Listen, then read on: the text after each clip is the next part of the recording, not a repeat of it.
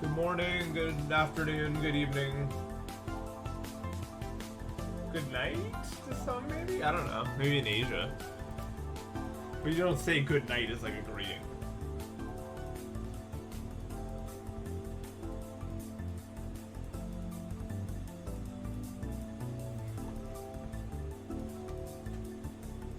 That's oppressive towards nocturnalists, such as myself. Normally. I guess not right now.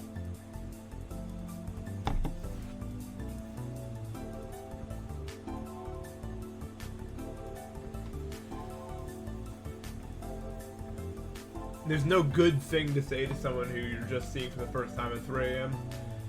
I've been in that situation before. You're just kind of like, hi.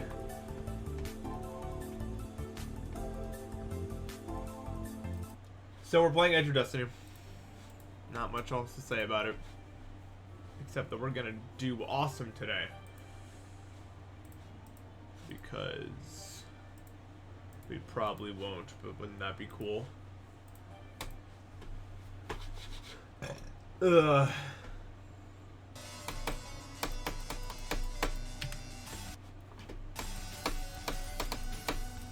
I want to make something interesting happen on my stream today. We're gonna do it. We're gonna get something that's not me dying to the first 20% of the whole stream to happen. Probably.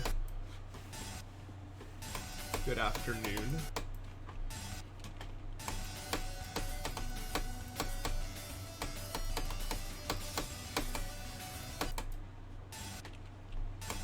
There's a certain feeling you get at like noonish that's just like, it feels like the world makes sense for like 5 minutes and then it's like, oh, back to this.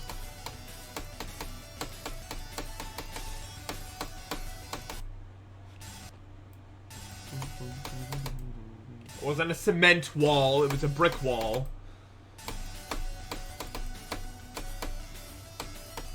I don't know, I mean, all times have their own beauty, but like, there's this moment when it's like the sun is perfectly above you and you're outside around noonish that it all just kind of goes, yeah, this is right.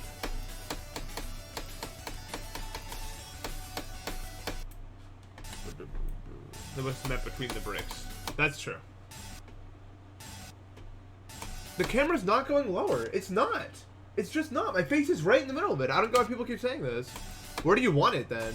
Like, out of genuine curiosity. Like, it's not moving. I'm just asking because people, like, talk about it like every stream. I can't see how my camera is actually going lower. Like lower than it was. In fact, it's higher than it was.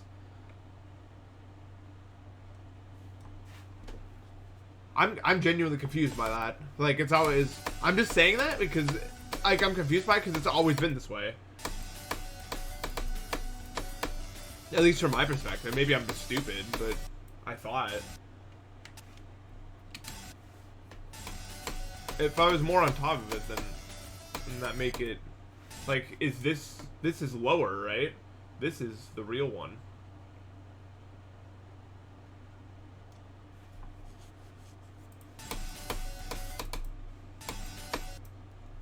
No, it's just I was replying because someone said like every stream, and that kind of made me confused because I haven't noticed that happening every stream, at least me personally. I mean, but I have noticed that people keep saying it. This is weird to me. I know not for the reason as to why.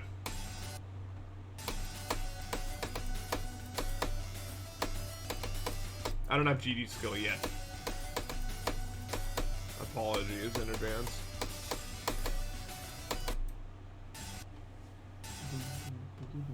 How could the sun be creating such a... So, I guess what I don't understand is because it's around noon, the sun should be at the height of the world, right? Or does that not... I don't think it's actually how it works. When is the sun at its, like, zenith? Is it actually straight up noon, or is it related to every day, like, based off when it went... When it rised and rose and set? It would make sense that it's the middle. Is noon the middle, like, during, like, the summer solstice, like the longest day? Is that when it's the middle?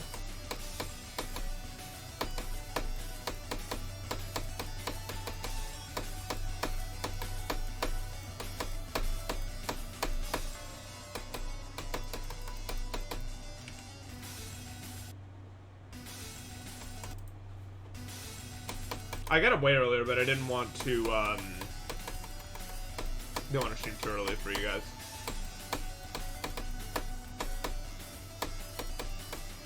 Because I know a lot of you guys are in school and everything. And a lot of you probably still are in school and are probably still streaming a bit too early, but I was bored.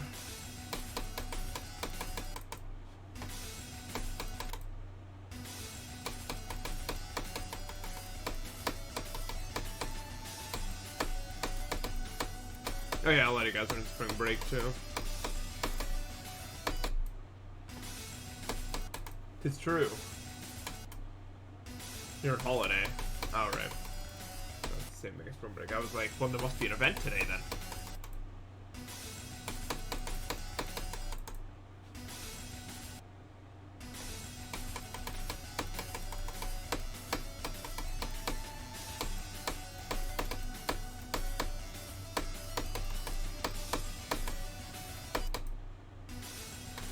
Yeah, I do like Tyler the Creator.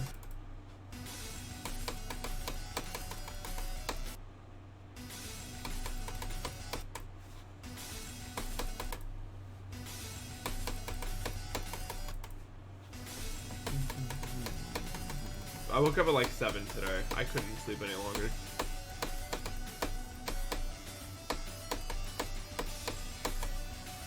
My body would not let me from when I went to bed.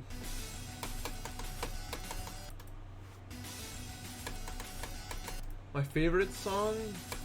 Are we Gone Gone, thank you.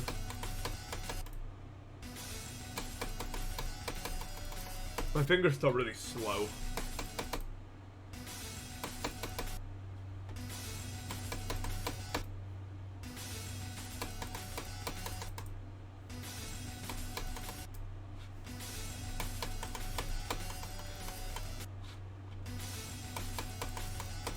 It's just got progression like no other.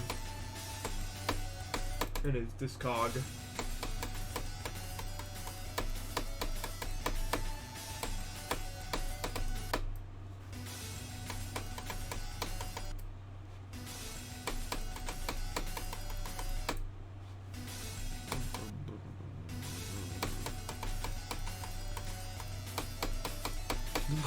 I can't believe I didn't die. Dude, I rarely play it this time. I can literally see a shadow of myself clicking on my wall, and it looks awesome. Like out of the corner of my eye, on that wall, like to my left, I can see myself clicking. It's kind of sick.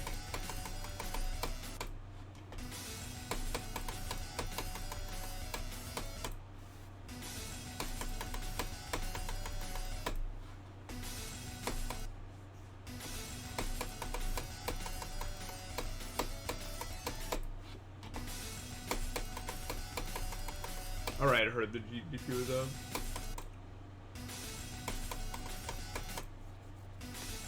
I mean, down, not out. I guess kind of out. The servers are out. Sounds awesome.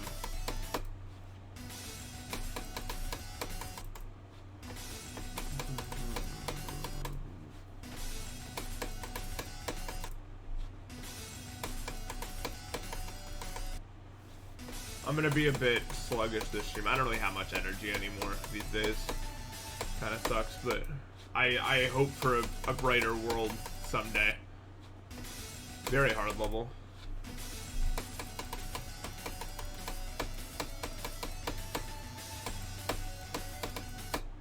I had to take a sleeping med last night to break the cycle, because I was going through a few nights where like I'd get really tired at a normal time. Like at like 1, 2 a.m., which is when I want to sleep realistically. And then I would sleep for like 1 hour and then be wide awake.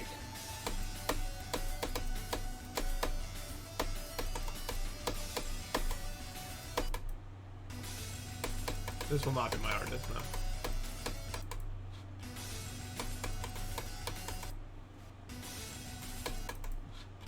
Yeah, I've just been like, the last 3 weeks of my life have just been terrible.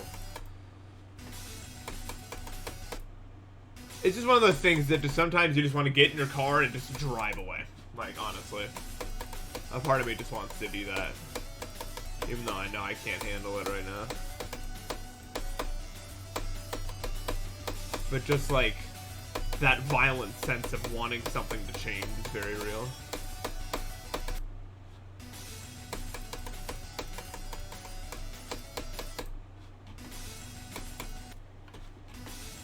Yeah, I'll probably see the Mario movie. Might as well.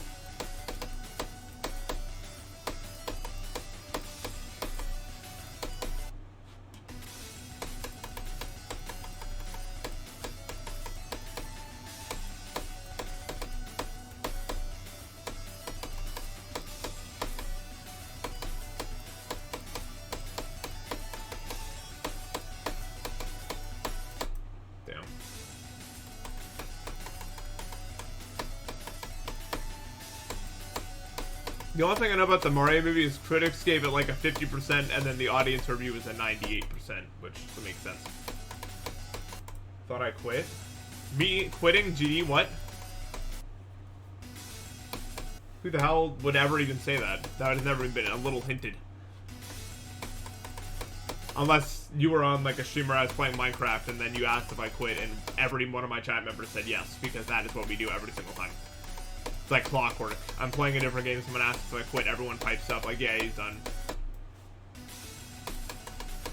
But otherwise, no, not even close a little bit to quitting. At the moment, anyway. Times will change and my day will come, but it's not anytime soon. I got work to do.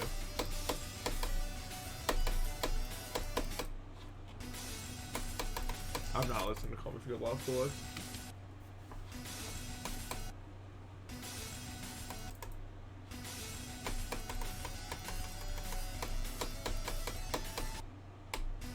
Oh yeah, like way back then, yeah.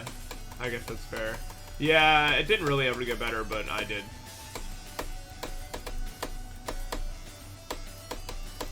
My issues got a little better when I got eye drops for the watering, so I can actually like blink still.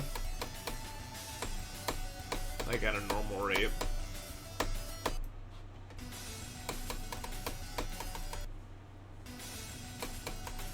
But at the end of the day, I just came to the conclusion that I was going to do what I wanted to do, and whatever random ailments that came my way, I was just going to deal with it. But unfortunately, it's getting a little out of hand. For sure.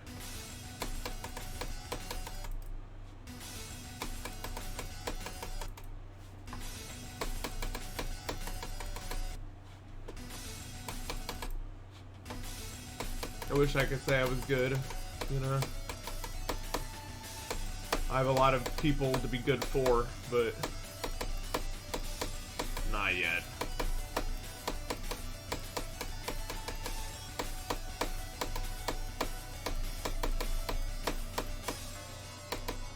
Nice. Let's go. Yes, play Amori, for sure.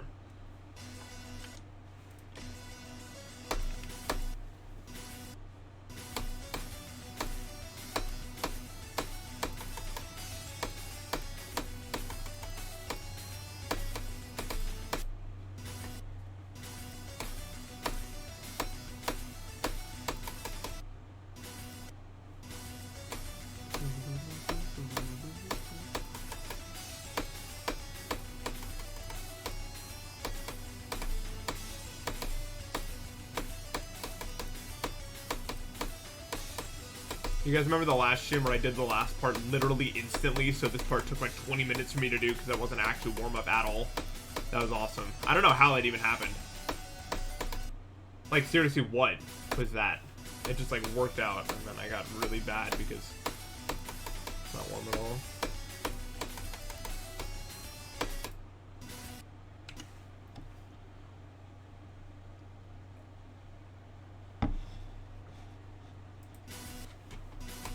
Mario plot. Yeah, because Mario is known for his plot.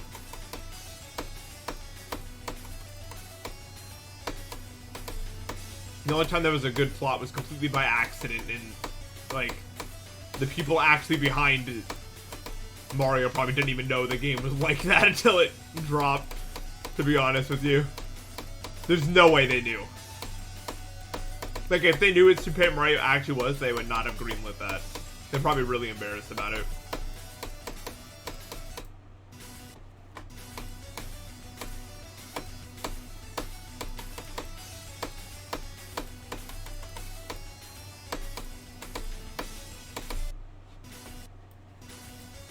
It's crazy. I'm sure the people at Nintendo had to do, like, the people actually who wanted to make Super Mario had to do some insane, like, tactics to, like, get them to greenlight the game. They're like, look, 2D, 3D.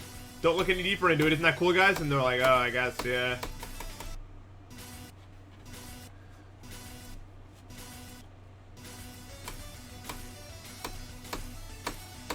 And then it got released, they found out what it actually was, and they were like, we've been played.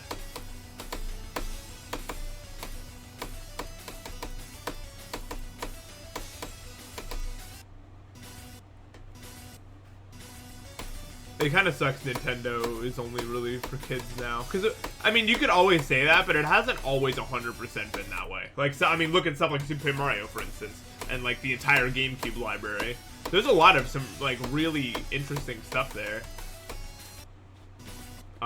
Even, you know, nowadays. Recently, the only thing I could think out, like, about that, like, Nintendo's put out that isn't just for children and actually provides something interesting and new would be Bowser's Fury.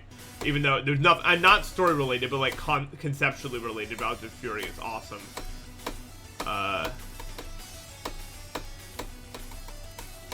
It does not help that Alpha Dream went bankrupt at all in that department, right? Because they were responsible for some of the most complex games in the Nintendo library in terms of what they had to offer.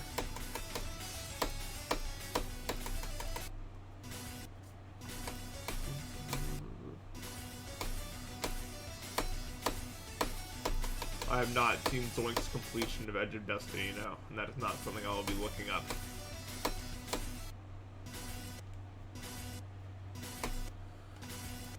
Yeah, like, Nintendo's never gonna make a game that, like,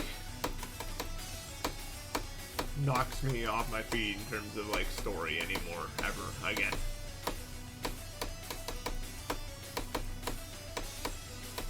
Unfortunately, that era of Nintendo is past.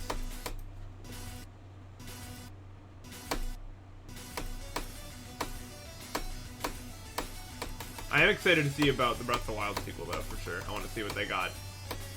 Because they have spent so much time on this game, and they were not willing to sacrifice, like, a deadline for it. They weren't, like, waiting. They weren't, like, rushing it out for, like, Christmas or something. This game is what they wanted it to be, whatever it is. So we'll see what they wanted. I'm curious to find out for myself.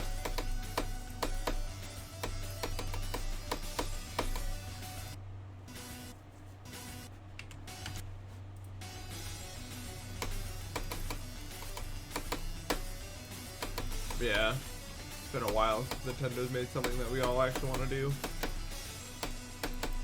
It's just like their policy sucks now. Like, Super Mario Maker 2 could have been good, but it was around at this time.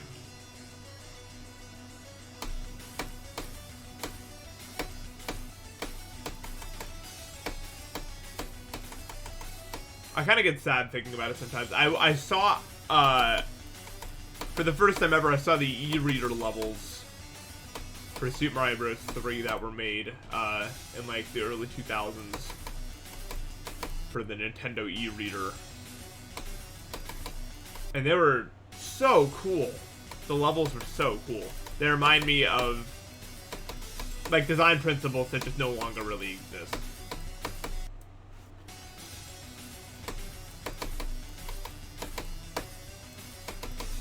There's, like, a specific style to Nintendo 2D stuff made in the early 2000s for anyone that knows anything about that. Like, for example, Yoshi's Island DS is, like, the primest example. There was a very specific developmental style used by Nintendo at that time in the early 2000s, and it made Yoshi's Island DS, which is one of my favorite games ever.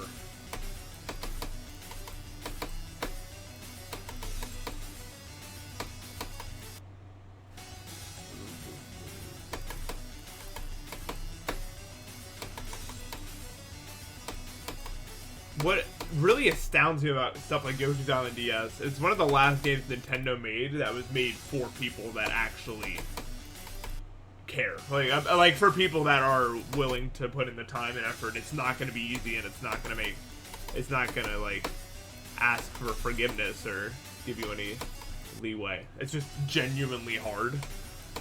and like the 100% is like genuinely hard, and there's 2 levels in each world that you can only get under specific circumstances, and those levels are very hard but very cool.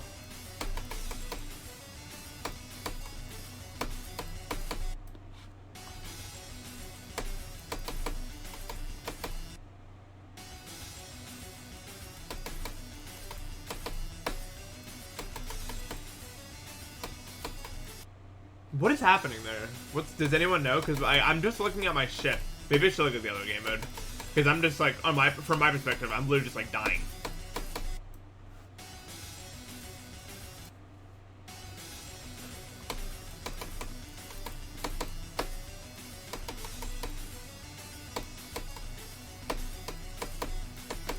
I think one of the major principles that makes Yoshi's Island DS such an enjoyable game for me is... Yeah, I was on Bridge Scrimmage earlier this morning. I was playing Mega Man, but I can't play Bridge right now because my internet's too bad. Literally, it feels like I have 2.5 block reach. Like, I can't do anything. It's really annoying. But the thing is with 100%ing Yoshi's Island is you have, basically how the game works is you hold a baby on your back, Yoshi, like Baby Mario, for instance, and if you get hit by an enemy, he gets knocked off your back into a bubble, and a timer starts, and if that timer reaches 0, then Kamek's whatever, paratrooper squad or whatever comes to snatch the baby.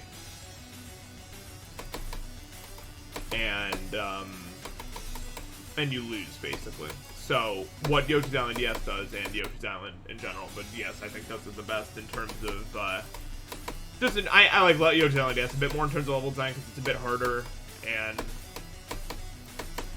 I don't know, it's just more for me, I guess. And basically how it works, at 100% you start with 10, and like 10 seconds on the timer, and those seconds regenerate.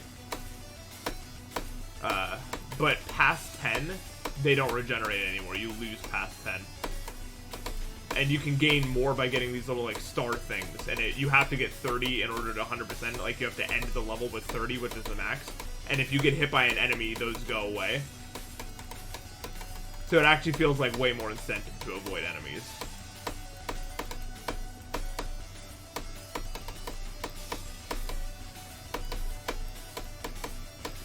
Damn.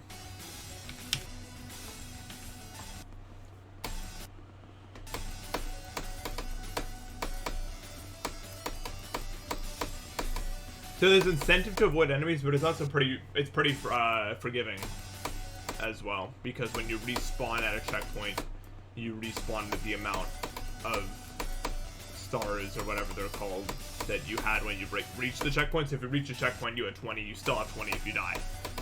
And then restart. I don't know. There's no system like that that's ever spoken to me that hard as the one that's in Yoshi's Island, yes.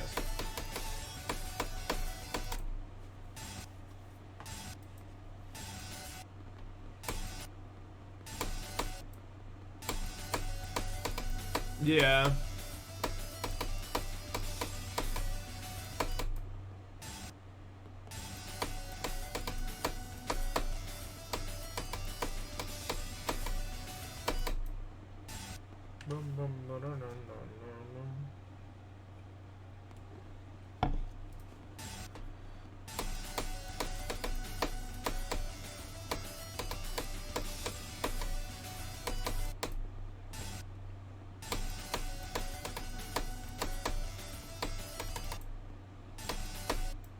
I don't know. I could go on and on about how good Yoshi's Island DS is. We will never see anything like it again. I recommend anyone who likes video games, especially modern games like Celeste and stuff like that, you probably really like 100% of Yoshi's Island DS. It's a really fun experience. Very rewarding.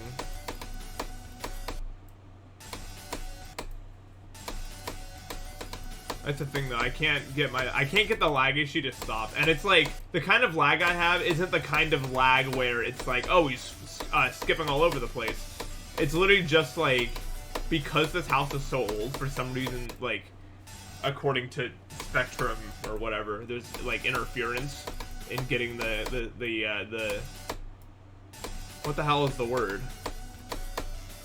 And getting like the signal. That's not the right word. Maybe it's the right word. I don't know. But the problem is I can't get. My actions can't get from the computer to the World Wide Web very fast, is the thing. Like, my lag is, it's like I have about 20 milliseconds added on top of normal stuff, but it fluctuates. That's the issue. That's why I'm not very good at PvP. Also, I just have bad movement, but PvP is really hard for me because, like, for example, my friend who lives 20 minutes away, has 20 less ping on every other, and on every server than I have, because it just takes longer for my signal to get out there. And because it's not a consistent, like, 20, because it fluctuates, PvP is really hard because I can't really adapt to it. It's just kinda, I just kinda have to hope that I get lucky. And lately it's been really frustrating, the amount of, latency that my internet's been having. I can't really seem to solve it though.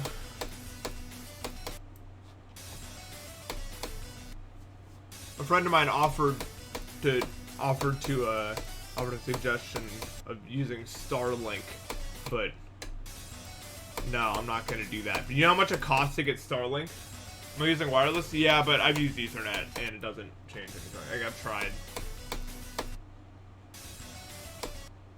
Yeah, it does sound like an excuse, and I thought it was for a long time, so I beat myself up for it. Like I got so mad at myself. I was like, it's not a real issue, dude. You're just, but it is real. I was able to talk to the Spectrum guy and figure out that I was getting interference that was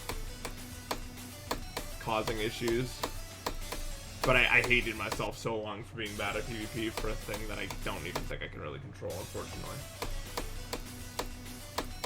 But also every time that I explain that, people just say I'm being lazy and I just need to try harder, and so I get really upset, and because I believe that to be true a lot of the time. But I have to tell myself that they don't know the situation as well as I do, and there is some problems that I can't really deal with. But it's frustrating, you know? It's frustrating to have such an annoying issue. And then people tell you you're lying or not trying hard enough, and for yourself to also say that, even though you're trying everything you can to fix it, and it's not.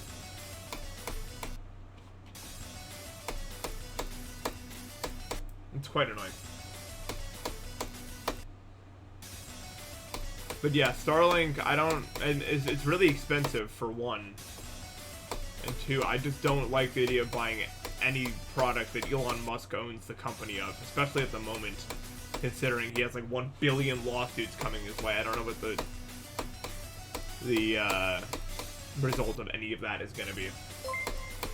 Why not switch providers? Because that's the issue. Is not the provider, it is the actual interference of the house. Does that make sense? Like, the house is really old, so getting the cable in, there's like, I don't remember, there's stuff in the walls. And I know that to be true because the, like, just like the insulation of the house and other related stuff. I don't know all the technical details, but I do know that, my friend, who I said had 20 less ping, has the same provider, and it's not that.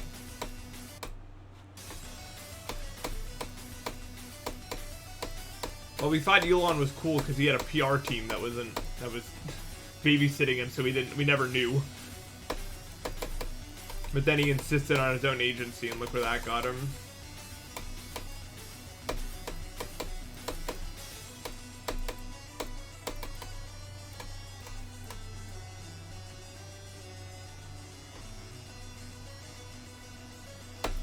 Which I find it very important to remind you all that most rich people are probably like that. Why would that just be true for Elon?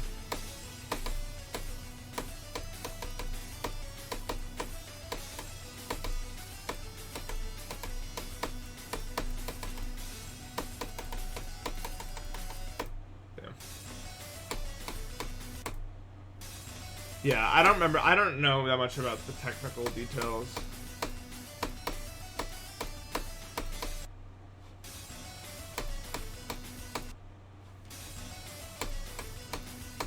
I'm grinding a solo, yeah.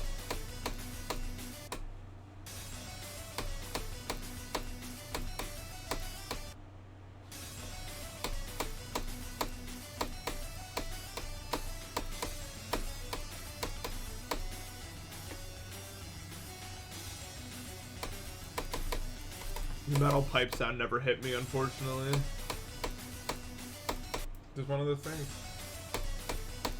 Sorry if I sound less enthusiastic or whatever. I think the sleeping meds just kind of take a lot out of me. You know what I mean? That's why I don't like using them, but like, God, I just went so many nights without a good amount of sleep. But the day after, I always kind of feel like the brain fog the day after is just like, you know?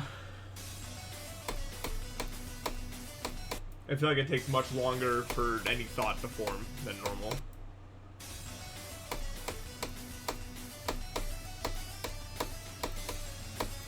That's why I'm so scared of medication for any reason. I hate any medication that makes it harder to be myself. But at what point do you just have to do it, you know what I mean? GD with low energy is hard as hell.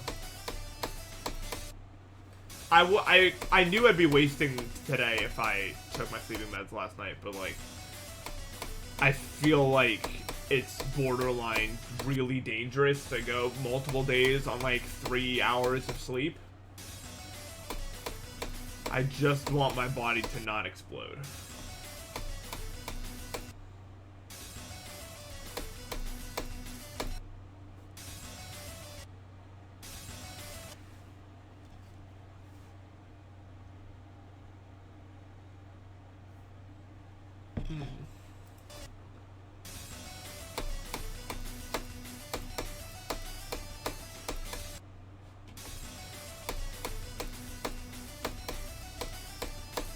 Look, I didn't have a problem with Elon until he came and then started messing with the systems that we use to interact with each other.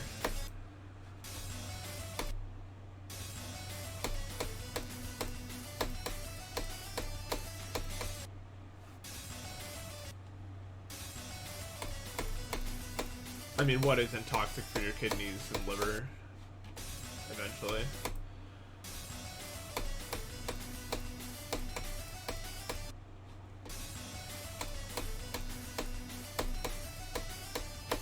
Dude, I tried so hard to stay up until like 1 a.m. to take my sleeping meds or something like that. But I'm not kidding. This all happened in the span of 10 minutes. 10 p.m. I sat down to like watch some video on my phone or something like that, just so I could like pass the time.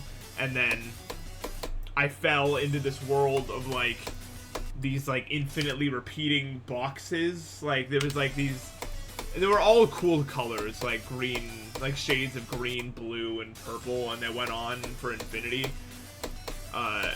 In every direction, I was like falling, and there were like these grids of these boxes that kept going forever, and I landed on one, and all the boxes above me kind of disappeared. There was still an infinite grid below me, but I looked up at the sky, and it was like all these stars dancing about, or whatever, in this infinite grid of boxes, and then I gained like consciousness again in a bit like 5 minutes, and I'm like, okay, I'm not gonna make it to 1 a.m. Am I now?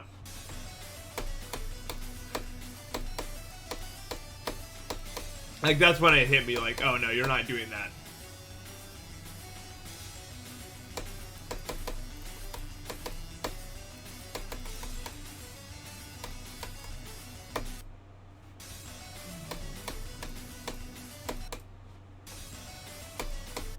I'd rather go to bed at 1 a.m. than 10 p.m. because then I wake up at 7 a.m. I don't want to wake up at 7 a.m. I want to stream shortly after waking up, which can't happen at 9 a.m. Why would I stream at 9 a.m.? There's people like in school and everything. I'd rather stream at like 3 p.m.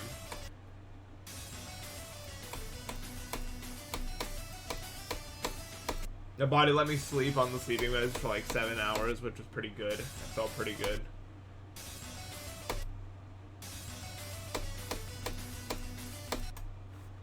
You'd be less tired if I've been awake longer. That's maybe true, but I'm not sure actually. I can't tell. I'm starting to get really tired of having to deal with any of this.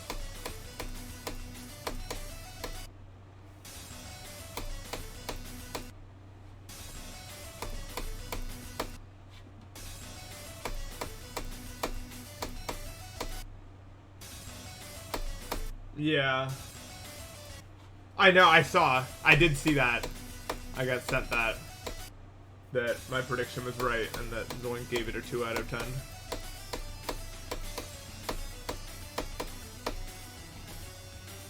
I mean, we all know why. I mean, come on.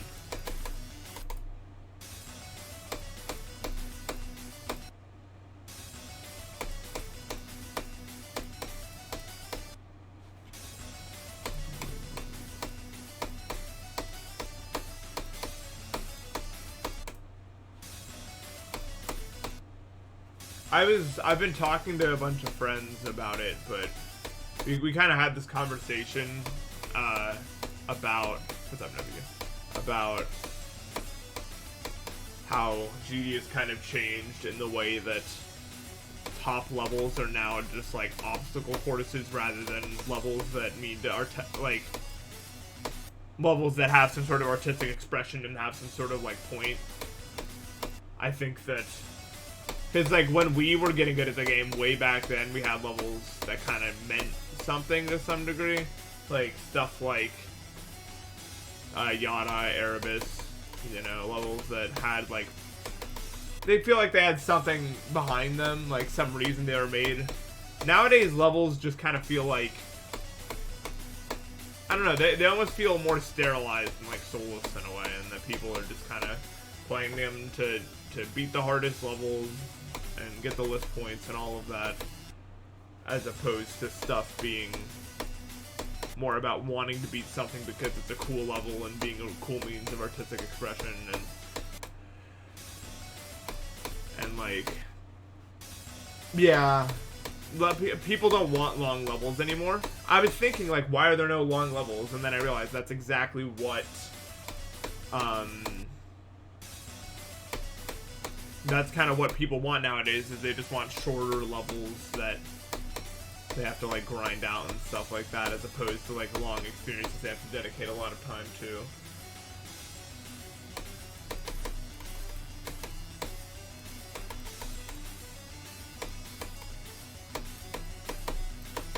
That's why long levels, like, don't exist anymore. People just don't want to make them because people don't like them.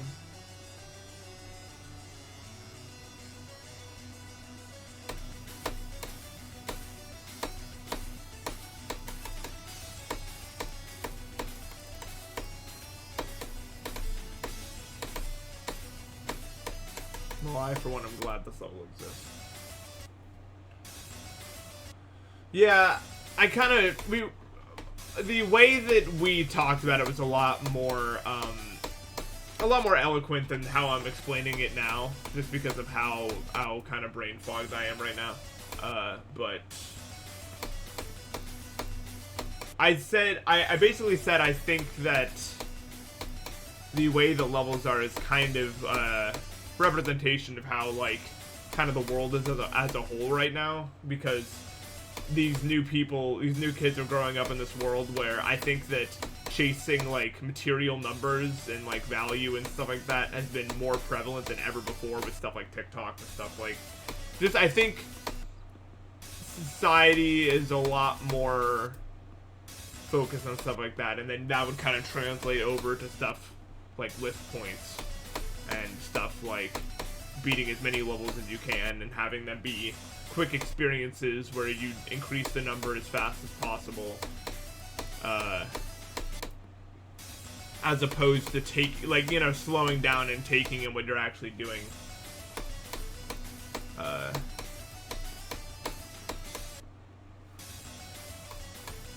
Right, yeah.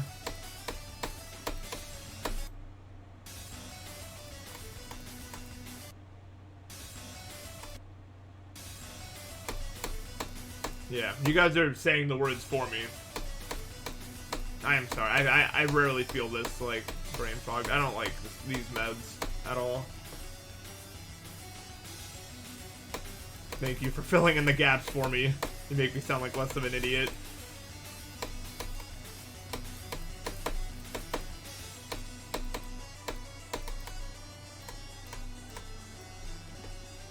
Yeah.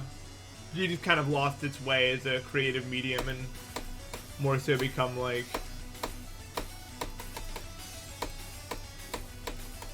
I don't know. There's more to something than just like how fun it is to play or how satisfying it is, I feel like.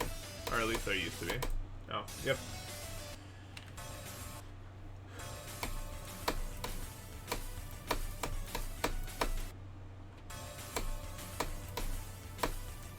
It just seems like levels nowadays are trying to recreate the exact same feeling as opposed to trying to make the player feel something new.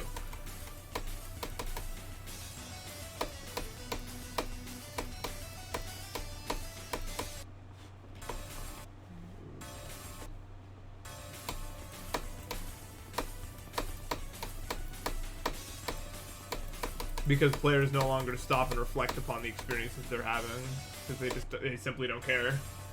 They only care about the continuous grind to increase the meaningless number, because they think it will go somewhere. Maybe it will for them, I don't know.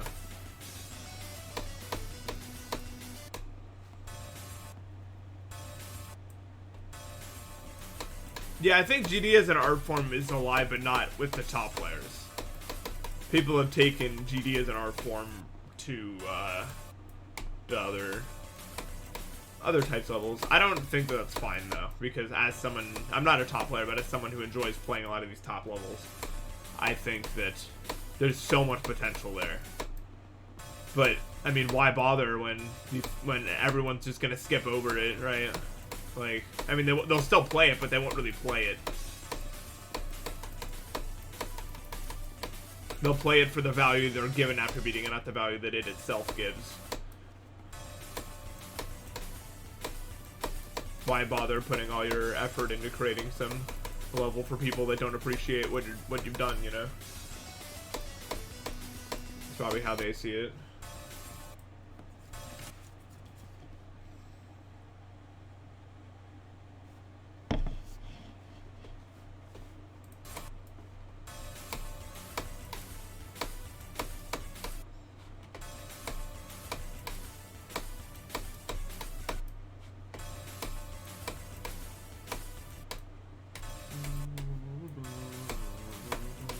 It's funny, Durami was looking at the list for the first time in a long time today. Funny that we're talking about this. He was just so shocked at some of the stuff on there, like the Yandere being 74. He was not a fan.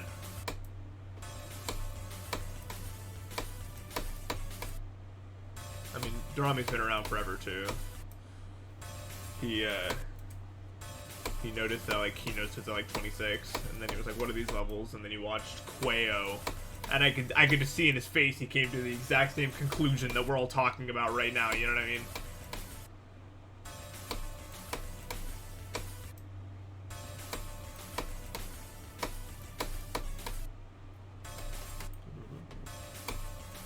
No, Durami is one of the best ever. Yeah.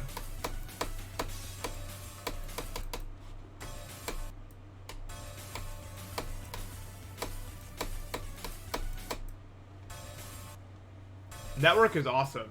I'll say that. I love Network so much.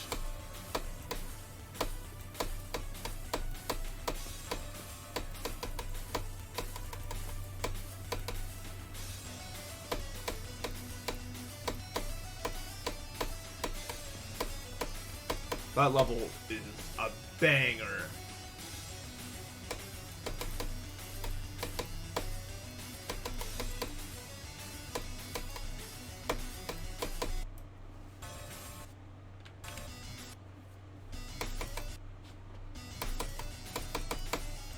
This part's gonna be so hard right now.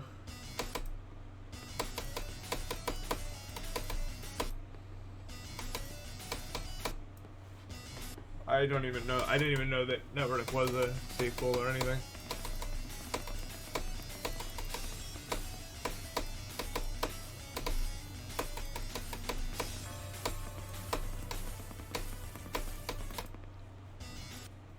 I call it breakcore, jungler, DMB. Those are different genres, aren't they?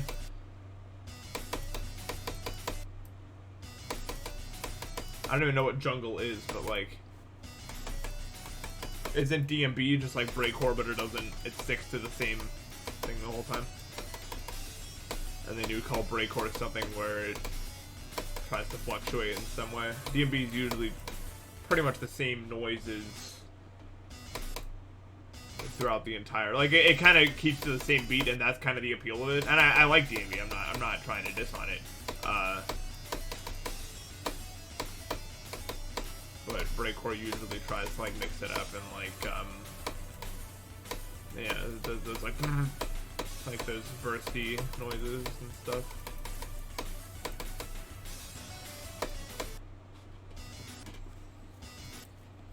But yeah, they're definitely named for a reason. I don't know what the hell jungle is though.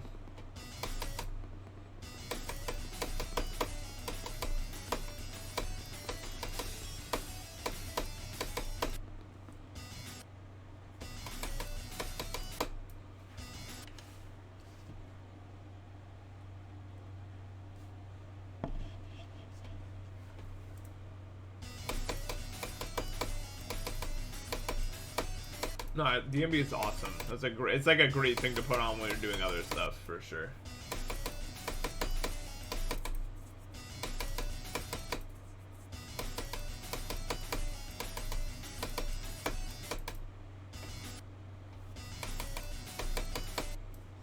Trio's alright. I'm not a big fan, honestly. I'm not just saying that to be like a contrarian.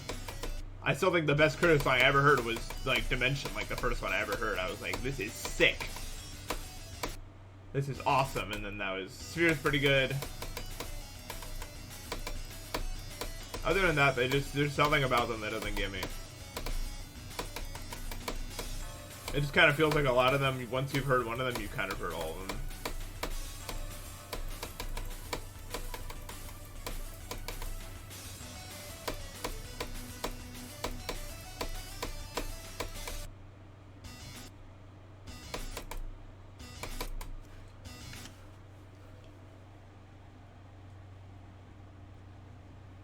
Oh yeah, for sure. 50%, getting 50% of levels like barely any percent of like the actual effort you need to extend to beat something. Usually. There's some levels where that's an exception, like Wayo or whatever the hell.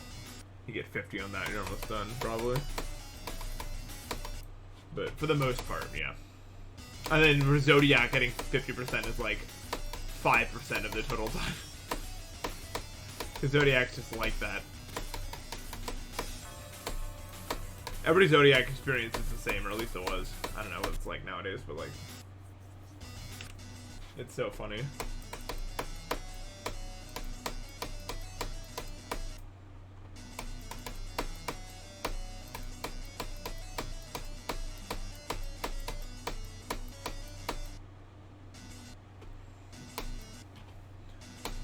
When do I get nervous on levels? I don't get nervous as much as the average person. And for me, it takes a long build up. Like Oblivion, I never got nervous. Except for... No. Like, even when I beat it, I wasn't nervous as much as I was just like...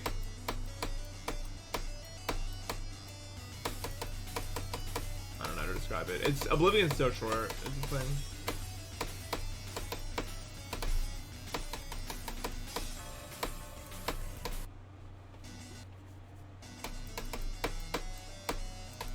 I think for me to build up nerves on a level, it needs to be longer than 2 minutes, probably.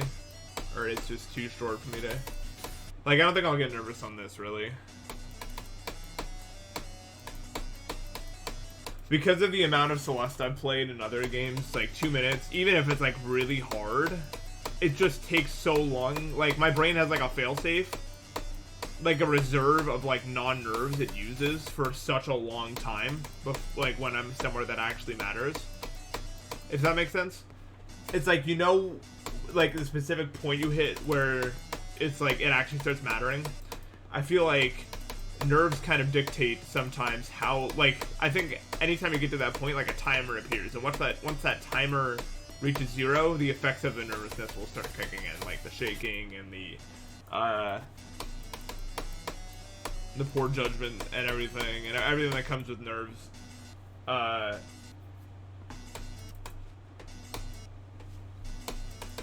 All of that. I think the stuff that I've done in GD and Celeste and every other game, it just makes that timer really long. Like, even if, like, I get to, like, 60 and it should matter a lot, I don't get nervous until it's over. And then by that point, who cares? Because I've already beaten it. Longest golden I've done... Well... Okay, so I was doing the last segment of 90, and I died, like... I don't even know how many minutes in. Like... What is it? I don't remember how long it is. Like 30 minutes in or something to something that was, like, patched, like, the next day. So I never went for it ever again, but that would have been my longest golden. Return to is gonna make me nervous for sure. It'll be the first time in a while that I actually like died of nerves on a level.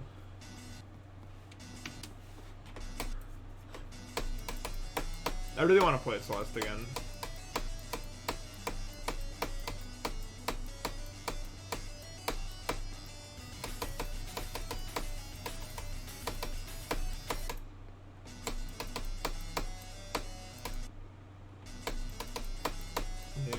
Sorry, I wish I was better. I literally, I can't think of a time in the past 3 weeks where I've had enough energy to do things for more than like 2 hours, and I don't want to stream slots for 2 hours. That's the real reason why.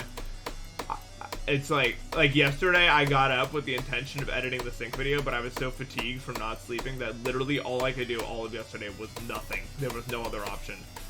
I had to start surviving at 2 p.m. and then that was literally my whole day, no matter what.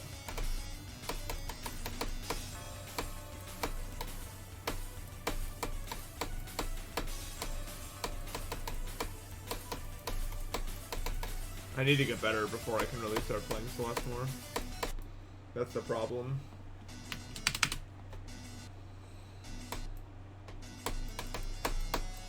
I haven't been able to play Mania in like a long time either, just because when I'm tired my left hand doesn't know what the hell to do. Same video probably like 30 minutes.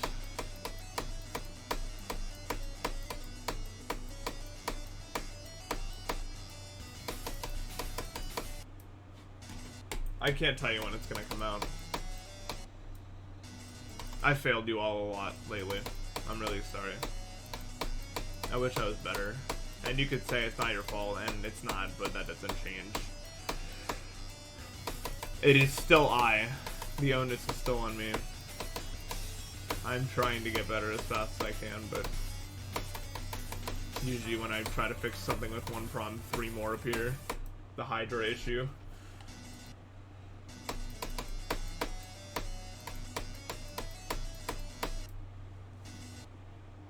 Yeah, just DM Xerix about it.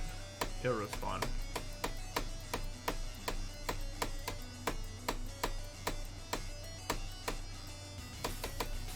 Because I can't make an icon.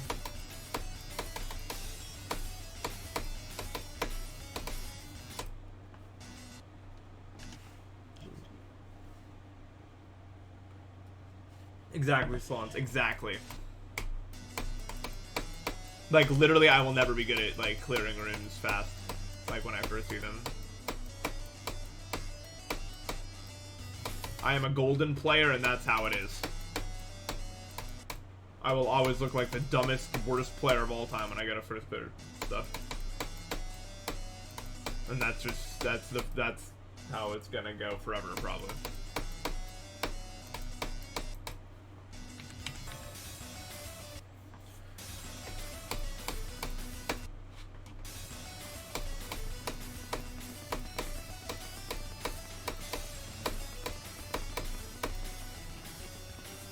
Nice. Yeah, I'll get to it at some point.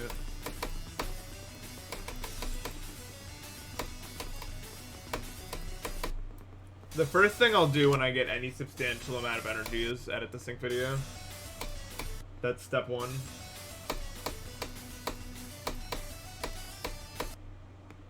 You hear a weird noise on my mic?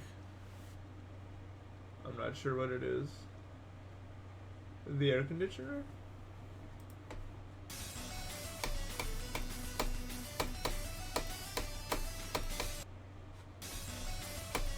It might just be my chair going up against my desk also.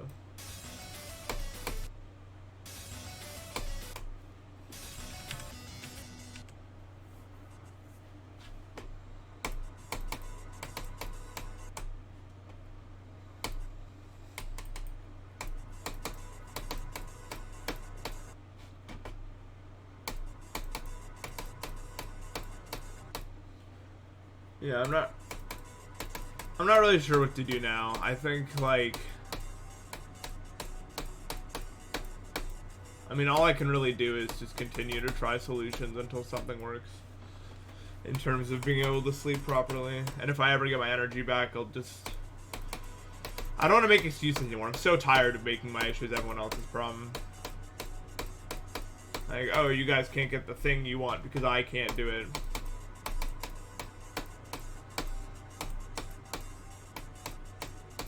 It's so embarrassing to not be able to do something that I want and can do but can't because of factors that it feels like I can't control, but I technically can, so I have to be mad at myself over them.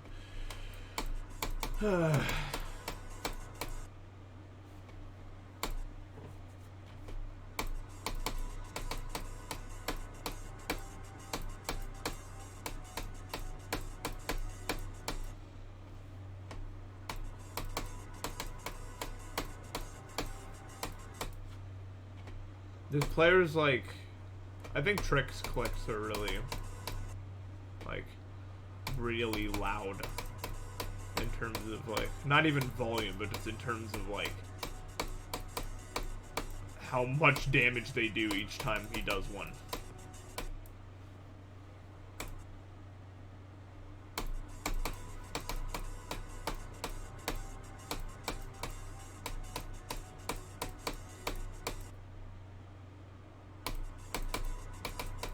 Pause buffer playstyle in GD. No one does that.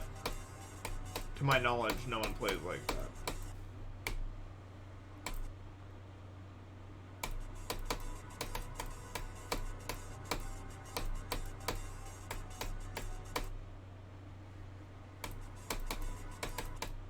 I'm going, guys, to beat Uprise with pause buffer. Well, that's probably why it's hardest team is Uprise and not, like, Acheron, because it's useless in GD.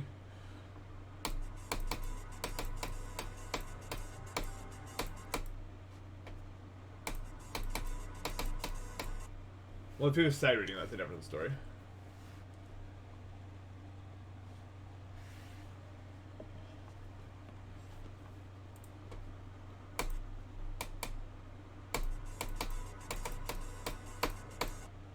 I mean, pausing is like it for Return to Zero, it's going to be like it is in Celeste. Like, you can do it, but will it really help you? The thing with pausing in a Celeste long Deathless achievement is, yeah, you can, like, relax for a second, but it also kind of gets you out of that flow of you're actually playing, and then it can feel awkward to play for a little while after that, and you might just ruin everything. And GD is probably going to be more of the same in that regard.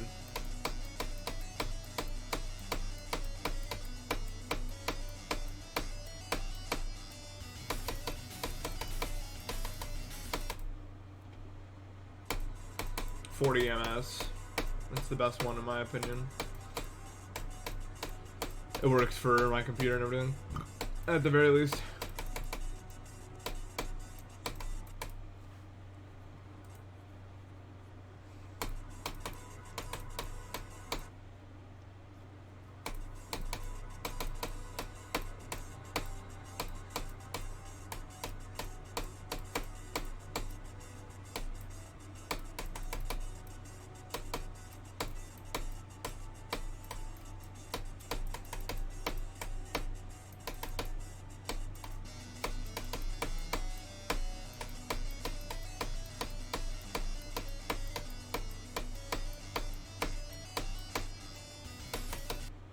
Damn.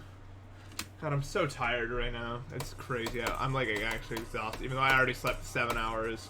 Because it's like I tried to fix my sleep schedule, and the result was my brain made me tired past like noon to the end of the day.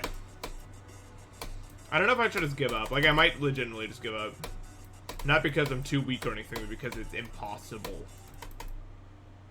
Because literally every day that I try to sleep naturally, like, I just wake up anyway at, like, 7 a.m. and then I can't sleep for the next 6 hours, and then I get tired. What am I supposed to do about that?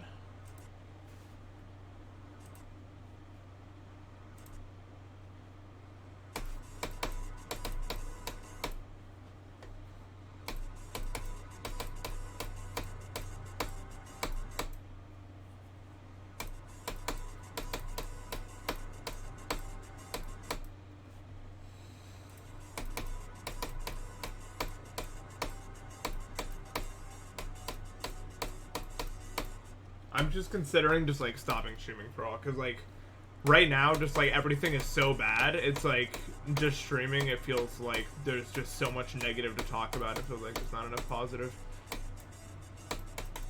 But that would suck. I really want to get into Destiny, like somewhere that's good. But I'm just so I'm in such a bad spot. It's just like, I don't know.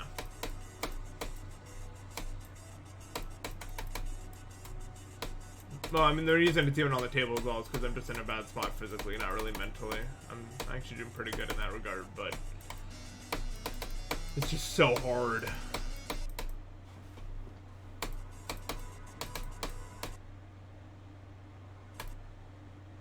I made a layout part not too long ago.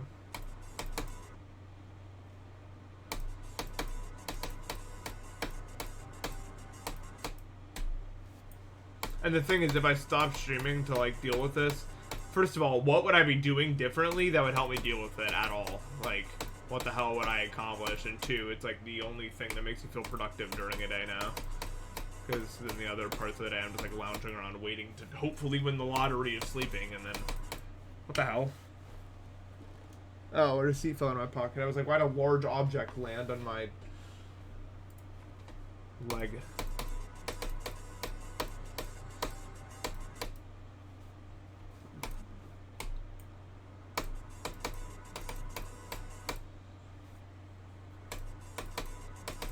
Npesta, indeed, I am him.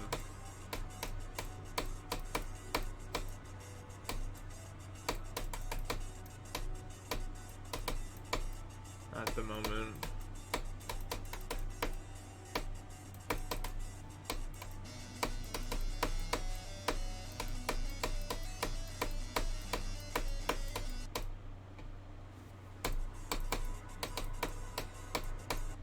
Yeah, that's true.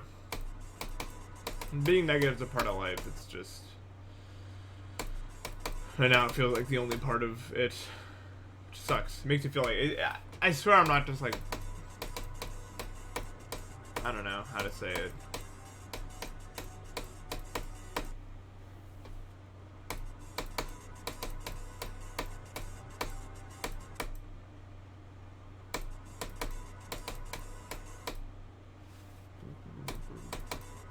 My tips for Celeste are, yeah, play more. You don't really need. You're not looking forward to doing Calc in university. Calc is awesome. I promise.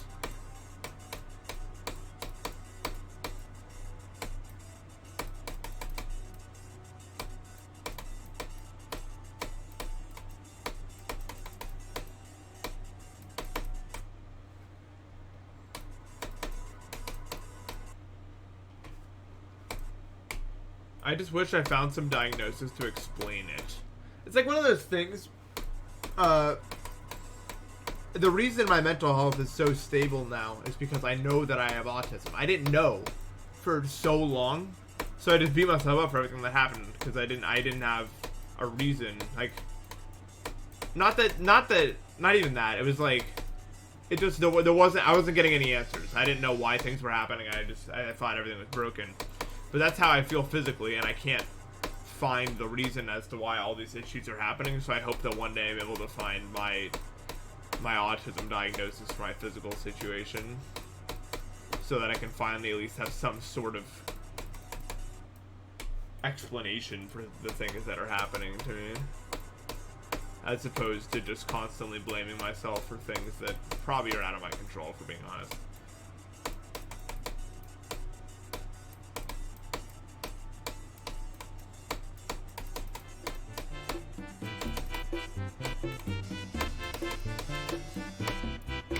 Floor is thinking for the sub. Yeah. Well, I definitely don't have ADHD. Like, mentally, I am the most stable I've, like, ever been.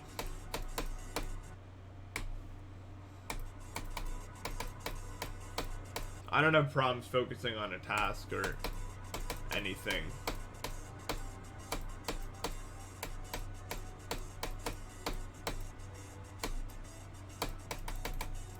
If my physical condition wasn't so bad, I would be peak right now.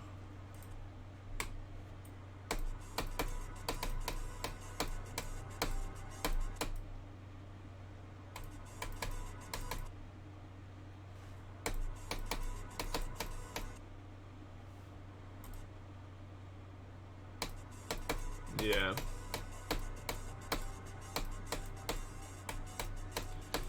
But it's looking pretty grim in terms of figuring out what's wrong with me. Honestly.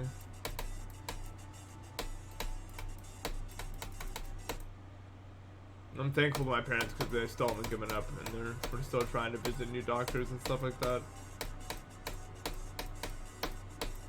I'm very thankful for them.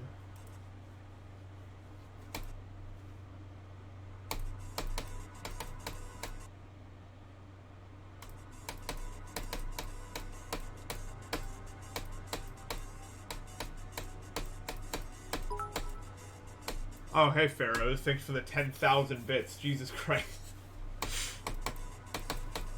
That's the thing about streaming. I'm a little brain fogged right now, so I can't really express anything but thank you. I really appreciate that. I hope you're doing well, man.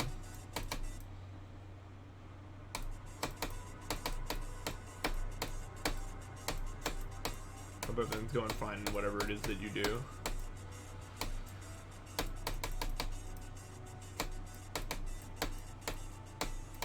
This is a much chiller stream though, because I am coming off sleeping meds, so I'm just like, but thank you.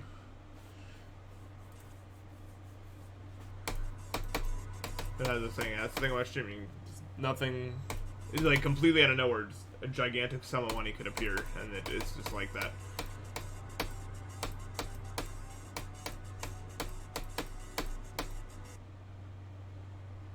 Favorite thing in math? Like, just in all of it? I think my favorite thing... You know what I really liked doing? I really liked, sort of a generic answer, but like when you got a, any sort of function and you had to do all of the necessary things to like figure out what it would look like as a graph, and then you did all of that and you finally graphed it. It was like cool to like numerically figure out how functions behaved and how to graph them. It's probably my favorite thing that I've ever done in math.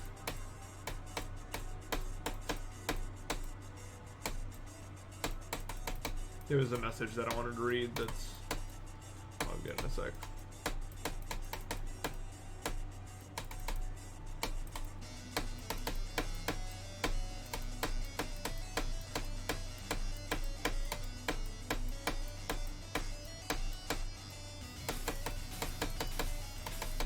Damn. I'm a genius.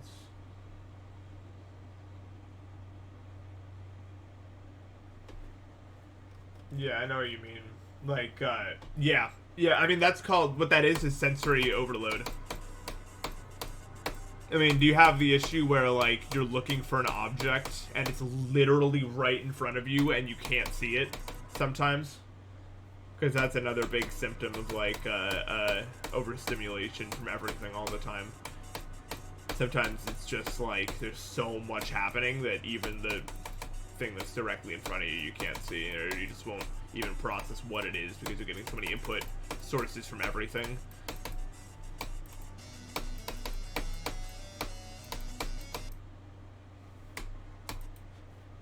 Yeah, that's a big sign of that. I have that really bad as well.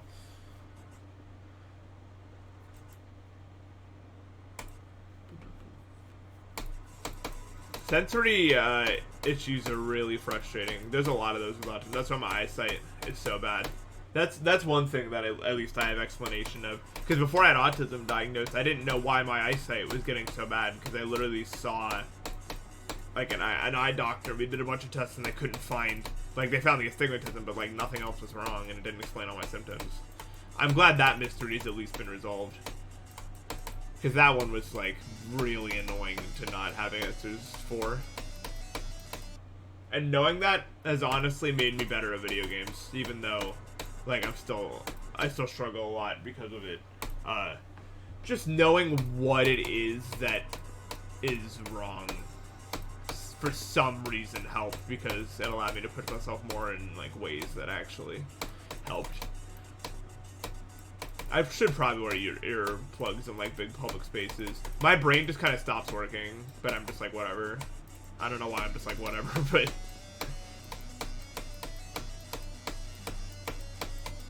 like when I'm in a big crowded area with my friends, I literally can't even form like sentences.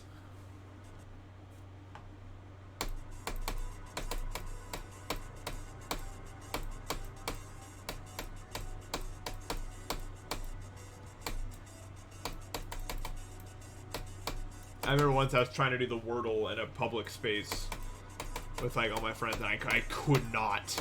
Like the letter just became alien to me, and I was like, uh-oh. I have been reverted to an idiot. Like a complete, like a 2-year-old. I don't know what these letters do. It's a weird thing to explain to people that don't have it.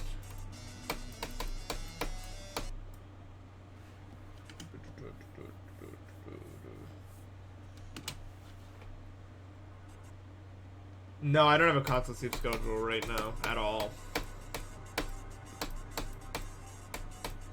I wish I did, but I can't seem to make that happen.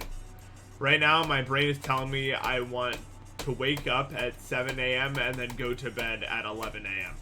And those are the only 2 cues it has.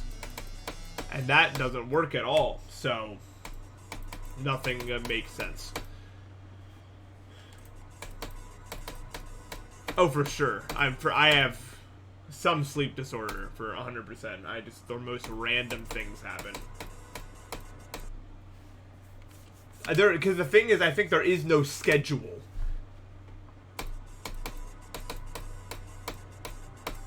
There is no... My brain doesn't have a time where it goes on and off ever. It just does whatever it wants randomly.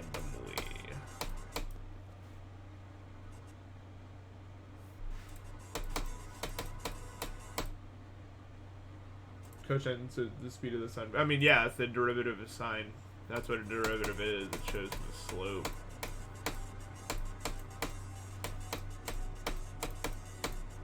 And then cosine is just negative sine. That's cool that it all works out that way. And then those rules can be extrapolated so far to solve all these elegant problems.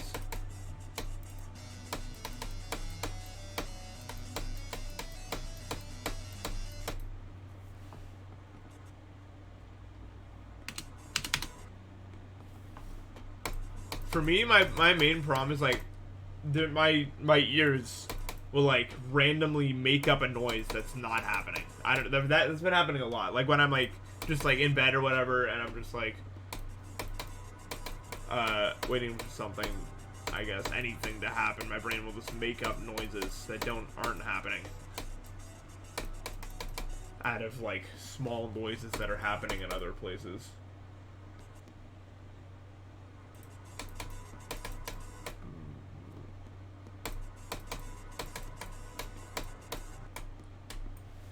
Not schizophrenia, not like that type of, like it's more so the, I don't know how to describe it, it's weird.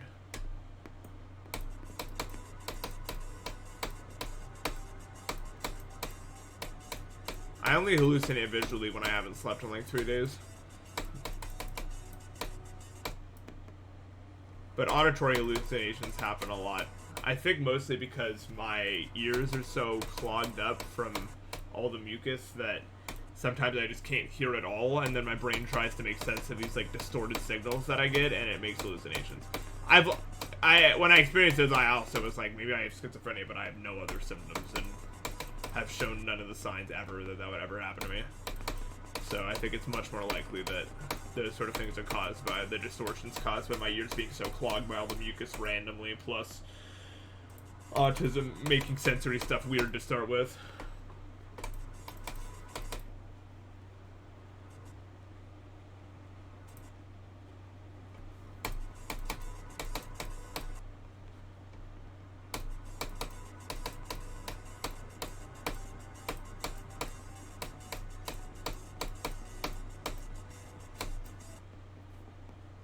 I've tried everything in terms of breathing.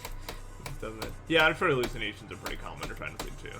And then, just like with autism, stuff just gets, you know, amplified, and it's like all things. So yeah, I don't think that I have anything like schizophrenia. Luckily. I mean, that's a really bad one.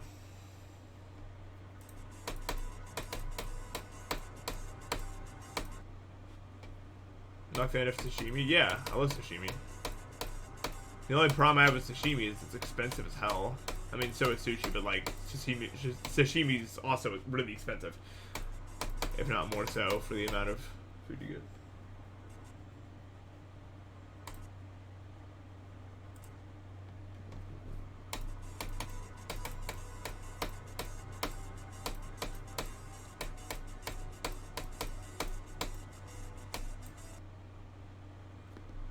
Have I ever had my toenail separated from my toe? I have, actually. It was really painful. Like, extraordinarily painful, but it wasn't the worst thing ever. Like, it was the worst thing ever, but, like, it was located solely there. You know? Like, yeah, it hurt really bad. What happened was I was wearing shoes that were a bit too small for me, and I actually kicked it really hard on something, and it basically just dislocated entirely off of my... Hold on, damn.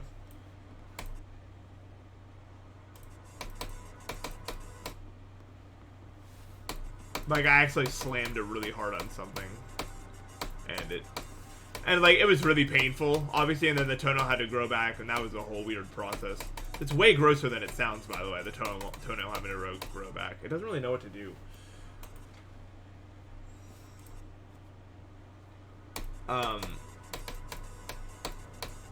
But it's not as painful as you might think it is, honestly. Like, having your toenail, like, ripped off like that. It's like, it hurts really bad, like, for a little while, and then you're just like... Then it just kind of hurts if you touch it. It's pretty easy to not do. Like, getting a fingernail ripped off is like 1 billion trillion times worse, I think. I've never had that happen, but that's just my guess.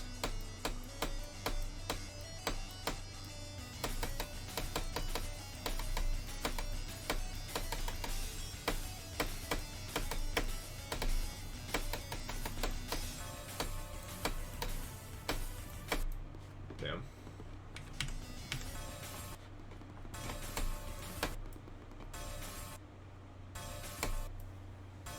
Dude, yeah, the blood is really annoying off, so you gotta wrap it up and everything.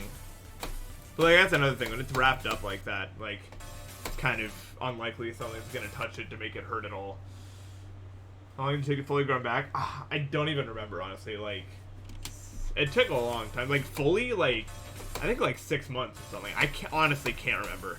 Like, it's one of those things that, like, I cared about for, like, a little while, and then it got to, like, a certain level where I was like, I don't know, it'll take however long it wants. And then one day it was just normal. I honestly can't even tell you if that's the right amount of time it took.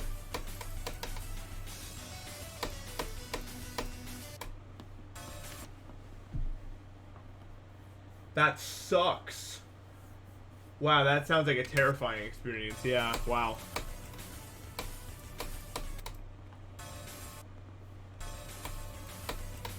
Well, that's the thing, like, your nail is made up of dead skin cells that are, like, hardened or something.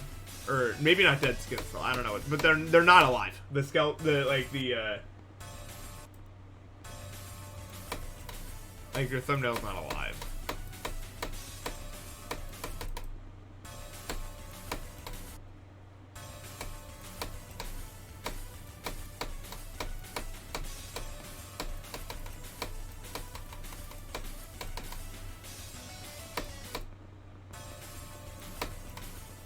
Why does it hurt so much? The connection between the fingernail and the real skin is very much alive, though. So yeah, they've been working on that for a long time. The person who got 86 on Codependent Solo. I can't believe they're actually gonna do it. Probably that's a ridiculous achievement. I hope that gets on the list.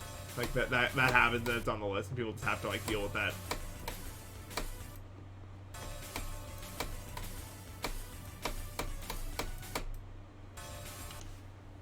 It's not Cessna. Although I think... What is the demon list rule on that?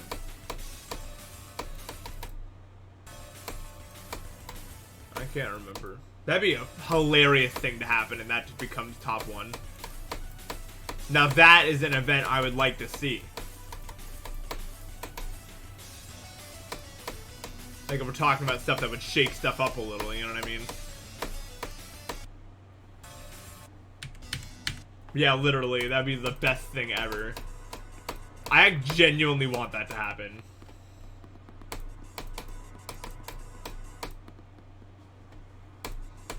I've not been to Russia, no. With tensions rising, I doubt I'll ever get the chance. It'd be cool, but... Who knows what the world's gonna look like in like 10, 20 years, you know?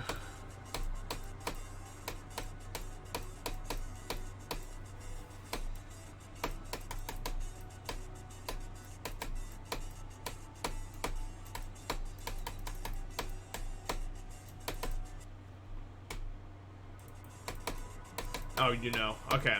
Well, she knows, but none of us do. Don't tell us the spoilers.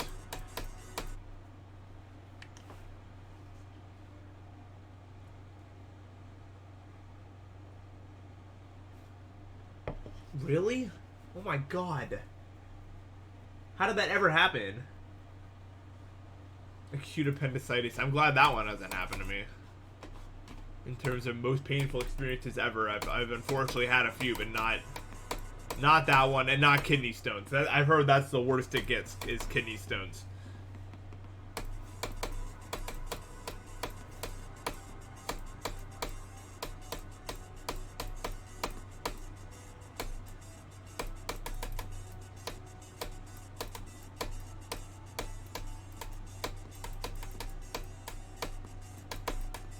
I'm pretty sure it's rated the most painful thing a human being is possibly capable of experiencing. Or something.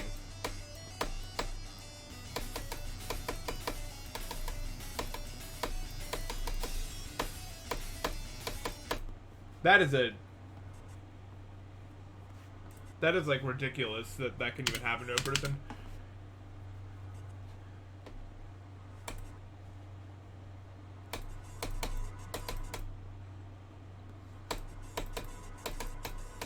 I already told you guys the worst thing I've ever experienced. I'm not gonna go through that again. For those who know.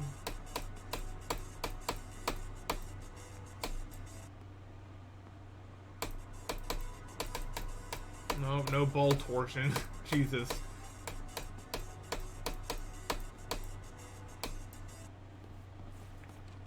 There's an illness that makes you get regular kidney stones? Wow. That's, wow. Maybe breaking your femur is actually a painful thing that can happen to you. It might be that one.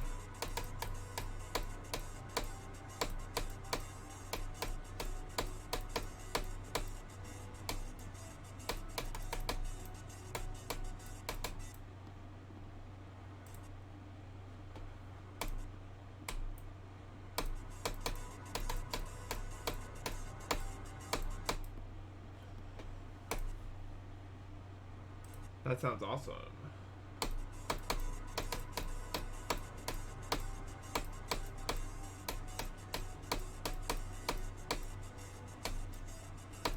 If I'm gonna break a bone, I want to at least do it like doing something cool. You know what I mean? Like when people ask me why I broke a bone, I want to have some like insane ass story to back it up. I don't just want to be like I tripped on a curb or something.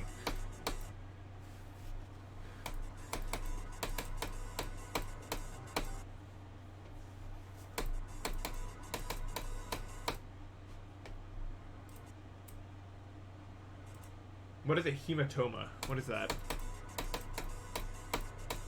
Do I want to know what that is? I mean, I do. I'm asking, I guess. Yeah, it's got to be like I broke a bone saving a kid from a burning building, you know, while also giving money to charity at the same time. I was you know, at my wallet. I was just like doing this. Pool of mostly clotted blood that forms in an organ, tissue, body space. Wow. I don't think that's happened to me before, probably, or I would have had to go to the hospital for that, probably. It's a tumor that grows hair and teeth. What?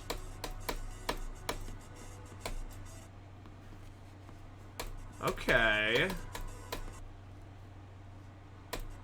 Why? That's just like, wow, okay.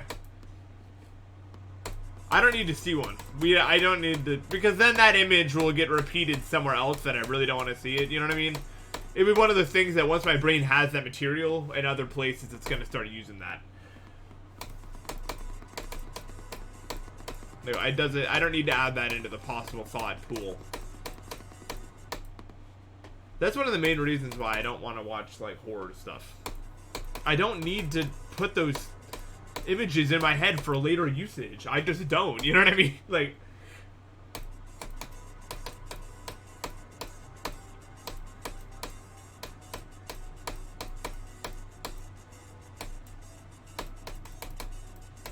I just don't need to have. Sometimes Baldi from Baldi's Basics appears in my vision and it scares me. That's the closest I get. I don't need to put things that are actually scary in there. By appears, I don't mean hallucinations. I mean like when you're falling asleep, you know what I mean? That's still like the scariest thing I've ever seen. I can't justify it, and I don't plan to. I don't need to either. It's just, that's how it is. That's the scariest thing to me. How good is my mind's eye? Does that mean like the thing that, like when I'm falling asleep and then I start imagining this and this and this? Is that the mind's eye? Because then it's very, very good, if not overproductive.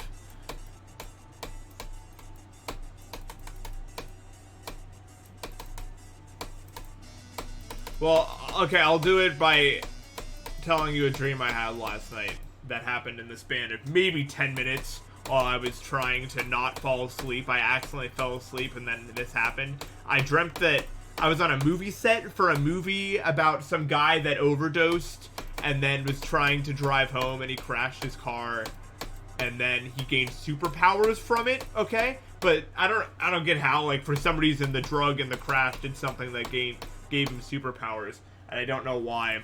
And then I had acted that role 6 years ago, and I was doing a reunion with the cast members, like at the place where we filmed the show.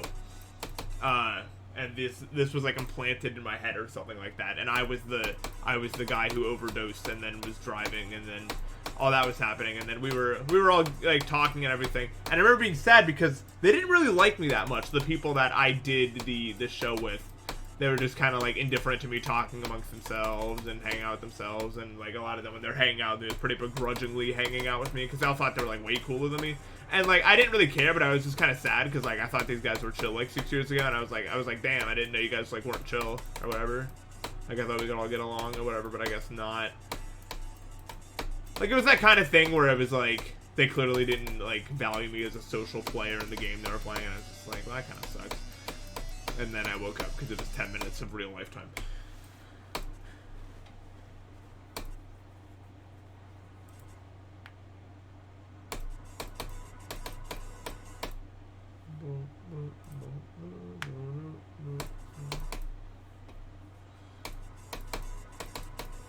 Yeah, aphantasia is weird.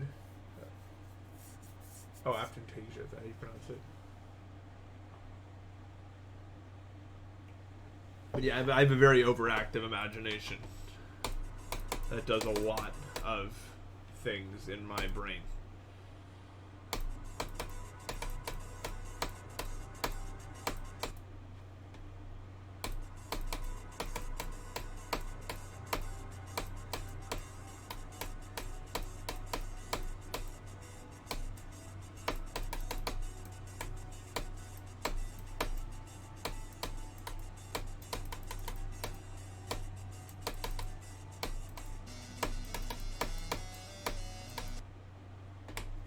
Which part of the bridge game is the most fun to me? Honestly, like, probably early game, but not the very start of the game. I don't like when there's blocks everywhere and I can't bypass as much. Because then it becomes more, like, the later in the game, the more PvP becomes a factor. So it's just like, I just want to come up with cool ideas and then execute said cool ideas instead of there being too many blocks to do it.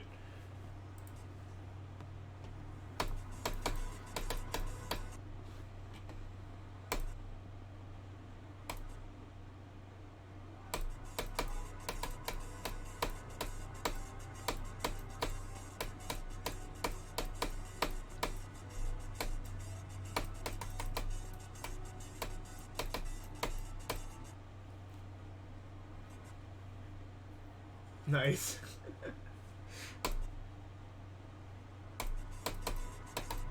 I love dreams.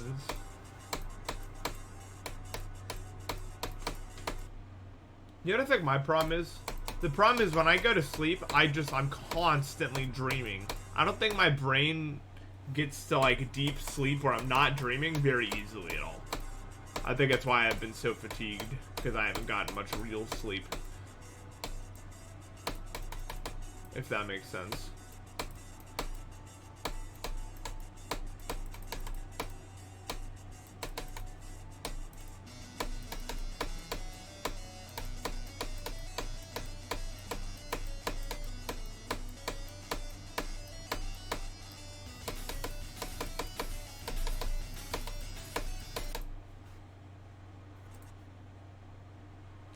Yeah. Oh yeah, absolutely. My short-term memory is non-existent, like literally non-existent. But my long-term memory is pretty solid, but my short-term memory doesn't remember a single thing that's ever happened in the last 24 hours. I remember my dreams better than I remember literally what I did 5 minutes ago, more often than not. Because for some reason that gets stored, and the thing that just happened never does, ever. I could not tell you what the hell I did for the past like 24 hours for the most part. I'm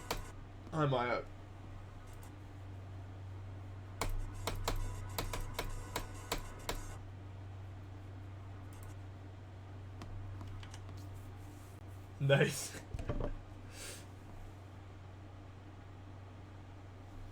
That's an awesome dream. What did I eat for dinner yesterday? I had a Wegmans sub, I remember that.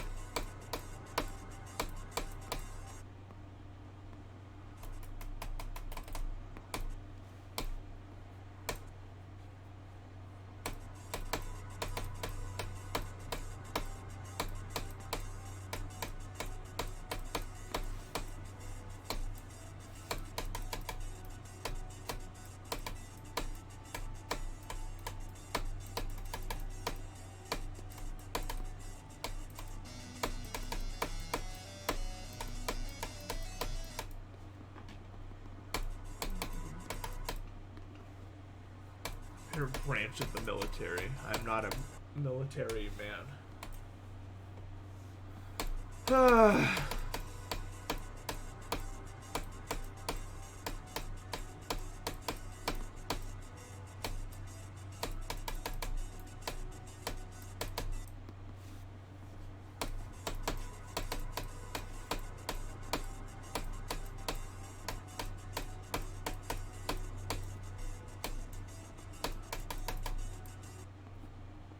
I have played Strawberry Jam up to expert, and now I'm not playing it anymore because I'm not well enough. But hopefully I will soon.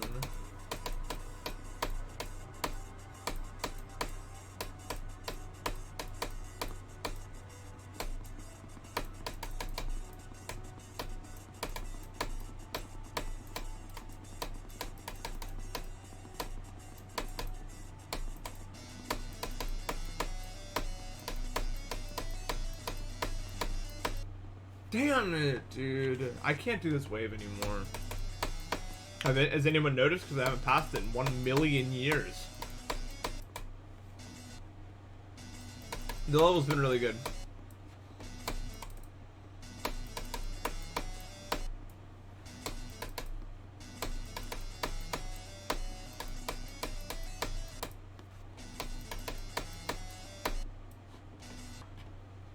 I don't know if I'll do the GDSR again. Unless you mean like those wave challenges. I don't know if that's called the GSR or if it's like the way. I don't know what those are.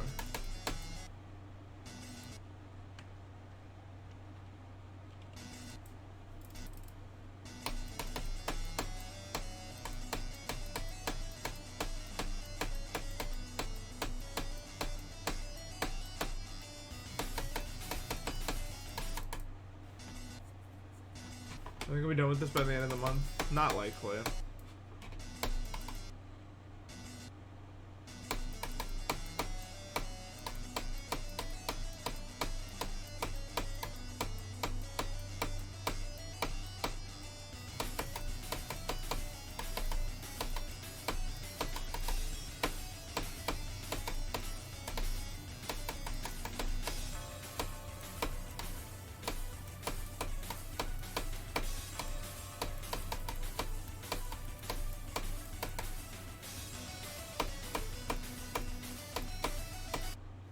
Dude, like, well, it kind of is a Q&A in a way.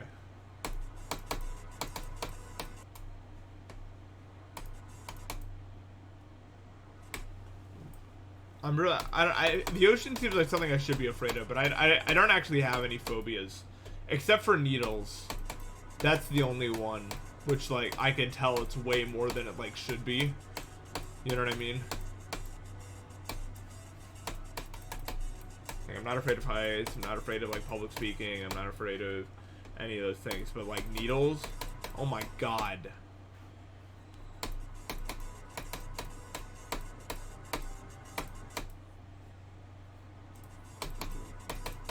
What is trypophobia? The whole one? No, I don't know that one. I mean, like, if an image is unsettling, it's unsettling, but it's not, like if an image has, like, 1 million holes, but it doesn't make me, like, feel like I have to stop looking at it. I'm just like, that's weird.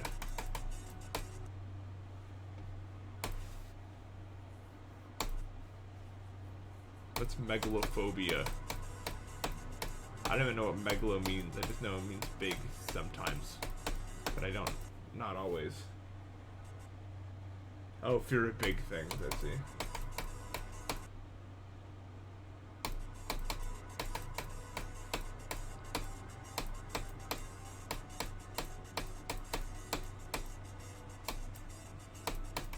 The only thing I'm not a fan of is big spaces. I'm not a fan of big spaces, but I like big things. Like, a big spaces. I don't even. It's not like a phobia thing. I just don't like being in them. It saps my energy right away from me. Like, if I'm in a big room, I just automatically get tired.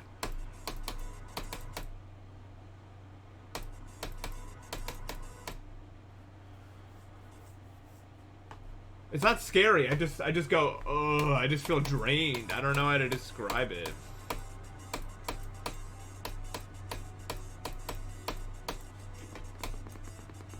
Like big open places. Big places that aren't open feels different. Another thing I'm afraid of is the concept of eternity. That's fair. That's a fair thing to be afraid of.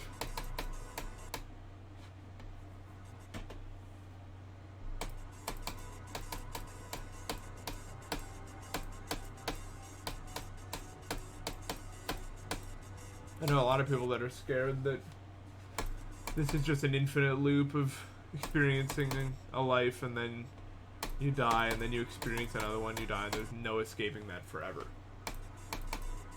I know a lot of people are afraid of that, but my mentality is, if I'm in an infinite loop, I don't know it right now, so I won't know it then, you know what I mean? Therefore, it just doesn't matter.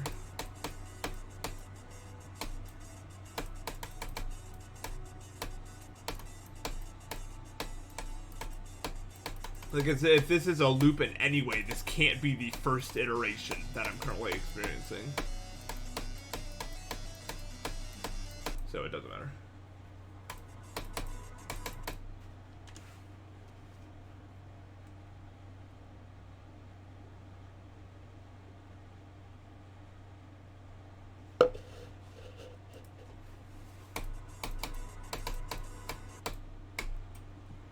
Well, I mean, I don't really exist as an entity that...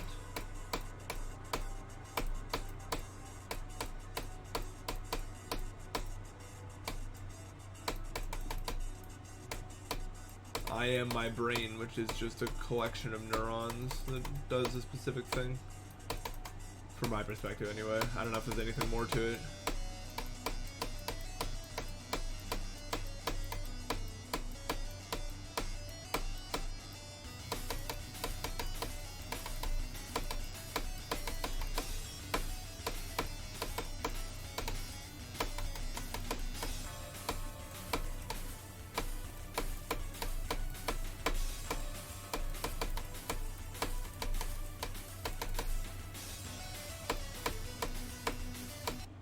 Damn you, dude. I cannot pass this cube, even though it's not hard, but it's really hard when I'm tired. That's the biggest takeaway I'm taking from this play experience. You're not in a loop because I'm not in a loop? What do you mean? That doesn't... What if we are in a loop and we just don't know? Like, all of us don't know we're in a loop.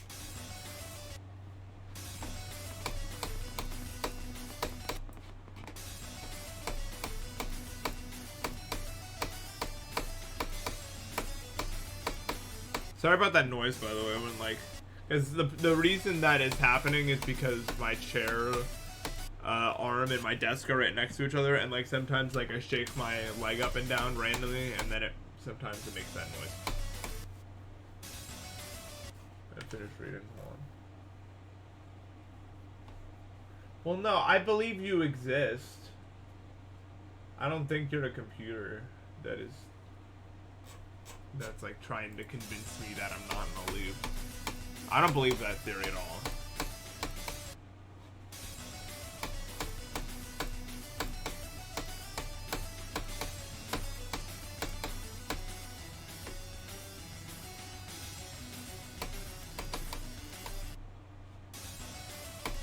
Yeah, if I'm in a loop, we're all in a loop, man. Taking legs and thinking about dehydration. No, it's not. Or maybe it is for some, but I have not been slacking on the water consumption.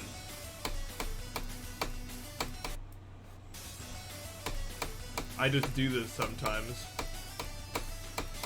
They're not shaking and like I'm bouncing my foot up and forth, up and forth.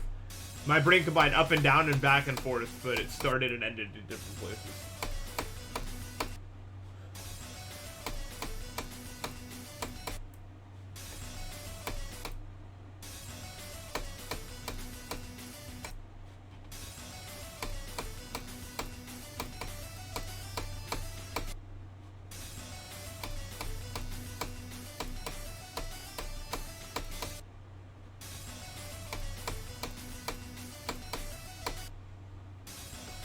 Then again, I don't like...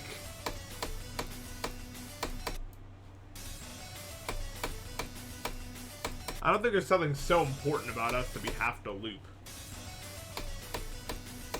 The argument, it kind of goes like, in a loop, actually, ironically enough.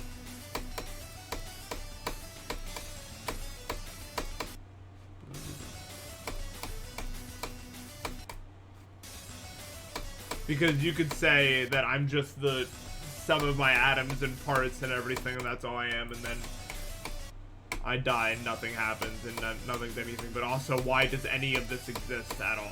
And then you go there, and then you're like, why does anything exist? And then it's like, why does anything? And then... Because then when you realize why does anything exist, you're like, okay, but why did life decide to even exist in the first place? Why do atoms want to eat other atoms to make new atoms to like what is the point of any of that?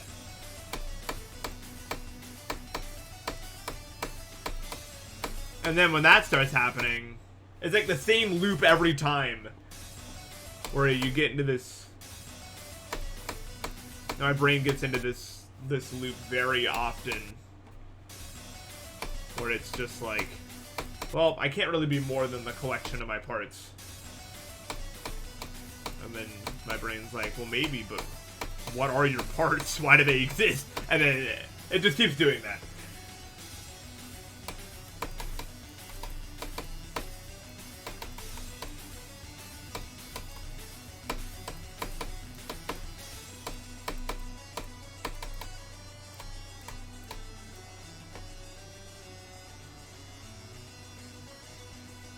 Yeah, the universe was like, I can't be nothing. Let's make something.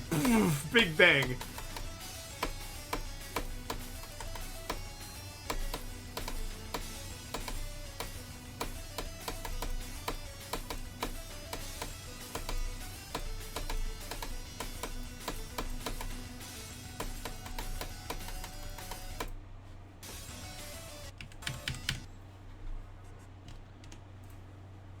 Reopen the level because sometimes it lags.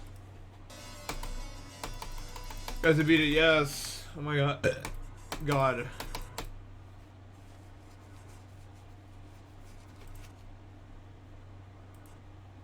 No, I mean, yeah, I mean, the way my experience of life is that, like, I don't need to be more than the collection of my parts. My life would not gain any more or less value if I knew exactly what all of this was. Or I guess I don't know what it is, so I can't really say that. But, like, I don't need to be more. I'm just happy to exist at all.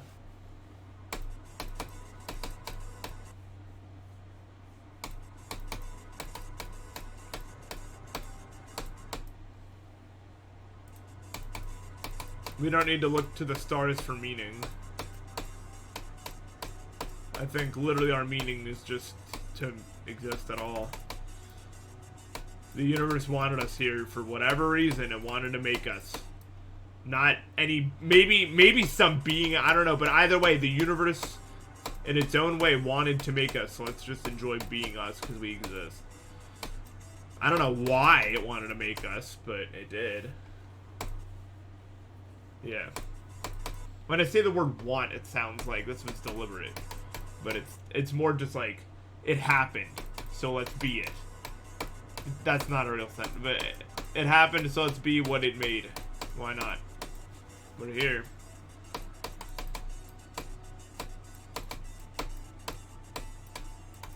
That's all the meaning I need, at the very least.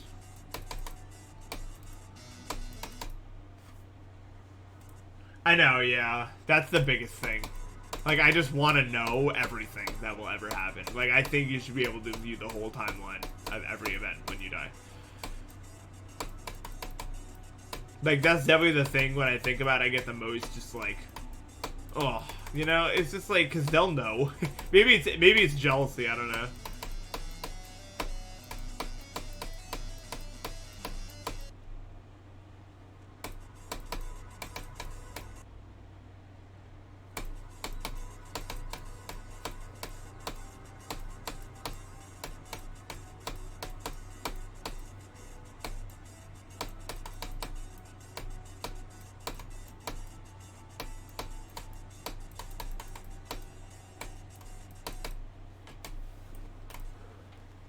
When I think about, you want to know what my perfect afterlife I think would be? Like, from the things we know about humanity, I think that you should, once you die, you go into like spectator mode, you can fly around, you can like, there's like a little like knob you can use, like, to like control the flow of time, and you can go to any event, and you can see other ghosts too, so if there's like a ghost at the same time you're around, you can like hang out with them and talk to them about whatever. So that's the spectator mode, and then you can go back to like the main lobby, and then the lobby's just like whatever perfect idealized afterlife you want to imagine.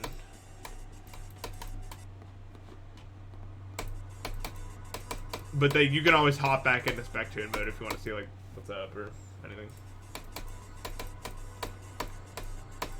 Unfortunately, that is not the one that's right. 100% chance. Yeah, literally /hub.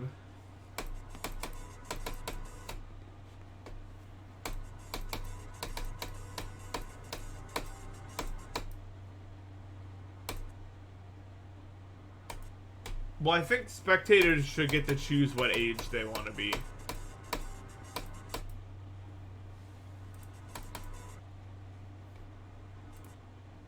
Oh my god, statistics search bar. Yes, you should be able to search up any person. You should be able to search up, like, we're dead. Privacy, who cares anymore, right? Everyone's dead.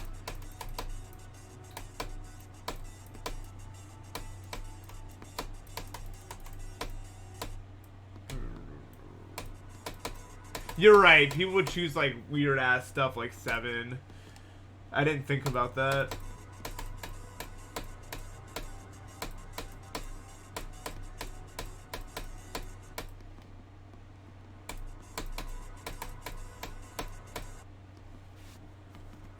It'd just be another, yeah, it would be another life.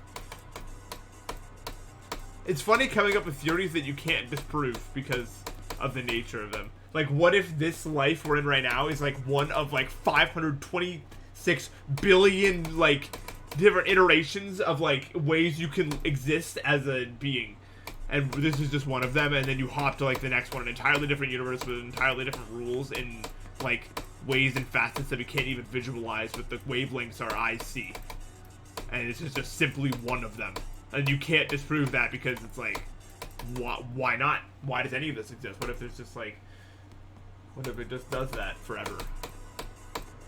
Yeah, like beyond everywhere, everything, everywhere, all at once. Like not even like beyond the point of comprehension of our current form. Like just you can't even do anything about it.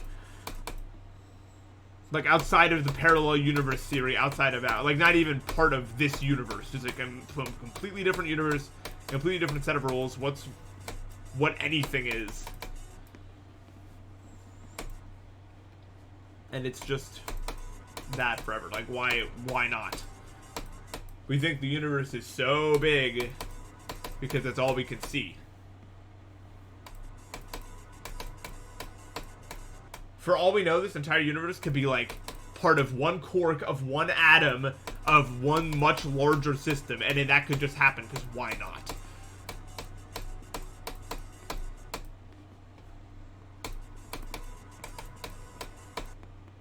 Yeah, you can't even see the universe because of how light works.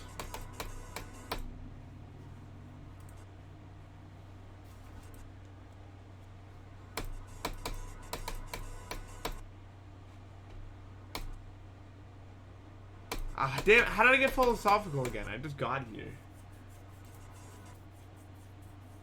Yeah, I've had those thoughts too. Like, what if I experienced the worst pain ever for like 3 seconds? Like, what would that feel like? And I'd be fine. But would I be scarred afterward? I've literally had that conversation with myself before. I don't know why, but...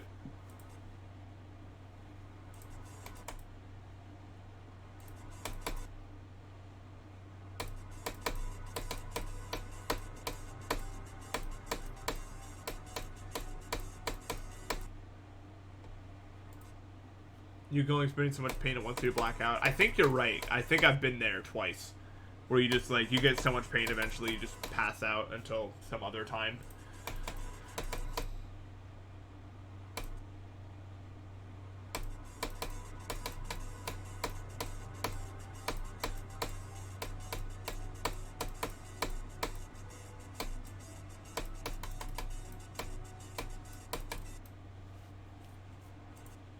Yeah, what if this entire universe is just one electron? Dude, you wanna know a crazy thought?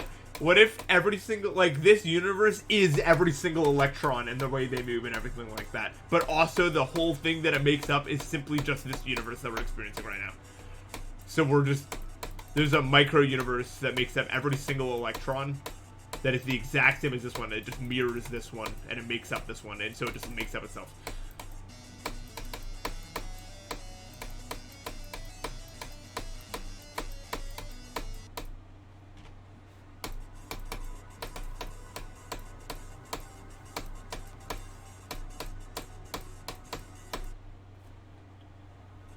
That is a really trippy thought, because it's like fractal logic, you know what I mean? It's like it just keeps zooming in on itself.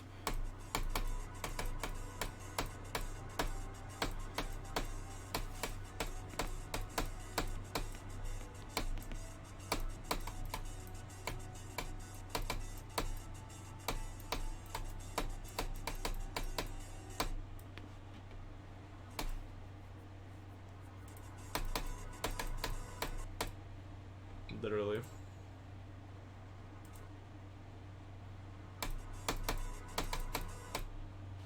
Yeah, imagine like every atom was like a world with like people living in it and stuff like that. Just because, like, it was just like, I don't think it was founded in anything.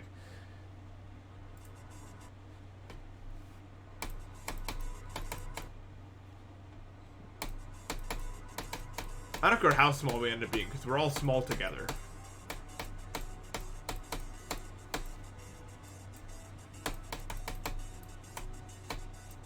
This whole everything thing could scale so much larger, smaller than we could ever see, and we just wouldn't know it. But that's completely fine.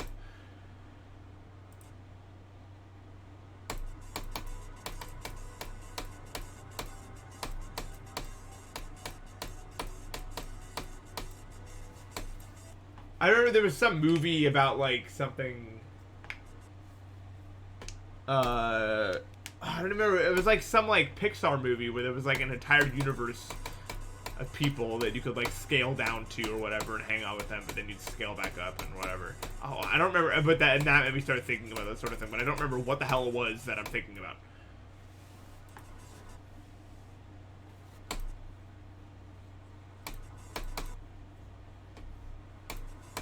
Not Ant-Man.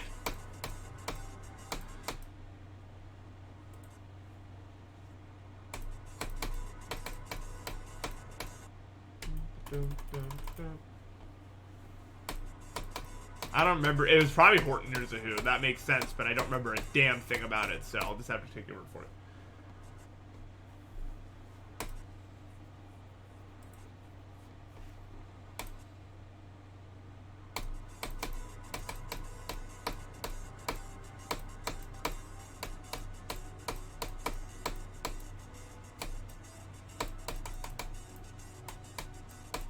My main, like, actual theory about everything is that whatever it is, it's so far beyond human comprehension that we'll never even get close. Like, it's one of those things, like, the human brain wasn't meant to process any of what's actually going on at all.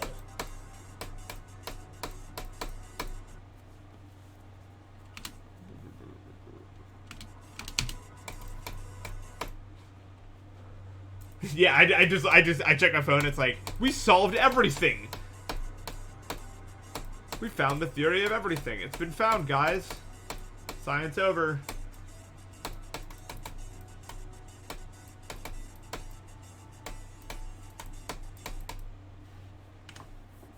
You're on it, let's go.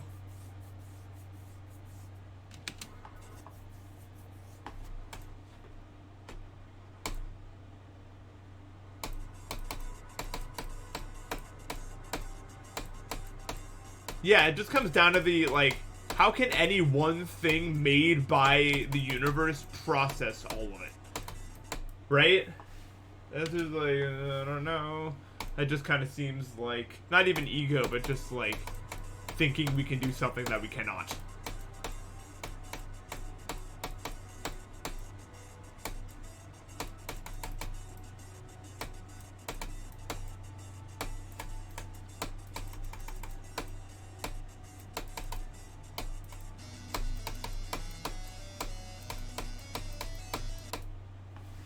For what it's worth, I'm glad we don't know everything.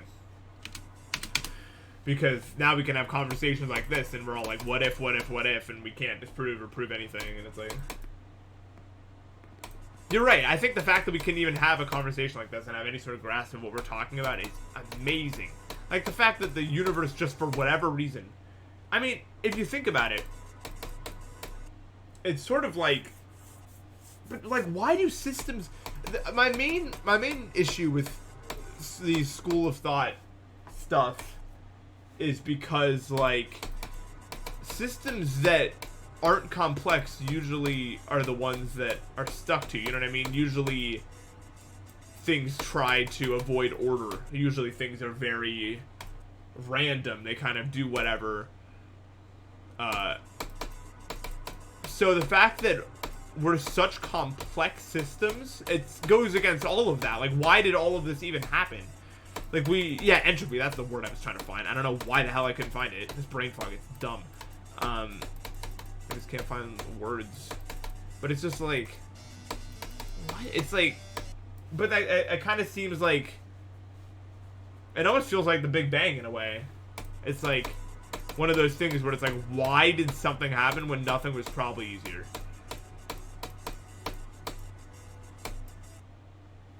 I don't know if that's... I don't know. And we just keep getting more complex for an unknown reason. What are we trying to do? There's another force here. It wants us to do something. What the hell is it? Why must we get more complex for no reason? That's the question I'm most curious about in terms of answers.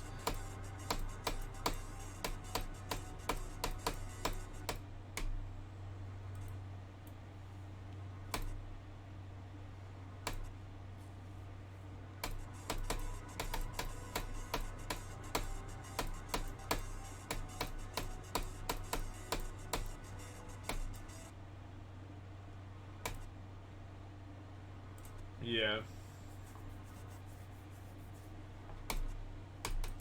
Yeah, but why does the universe want to work smarter, not harder? What is it even working towards?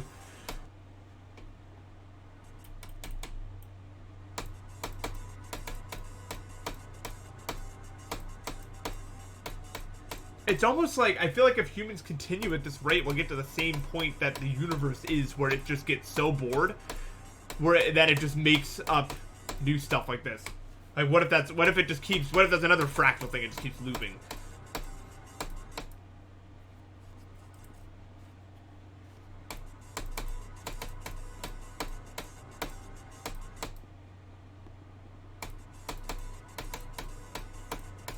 I still think human beings will probably destroy themselves, though, before that happens.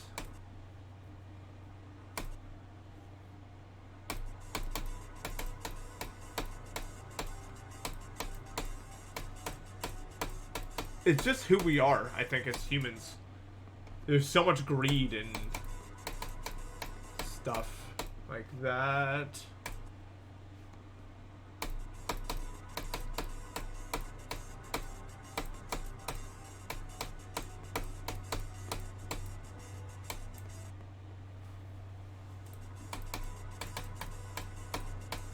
I feel like I have a weird perspective on the world that maybe other people don't get to see just because of the fact that I'm Arrow Ace.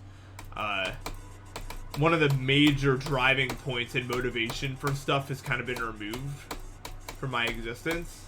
And I've definitely noticed that difference in how I approach certain things. It's weird.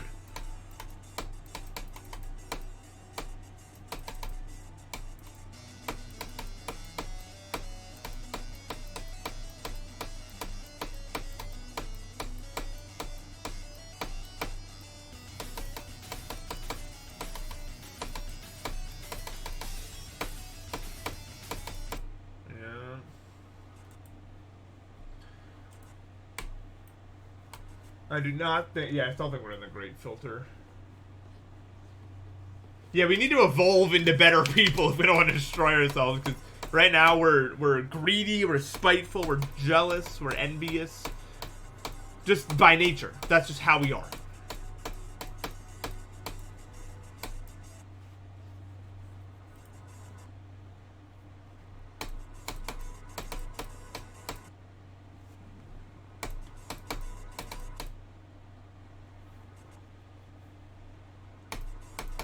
No, I know what you mean. I kind of have the same driving force. I want to make the world around me a better place.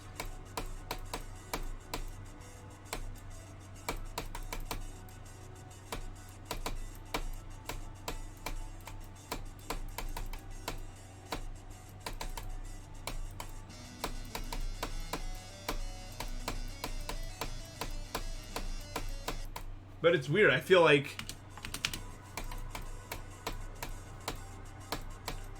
I don't know. Just the fact that I exist at all is baffling to even think about. Like, cause, like, existing as, like, an Arrow Ace person is, like... So the whole point of life was to reproduce and make more of you. And now that I'm divorced from that concept, I just exist solely as a being? And it's just like, okay, but what's that about? Yeah, and then it's just crazy. It's weird.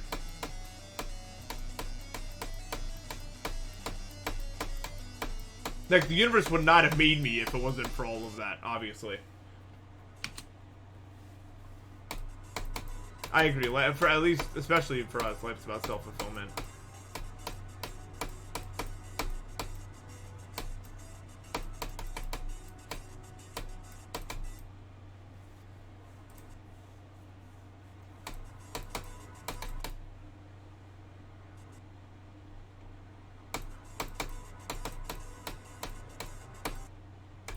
I don't know. I should probably. I was thinking about editing the sync video because I might have the energy today.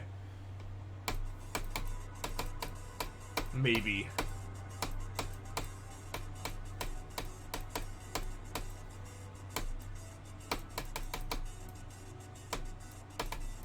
I do need to grab dinner at some point, though.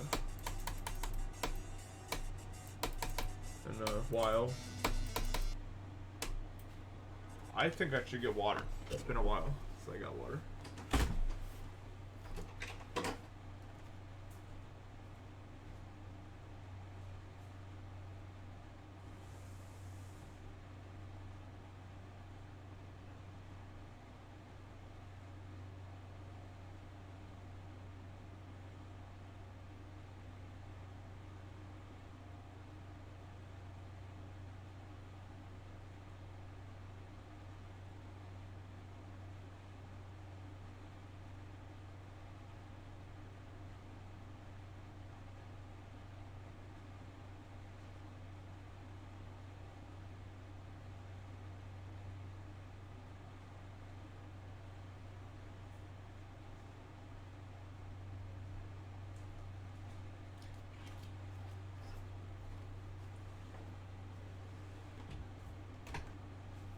Alright, I see you. I see you.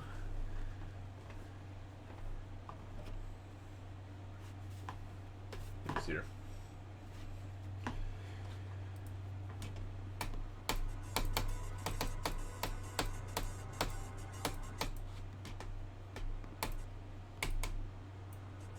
Will I eat? I don't know. Yeah, okay, I'll let you know.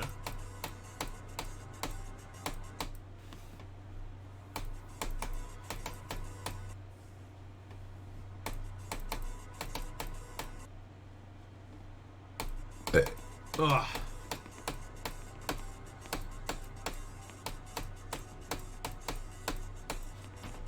Sorry, I got existential again.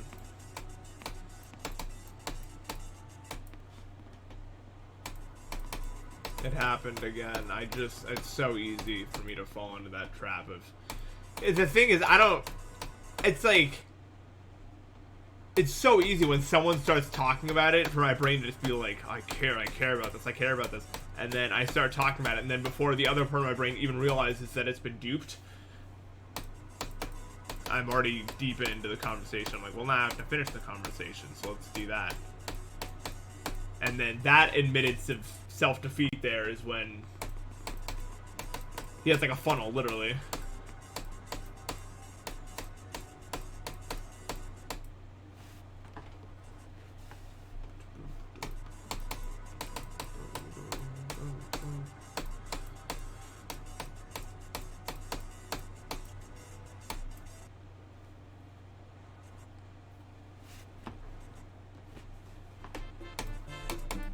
Your Cam Mill thing to the sub. In 2 months.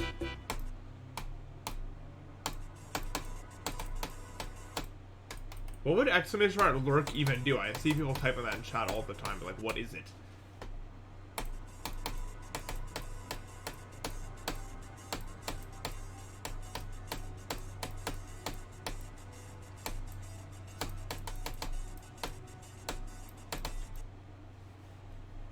No clue, no idea. But it's so widespread.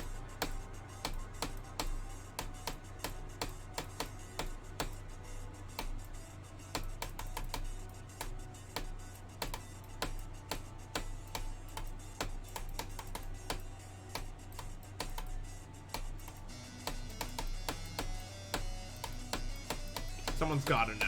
I better look at the chat after the test and see an explanation ready and waiting. No one knows. Are you serious?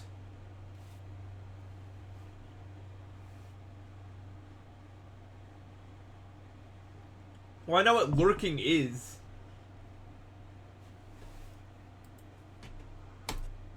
Twitch only counts views when they're active in chat. Is that true?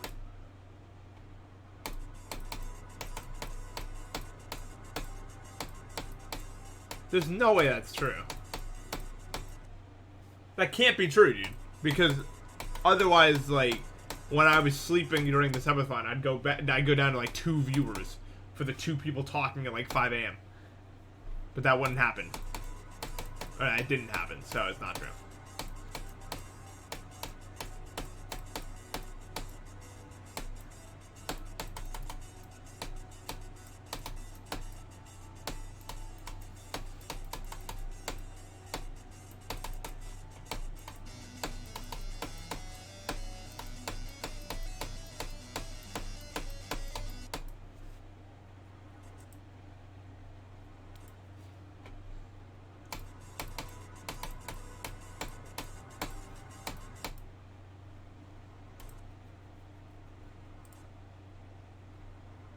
What does that comment even mean? My face cam is not a reference or joke to anything. It's just my face cam.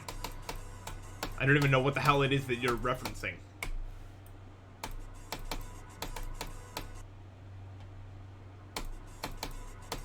Ah, penis sucking joke. Damn. Should have got that one.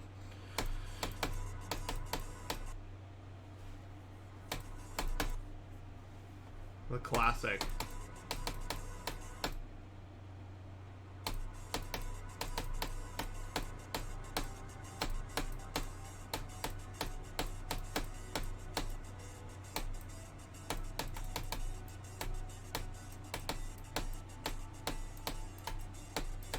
Dude, that reminds me, I got stuck in a thought loop yesterday thinking about kissing and what the hell the point of that is at all. Like, literally stun locked. I was trying so hard to figure it out.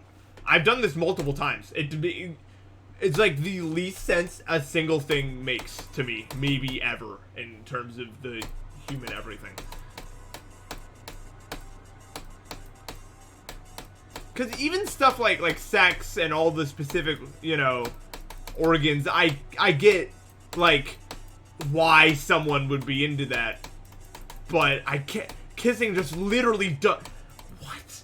It makes zero.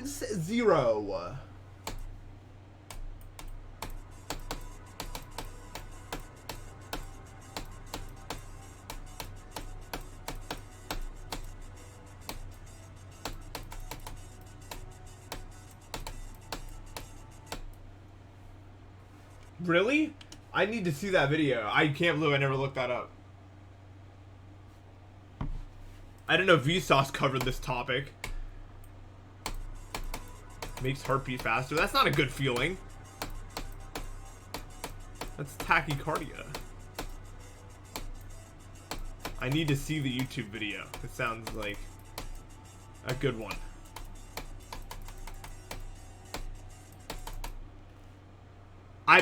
I guess that one never came across my feed. I never actually went, I never go on his channel. It's just like, the video pops up and I'm like, alright, let's know why.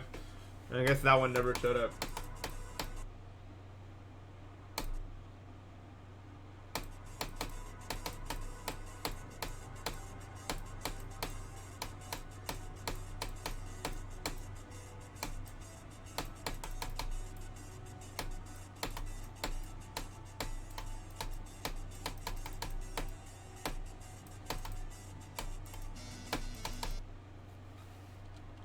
Yeah.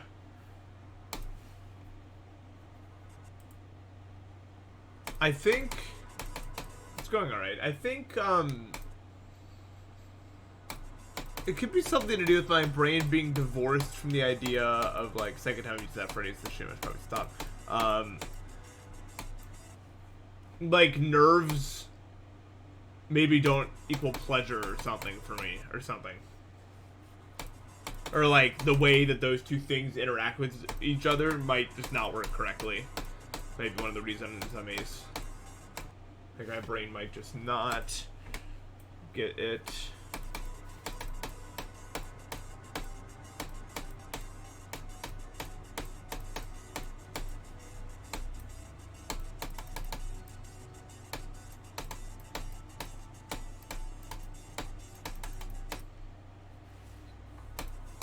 No, I don't like physical affection, like, ever. Like, even with, like, my own parents.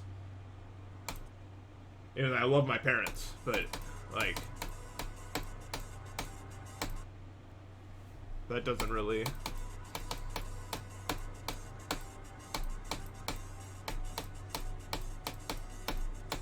happen that way. I don't like hugs. They're weird.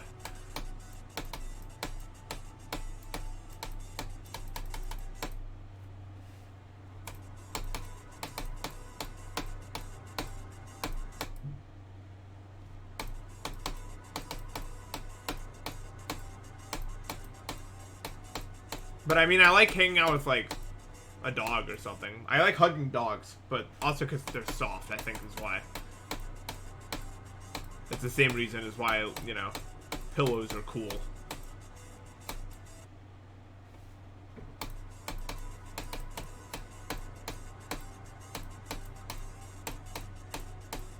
I'm not a very touchy person. I do like punching people, though. Like, you know, play punching. That's fun. For obvious reasons.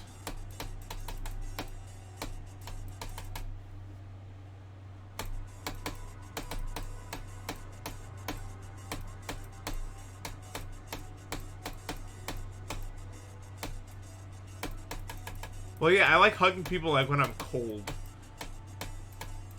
But only for that reason. Because when people are together, it's warmer.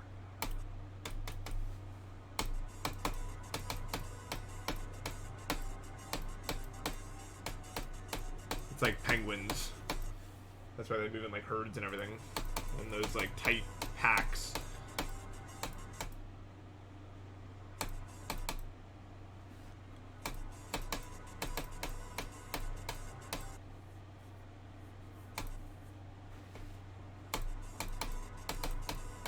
I have not seen that. Yeah, I mean, that's what I mean. I just think my brain is divorced from the... I said it again. The third time with the divorced from the concept sentence. It's just, like, pleasurable feelings in terms of that sort of stuff. Just don't connect it. Yeah, I don't know. My brain's like... I mean, it just finds that concept, and it's like, say that one.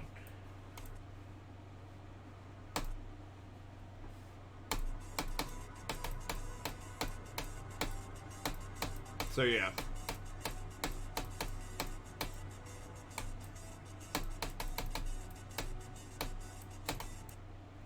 Yeah, I just don't really like touching people much ever. This is autism.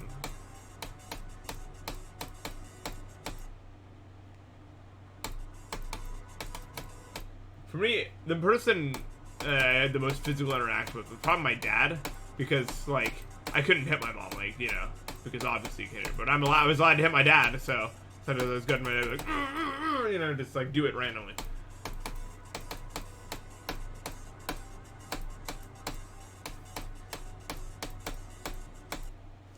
Same thing with my brother.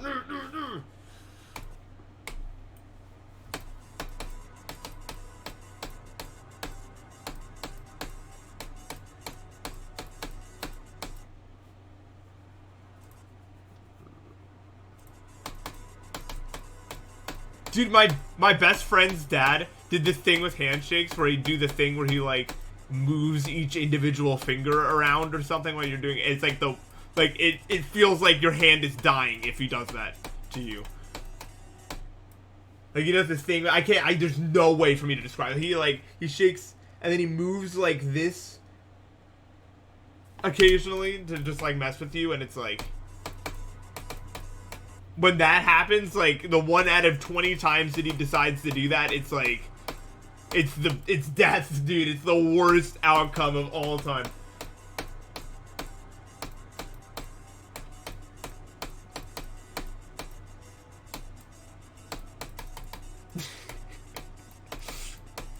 I mean, he was really good with the comedic timing of it, though. It was always at the best time to do that. It was always like after you've let your guard down, like he hasn't done it in a few weeks, or like.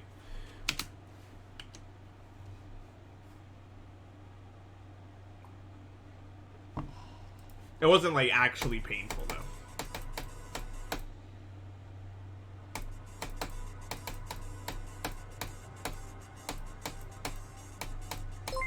What's up, Lutz? This is the raid.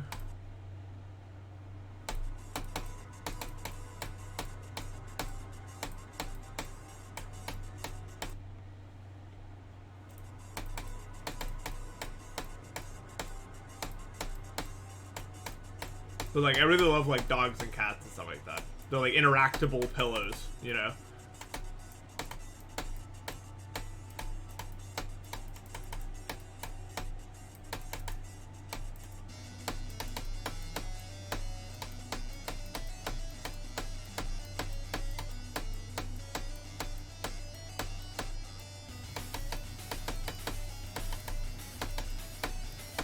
Damn.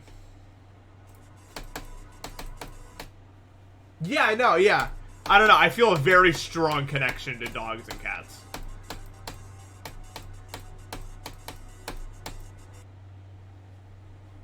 Like, I just see them and I go. Like, I don't know, I feel like I have to smile. And, like, I want to hang out with them. It's just cool to me. And then usually they want to hang out with me and then we're hanging out and it just feels awesome.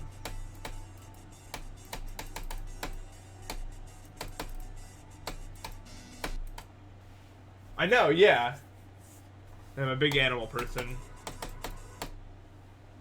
And they do all these things, and there's these very interesting things, and then try to, like, think about why they did these things, you know?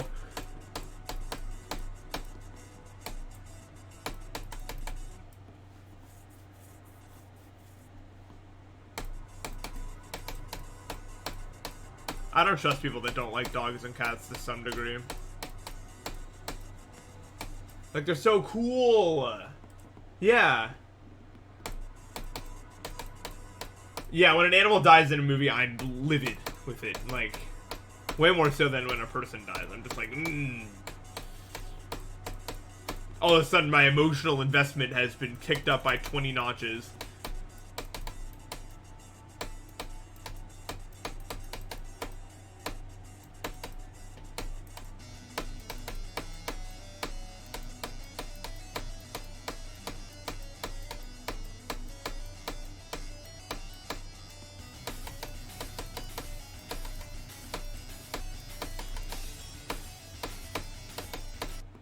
Damn you. Yeah, when a dog just like randomly wants to hang out, it's so cool. Cause like the thing is like they don't even know you. Really, they can't know you. And it's not even like they always want something to. Sometimes they really just do want to hang out. They're just like, yeah, let's be around this one. And it's just so cool to me. It's like, what? They're just so. I don't know.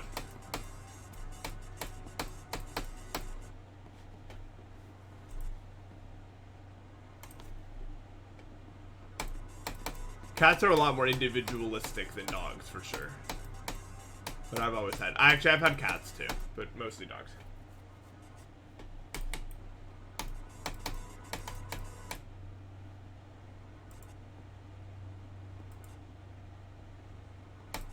Yeah, we don't need to breed any more pugs. They have so many health complications.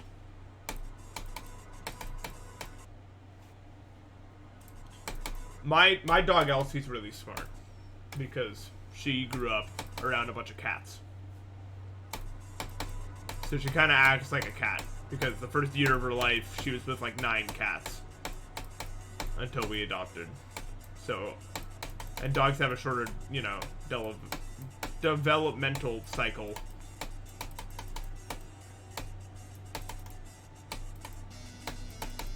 So she's like a dog cat.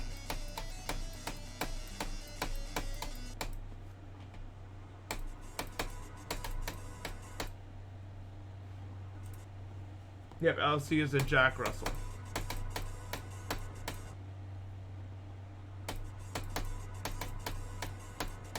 She's getting old, so she doesn't really do it anymore, but like, she's like 13 now or something. She's getting old. But, when she was younger, and I love when animals do this, but like, when they get really excited, so they just randomly start just running around. Like, they create like a track that they just like start like doing laps on for no reason. I love that.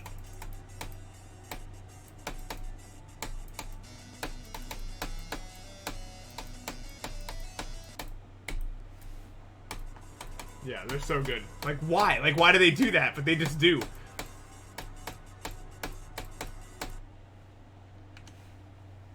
Yeah, same.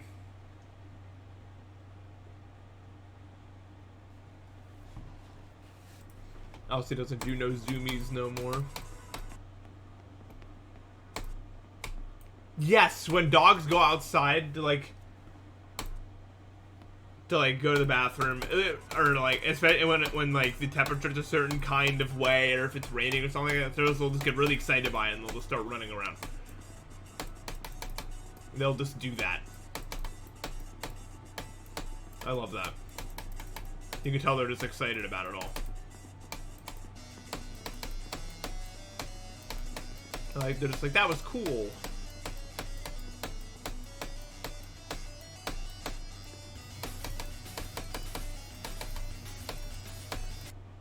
You guys gotta remember to take your dogs for, like, real walks, though, instead of just going to the bathroom. Because they want to see it just as much as we do.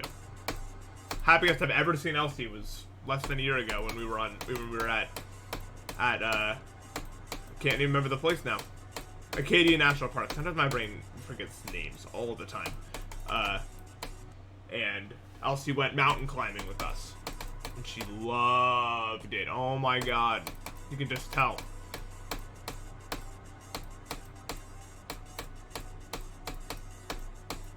I've never seen a dog so happy in my life, actually, as Elsie was climbing those mountains.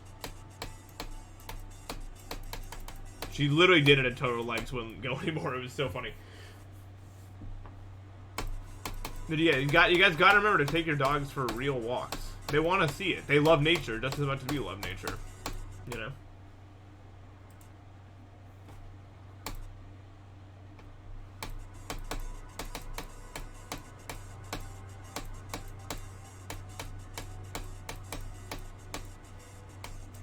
Yeah, that's something that dogs do better than us. In terms of, like, yes, we are the smartest animals, but that doesn't mean we're necessarily the best. Like, dogs, they're just happy to exist. All the time. I bet a lot of us would have a happier life if we were just happy to exist more.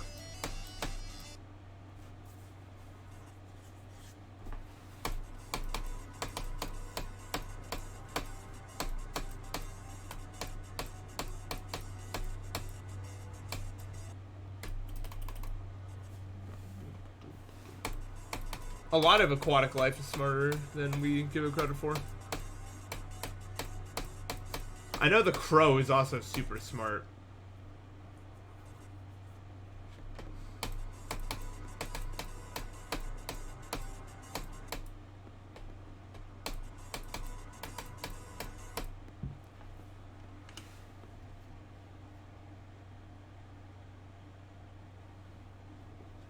Yeah, a lot of aquatic life and a lot of, like, aviation, like birds and stuff like that, are very smart.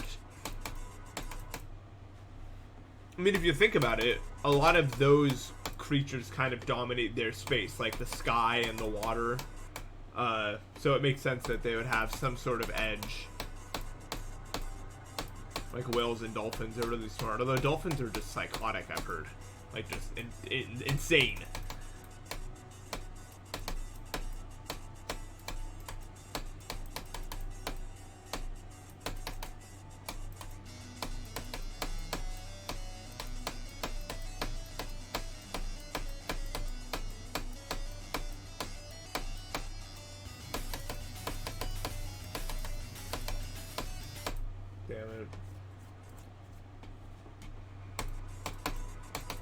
This is level number 1. You're right.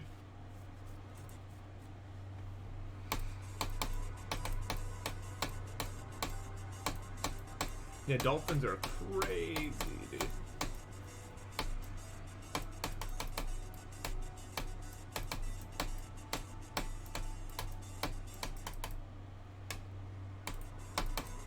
I feel bad for my mom. Because my mom really likes dolphins and Harry Potter, so I have bad news on all accounts.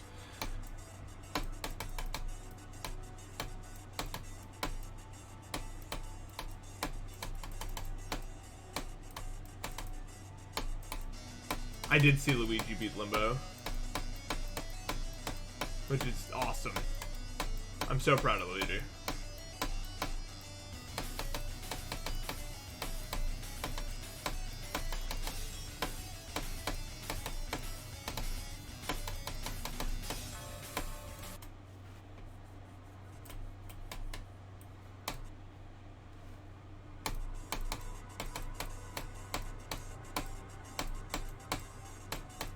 Yeah, Limbo 144 is awesome.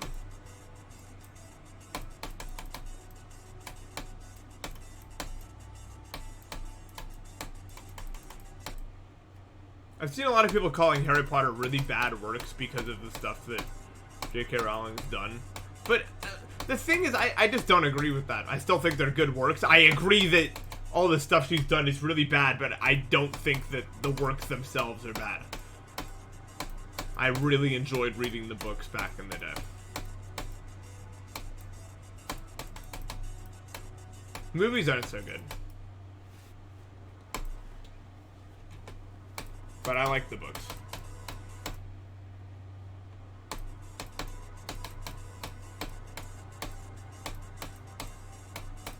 But she's just really transphobic. Like, to a very high level. And in a very asshole-ish way. Daniel Radcliffe's awesome, yeah.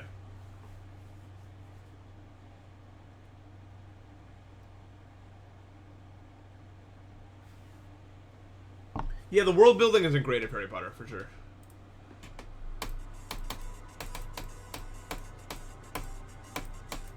Especially when you look at, like, other stuff. You can't really be transphobic and not an asshole. That's true, but you can be... There is transphobes that are more of an asshole than the other asshole transphobics, if you know what I mean. Like, there's some that are like, oh, you suck, and then there's some that are like, oh, you're like, a level above that.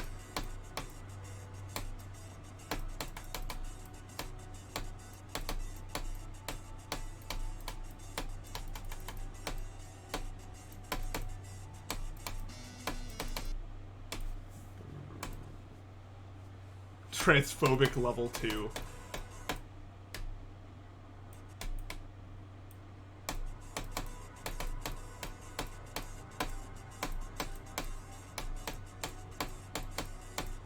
What the hell was that about, dude?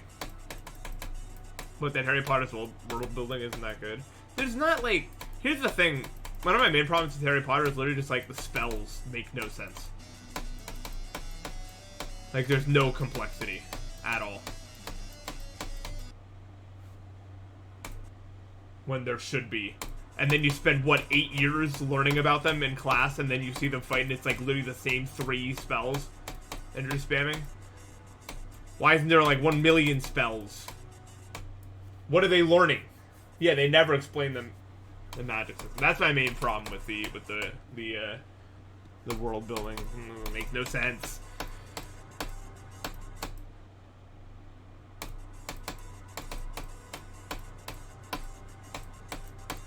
Also, the different wizarding schools in the different areas don't really make any sense.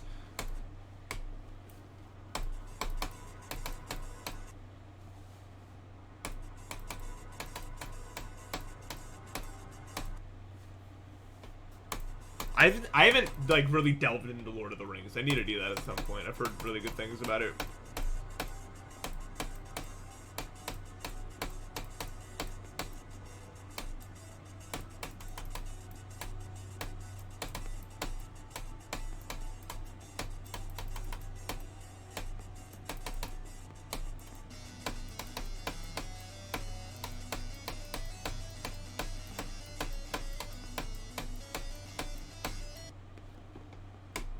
I like Star Wars at times. It's awesome. I think Rogue One and Solo are like the best Star Wars related pieces of media. Especially Rogue One. Rogue One is so good, but when it sucks like really badly.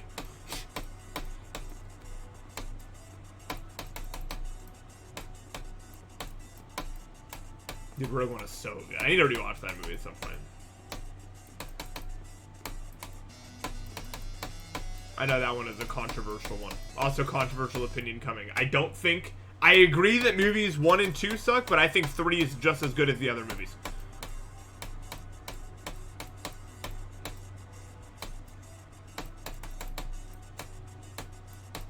I forget what the names are, but 3 is a banger.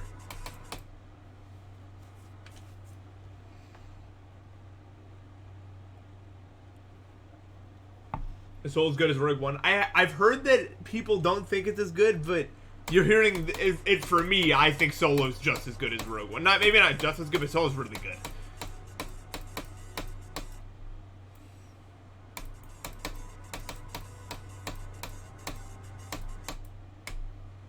Yeah, 3 and 5 are the best ones, I think. Yeah. Yeah, everything after 7 is ass. Like, straight ass. I could care less about Rey. Or yellow lightsaber. Or whatever the hell. Now, if Finn was, like, the main character, it might have actually been pretty good. But it didn't go that way.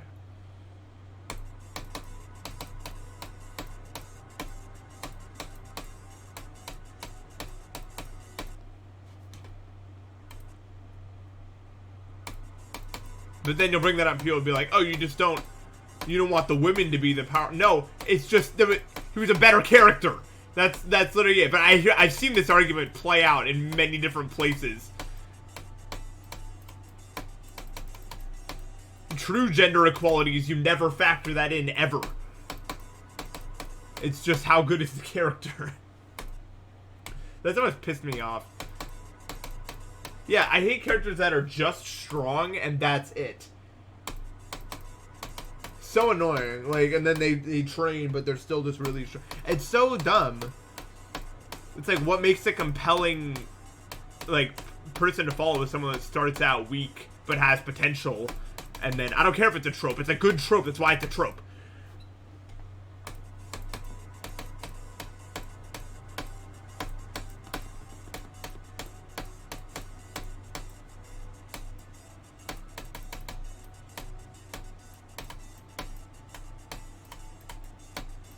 I want to watch someone slowly gain their skills over time.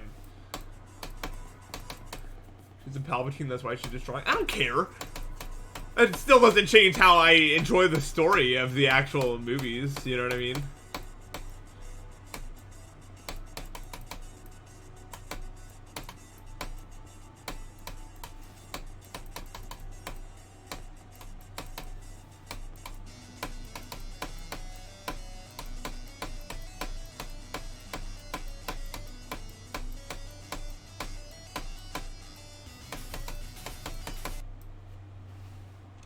That sucks. I only saw Mandalorian Season 1, but I liked it.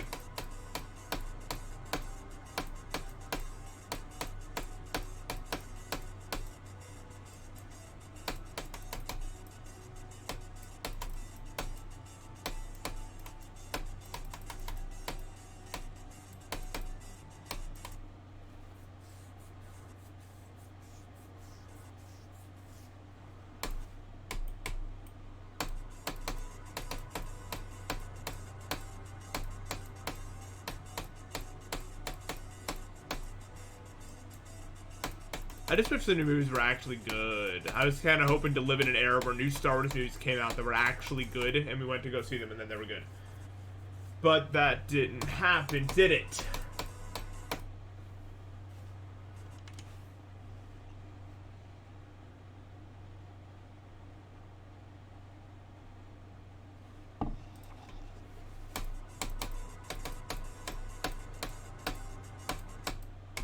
You guys want to watch something good?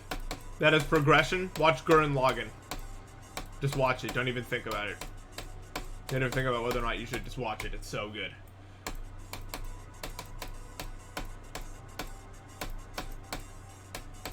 Gurren Lagann clears Star Wars. Who does Star Wars?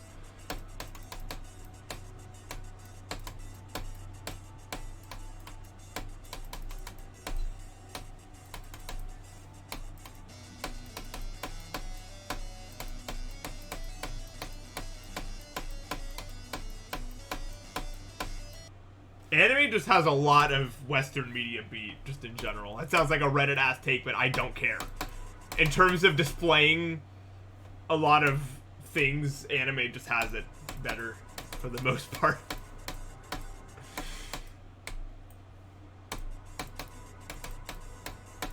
There's some good pieces of Western media that have been made, obviously, but, like, I don't know. Just, there's so much in anime that's crazy.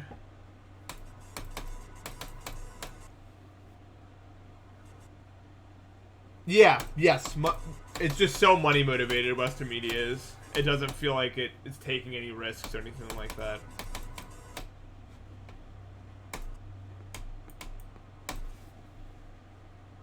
And everything everywhere all at once isn't Western media by any means, but I love that.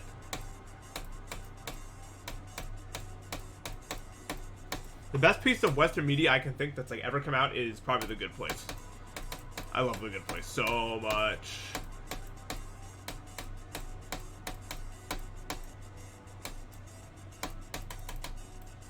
I need to rewatch it at some point. The Good Place feels very almost like anime in the things it's willing to try. And like, I love that about it.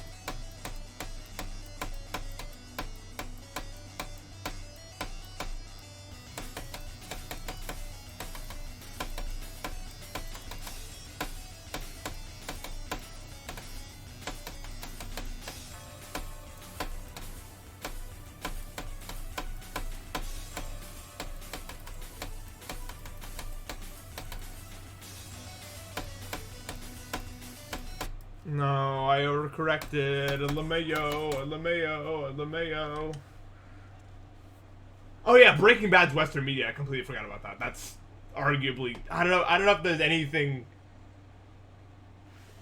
I don't even know if anything really beats that. Maybe Better Call Saul. I haven't seen it, but I've heard. Breaking Bad is peak Western media, though.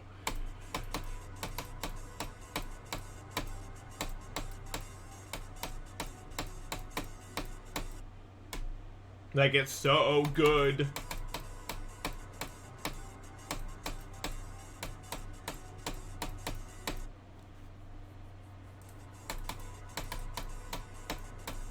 Because, yeah, I think that the problem with a lot of our media is it's very, like...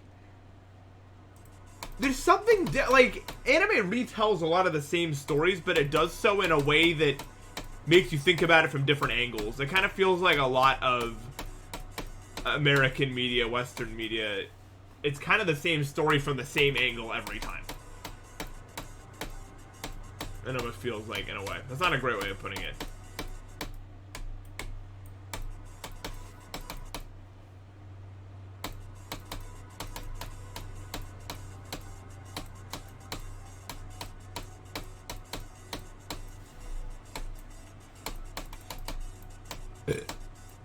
Like, for example, there's a lot that makes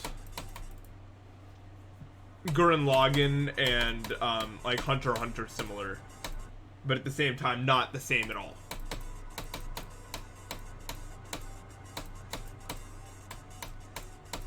For instance.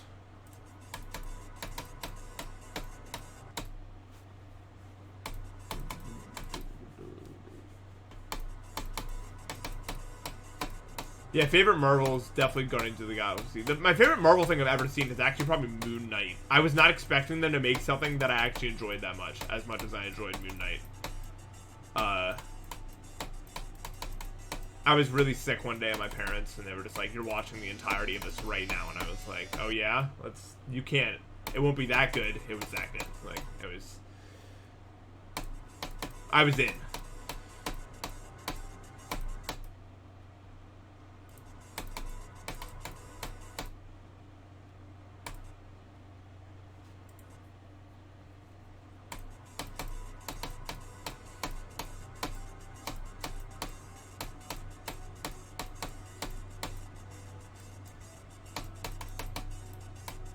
I really like the first Guardians of the Galaxy, though. It had very good world building and stuff like that. Like, that's a movie I kept coming back to, as opposed to, like, any of the other Marvel films. I'm not a big Marvel guy, honestly. I think Marvel films are best experienced in the theater. Like, I go to see them, like, with friends, and it's usually a really, it's a really fun time to see all these, like, insane visuals. Actually, you know what? I think my favorite Marvel movie might be Doctor Strange. I did not, like, when I watched Doctor Strange, I didn't realize, like, how akin a lot of this stuff is to, like, actual psychedelic experiences until later in my life. Like, actually, like, it's a very good representation of a lot of the topics and concepts used in such discussions, and Doctor Strange does a fantastic job of like eloquating some of these points and like the key themes and all this. I was just like, God damn! I was like, it really gets it, and I didn't realize that when I watched it like as a kid. Like, I thought it was really good as a kid too, but like there's a lot of concepts that flew over my head. Like, half the movie is literally just discussing the breaking of the ego, looking past the ego. And I didn't realize that until I rewatched it, and I was like, oh. It's a story of a man who's trapped behind his own ego that finally learns to see beyond it, and it's really good.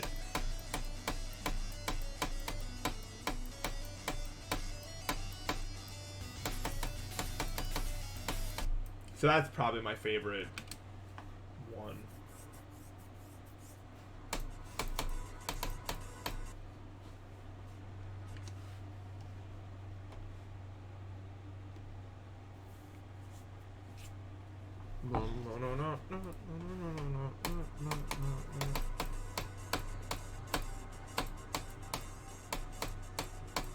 It's weird, like, Marvel usually is pretty bad at representing, like, a lot of, like real, genuine human stuff. It kind of feels like you're watching plastic characters in a way. But when it comes to, like, mental stuff, like, it nailed Doctor Strange in terms of psychedelic stuff, and it nailed Moon Knight as well. Like, in terms of, like, mental stuff, it actually has a pretty good handle on it. I was surprised. I've been surprised by the Marvel studios when it comes to mental stuff.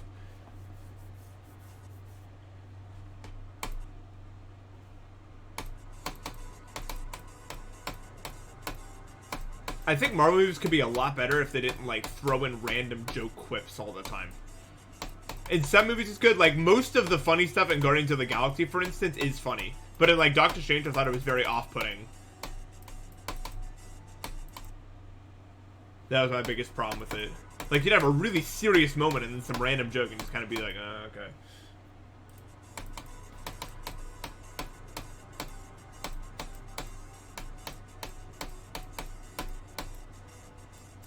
Like, there's some places that belong. It's like Spider-Man, for instance. Definitely. Spider-Man should be making funny jokes. You know, let's see the little quips going on. Sure. But other stuff, it just feels out of place.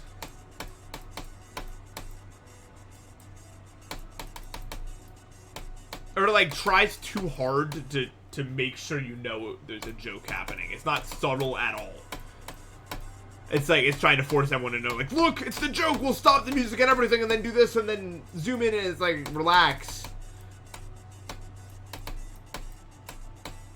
It doesn't, because it doesn't feel real. It doesn't feel like it's flowing with the conversation at all. You can literally, like, you're so engrossed in what's happening, and then it feels like you can see the script that they're being forced to say in real time.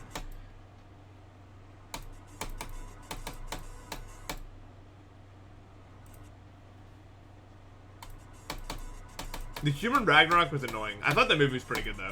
But the humor was very annoying, yeah. I feel the way about most of the movies.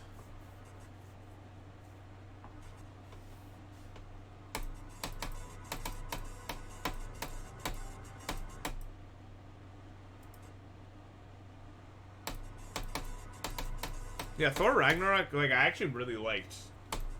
The humor was bad. It's really hard to look past that, but I really did like the movie overall.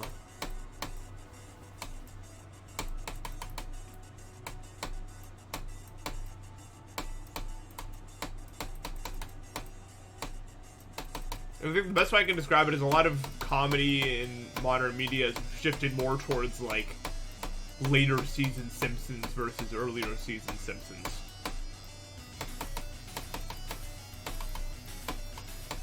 Like, it feels like everything has to be forced down your throat.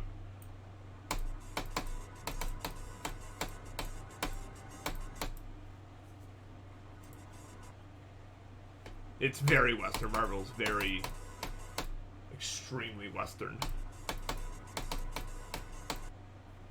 Which is why I only usually like the ones that are Dude, there was something I saw by Marvel that was really good. Oh, it was like Lin Chi and the Seven Rings or something. I completely forgot about that. It's always like when they do something that isn't Western that I'm like, this is awesome. Shang-Chi's, was that what it was? Dude, that one was really good.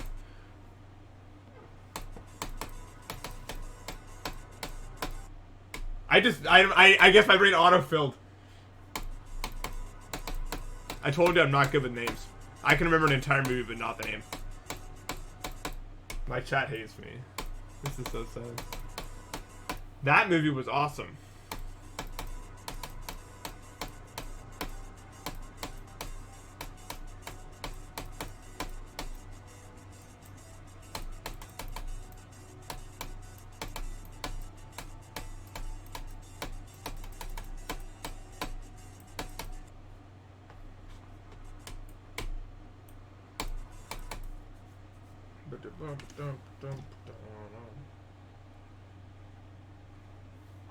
I thought the first anime movie was pretty good, and then the rest have been really bad.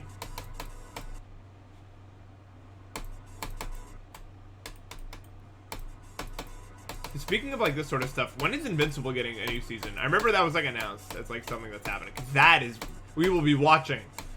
I just hope it's not like One Punch Man or anything like that, where like then it's bad. But I want to see new Invincible season very badly. That's on my list of things that need to happen.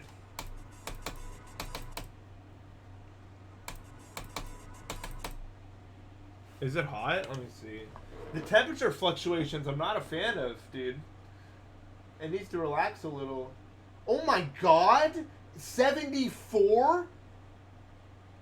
Dude, I didn't know what number was going to appear on my screen, but 74 was ridiculous, dude. I am in New York.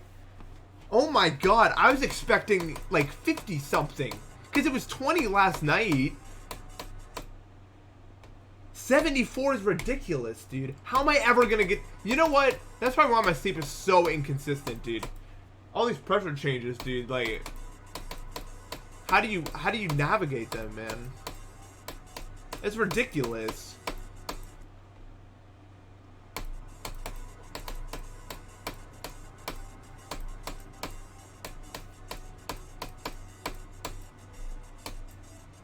$74 is crazy, especially while it's raining. Like, if it was bright and sunny, it'd probably be even hotter. 74 is high for the beginning of April.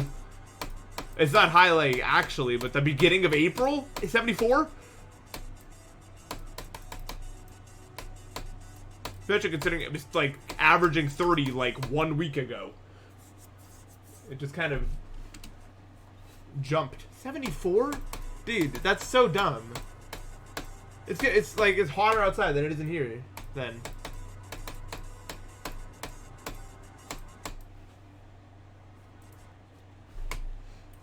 Oh, I never saw Arcane. I actually heard it was pretty good, though.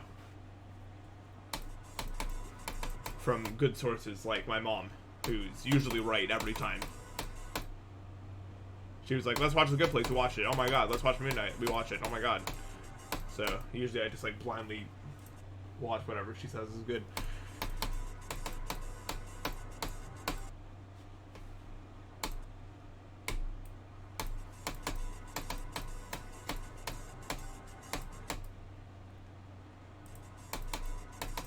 I've not seen On Quiet on the Western Front. I've heard good things there.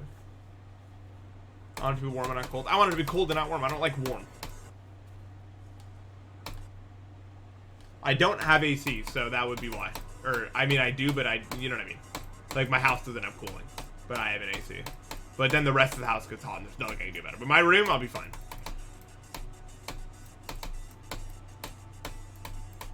I'm just waiting for the inevitable arc where that AC breaks, and I have to go on a 3-day journey to fix it. That just will happen one day, probably, because it has to, and then that'll be the whole thing.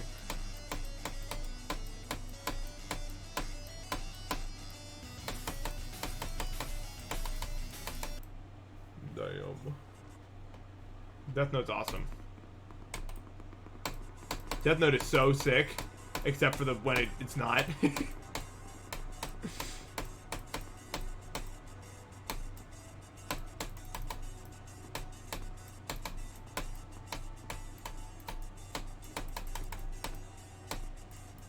Death Note is like, you guys know those like you ever see like when someone's on like a motorcycle and then they go over this like giant gap or whatever, like they go off a ramp over this giant gap. It'd be like setting the world record in that and then tripping on like a little rock and falling after landing that jump. That's what Death Note's like.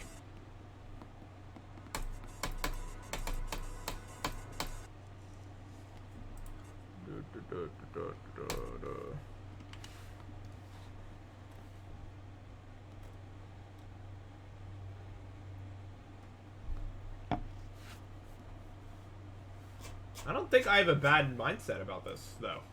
Although when I tried to read that, a giant ass appeared on my screen, which is the only time that'll ever be funny, because I was looking at it, like, trying to figure out what was being said, and then while I was trying to process that appeared, and it was like a funny moment of comedic timing. I don't think my mindset's bad, though.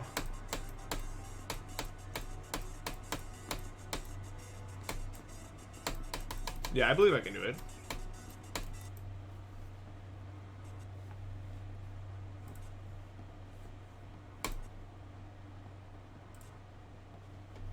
I watch generic anime because it's the biggest one, and therefore when I look to watch one, I don't know, what's wrong with that? Just because your favorite anime is some niche anime that 7,000 people have seen doesn't make it any more valid than what... I never liked that argument.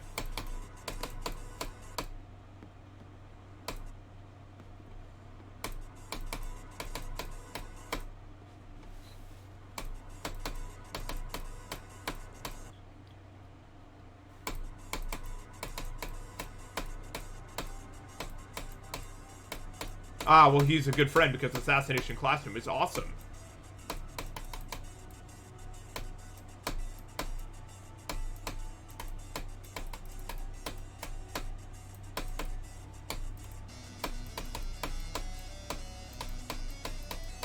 Or at the very least, Koro Sensei is awesome.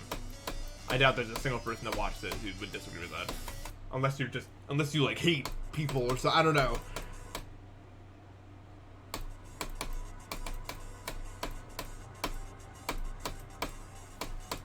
If you dislike Koro Sensei, I probably dislike you. Like, let's be honest. It's one of those things.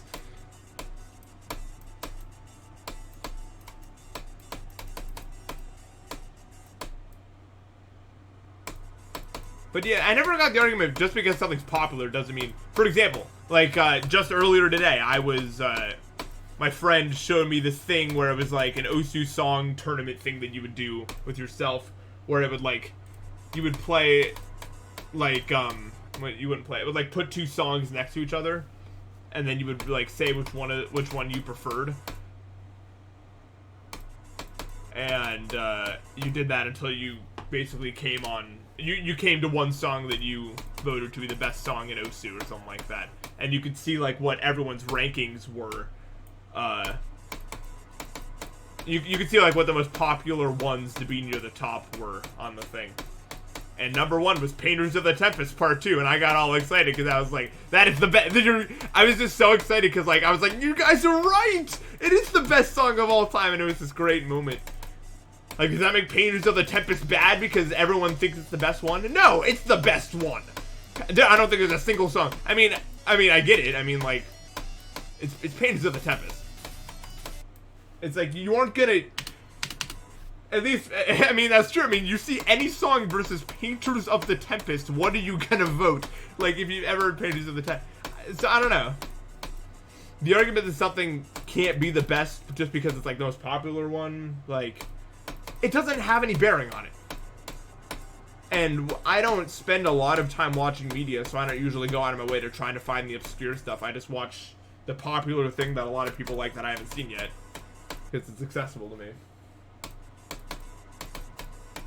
And often things are popular for a reason. And when something's popular for a reason and you can see that, it's not the reason that you want to see it for, then you don't have to watch it. Like, I don't know.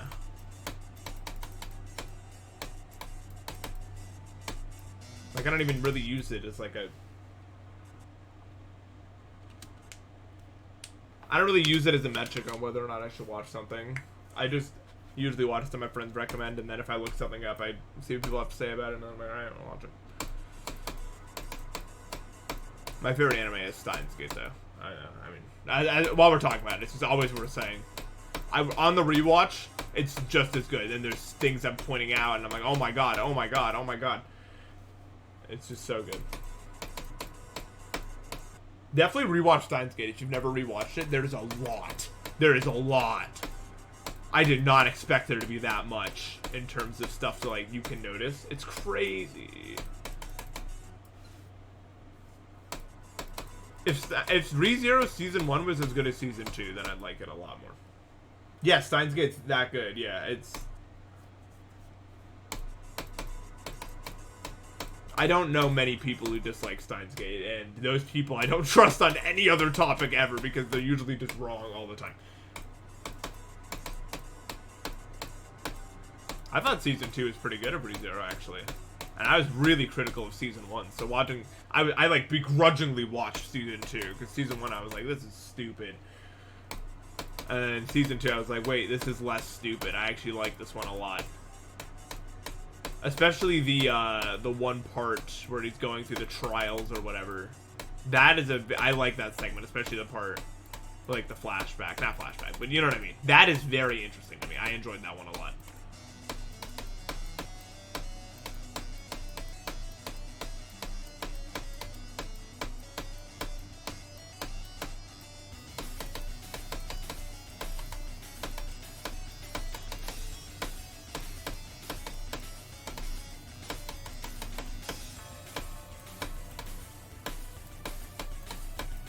No.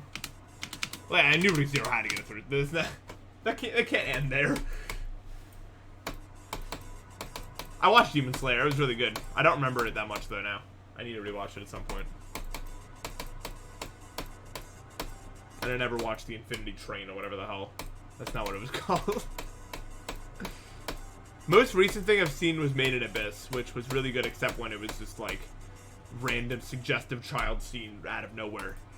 But other than that, like the world of Made in Abyss, oh my god.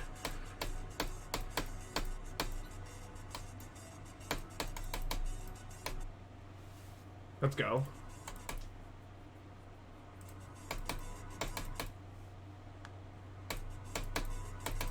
I haven't heard of Angel of Death. I've heard of Angel Beats though. I liked Angel Beats a lot actually.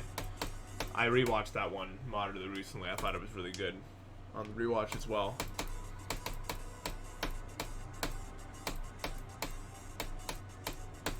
I don't think I can get second Victor, nor do I care. I may have seen Death Parade. I'm trying to remember if that's the right one. I can't remember what the hell that was called. There was one anime me and my friends just watched in one day, just like completely randomly, but I don't remember what the hell it was called.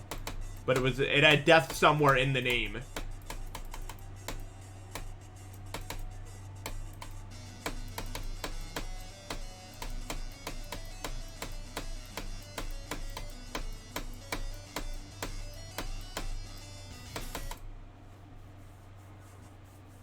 I think I have. Yeah, that sounds like the right one. Yeah.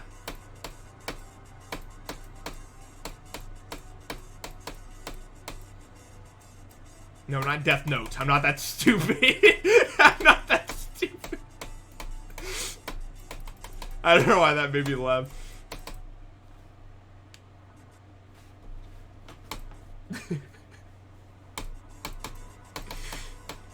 I know the difference. No, yeah, no, I really like that one. Which, I think that is the right one I'm thinking about.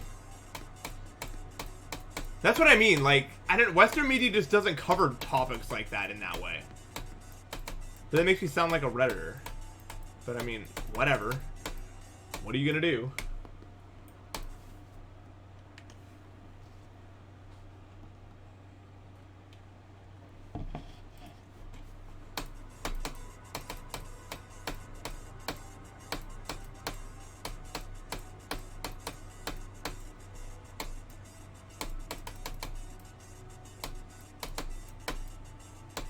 I still think Death Note is one of the most masterful portrayals of like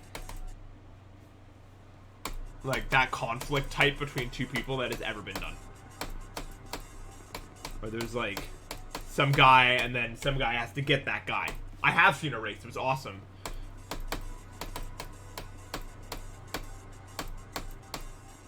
No, that one was like, that one was a real thinker. Like I definitely need to rewatch that at some point, but I really liked it on the first watch through. I don't think I do. And if I do, I don't think I've updated it in a very long time.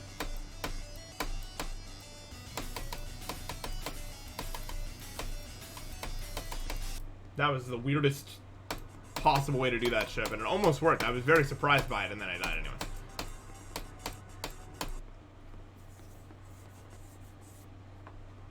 Yeah, it feels like a really long movie.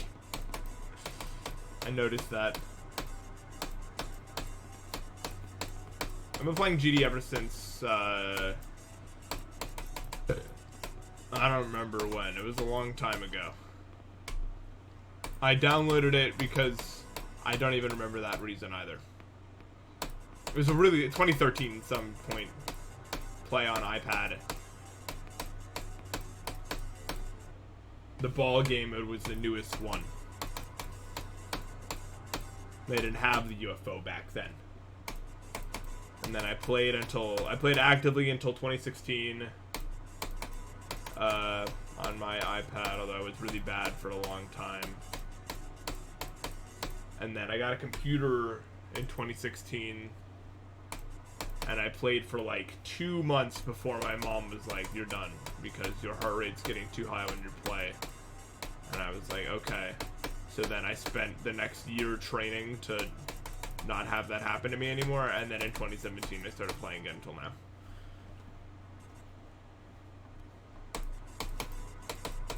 Yeah, 1.2 I think is when I started.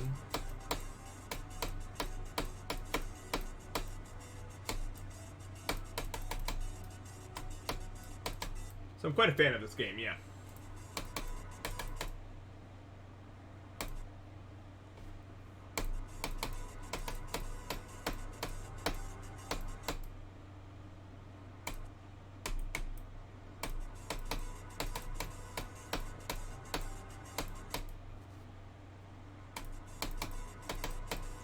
Yeah. That's why when people are like, "Are you gonna quit soon? You've been playing for a while." I'm just like, at this point, like, I'm really, at this point, I don't know if there's a time where I'm just gonna be like, and we're done.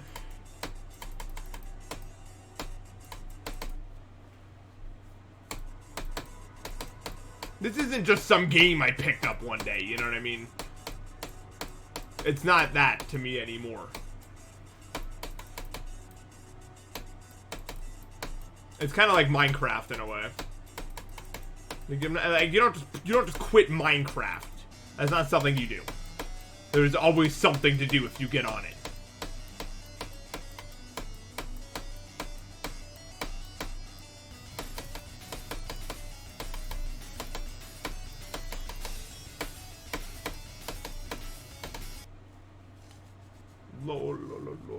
Yeah, I've been doing that exact cycle for a very long time, where I grind, and then I make content, and then I grind, and then I make content, but I've been grinding for a while. I need to relax. You'll notice, actually, if you ever paid attention to, like, my activity, I always grind during the winter, and then when the spring and summer starts, I start making content. That's because usually I play much better during the winter because I'm not being attacked by allergies. That's why Deimos and Kinos and Oblivion, all my hardest were beaten during the winter at some point. Fun fact.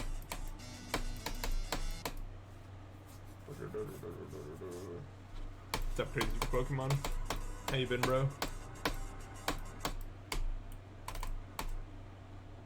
Yeah, I play so bad during the summer. I'm such a bad player in the summer. It's crazy. It's not even a little funny. I'm so over in the summer.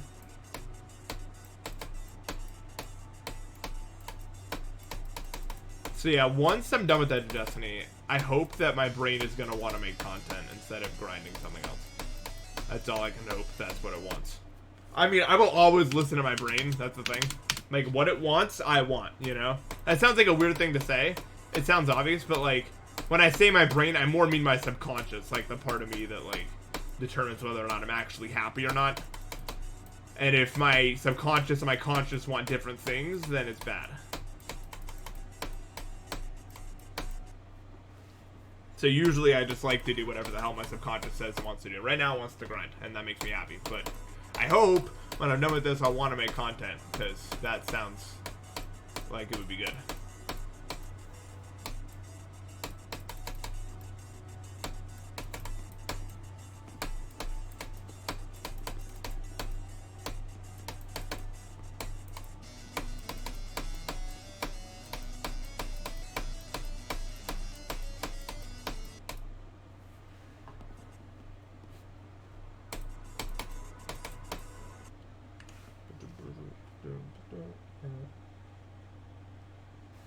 Yeah, it's just so uncomfortable. What sucks is I might have to move somewhere like Arizona or somewhere that's really hot for most of the year, just because then my allergies wouldn't act up as much. But like, it wouldn't make me happy. I want to live somewhere where there's forests and stuff. But forests make me mad in the other way. Unfortunately.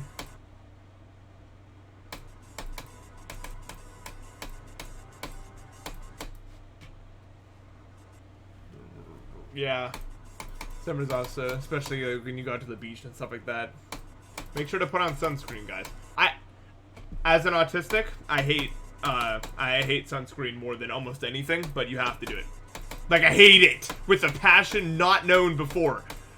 The thought of stuff being on my skin like that, I don't like it even a little bit, but I have to. I don't know why I hate sunscreen so much. Like, the thought of putting stuff on me that way. Yeah, bug spray is also just as bad. It freaks me out, dude.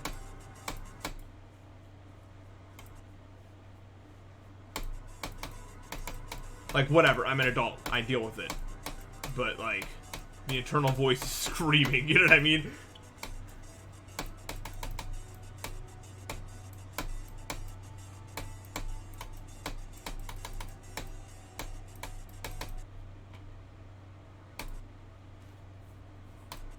I have Asperger's.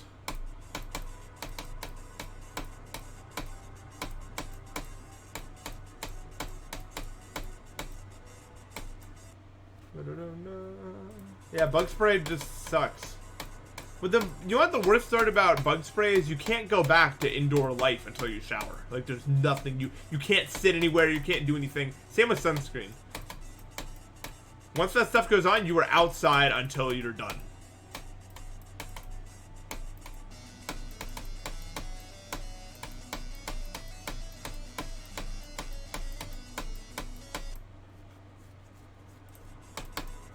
No, oh my god, I had to put on some makeup for a play once. Whew! Hardest thing I've ever done in my life, dude.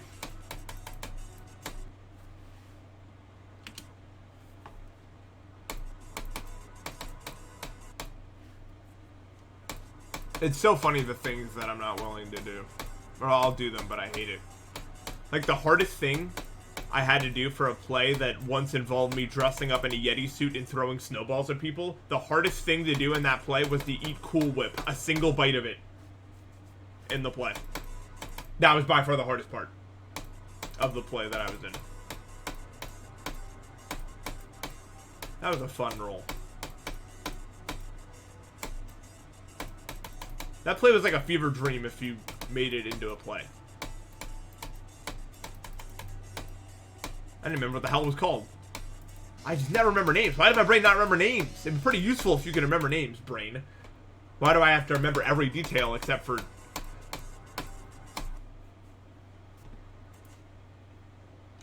But yeah, Cool Whip tastes like ass, bro.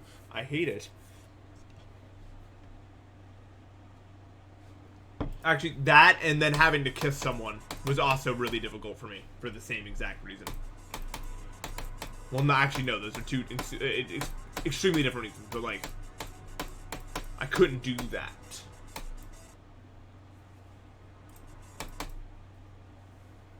My brain did not want to do that. Because then, like, the lipstick would get stuck on my lips for what felt like 10 years. But it wasn't that long.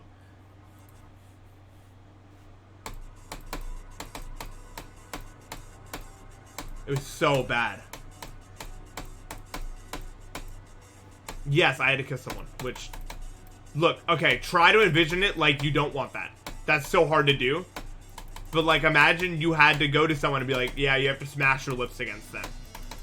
Oh my god, dude. No, like, on the lips, not like... Unless you kiss your family members on the lips, which I doubt that.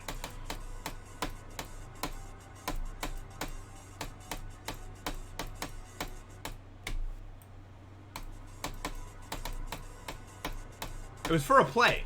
You ever been in a play before? You just do things like that.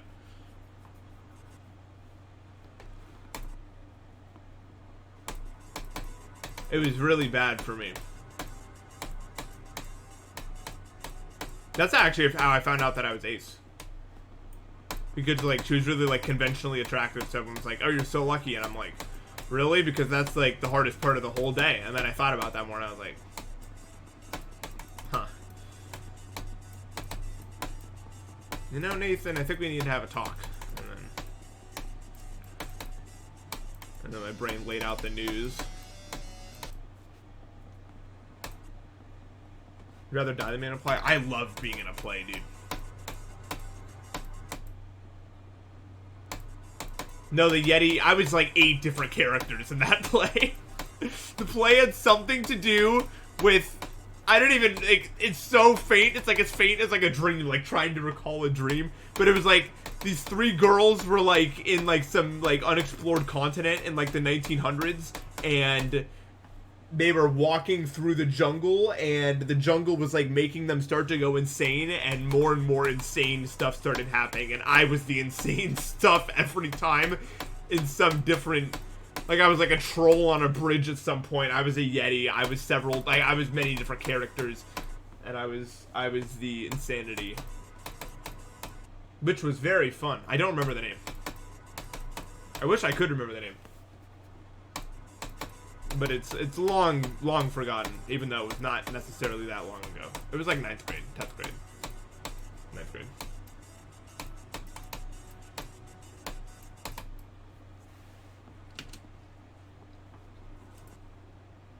I just love plays. I don't know if it's my ego or what. I can't tell, dude. I just like being in front of people and then making them laugh. It's a joy that I can't describe with words.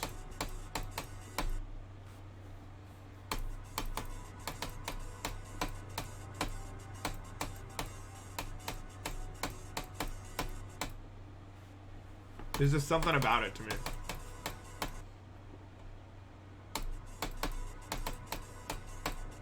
It got me in trouble a lot in class, though. That desire. Because it's so hard when you're in a school that was, like, chill. You know what I mean? Like, the school I was at was very chill. Like, my whole grade was, like, 20 people. So everyone was just like, look, we're all in here together. Whatever, let's just, let's all get along. And also it was a very diverse group of people, so not all annoying rich white kids, for instance. That was what made it so good, I think. And the problem was I would be in a class where the room was really small, so it wasn't that big. Everyone was kind of grouped together, and like there would just be an opportunity to say something funny, and I'd be like, I'd have to like fight like through multiple layers of my brain to get myself not to say the thing that I know would be really funny, and half the time it would just slip out anyway. And I needed to find an outlet for that, so that's how I started doing more school plays, because I was like, this needs to be controlled. That's just something I love about streaming, is like when I think of the funny thing to say, I can just say it. You know what I mean? That's my biggest problem with being in a lot of other places. Like, it's just hard sometimes. I have to shut up.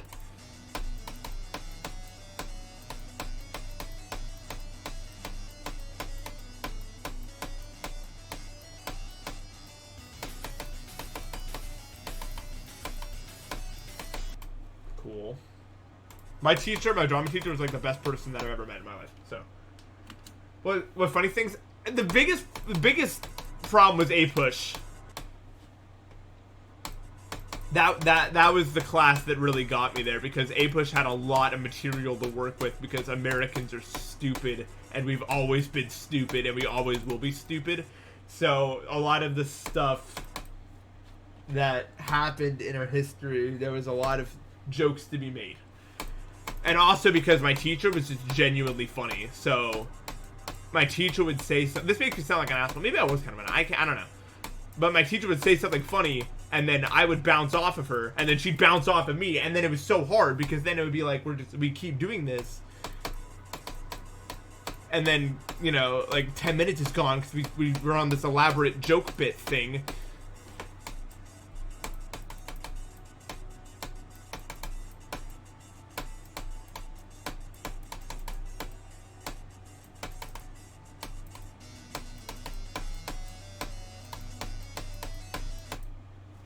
As a teacher, I'm going to be really on topic all the time. It's going to be great. Isn't that going to be exciting? Like, people are going to have to deal with me. Think about that. It's all fun and games, but people are going to have to deal with me as a teacher one day. Like, imagine you actually have to learn the things from me. Because you just know, like, 10 minutes. You can expect, like, 10 minutes at least of class to just be me waffling on about nothing. Hi, new people. Yeah. What's up? Welcome to my stream. There's been a lot of new people today. I hope I haven't scared them all away. I'm gonna teach math, probably.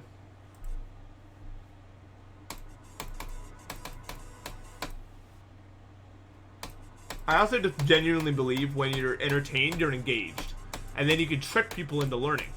Because they're engaged, and then you say something that actually matters, and then their brain's already in I'm absorbing everything because it's funny mode, and then you lose. It's in your brain. You paid attention, it's over. We had a burger this morning. The morning burger. Controversial play there.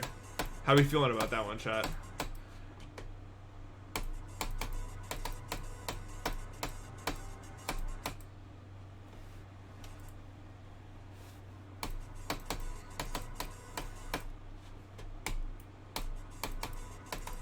It was a leftover. Well, I assumed, yeah. Not many places sell burgers in the morning.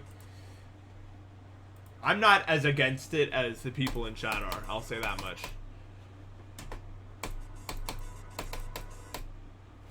Although I never leave leftovers. If I've left a leftover to something, it's wrong. I am dying.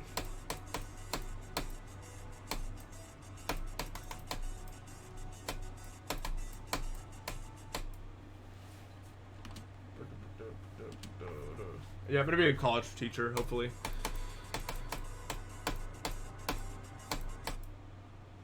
How do I not gain weight? Because I don't know. The problem is, though, it's a double-edged sword because you need a lot of... Have fun being shot. Thanks, yeah. That'll be really good. I don't know. Hey, I didn't say I'll be teaching in America, necessarily. I'm not sure that I even will stay in America for my whole life.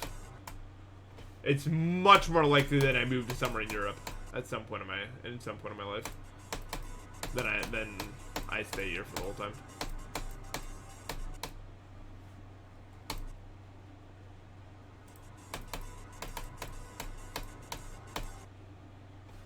That being said, I'm not like done with America yet. You know what I mean? I haven't seen all of it. I don't want to, if I move to Europe, I don't want to have to, I'm not moving to the UK, trust me, don't worry about that, that's not happening. I don't want to have to travel all the way back to America super frequently because it's expensive, so I want to make sure that I see everything I want to see before I go. I have not explored the Rockies that much as I've explored other places. There's a lot of really cool stuff there I want to do. I want to have, I mean, this might just be when I have like a consistent stream of money. Because right now the thing is like I have a decent amount, but I want to save that for college. I don't want to go on wealthy trips all the time. Because I'm not that super well off, and I don't want to have to, you know. But, I mean, there's a certain line of, you're young, you should go experience stuff, and then it's the whole thing. It's definitely a happy medium. But it's been a while since I've went anywhere, so I should probably get started on that. I'm just so physically ill.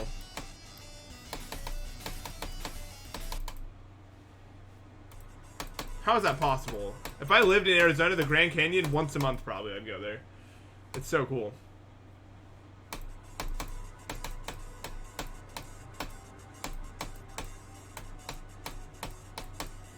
The Grand Canyon is one of the first things I've ever seen in my life where I looked at it and I was like, oh, I just genuinely can't process everything that's happening here. Like, I can't. It's so weird because you can see it all, but you can't process it. There's so much happening, you can't. It's awesome. You guys have to see the Grand Canyon. Oh, it's so cool.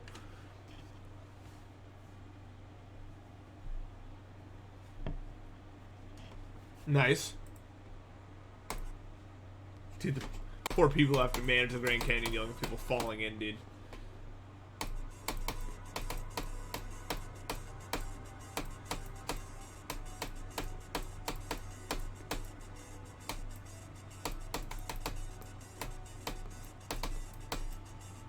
That's the weirdest. I must have talked about that on Twitter or something. I don't know if I ever talked about that, but yeah, the most like jarring experience of my life, I think, was when I was going through my camera roll, and I found a video of me in the Grand Canyon at like, I don't even know, like 8 years old, and I started the video like I would address a YouTube video now. Literally, I was like, hey guys, what's up? We're at the Grand Canyon, and I was talking to like 2 people, but like exactly like that. It's like, why was I?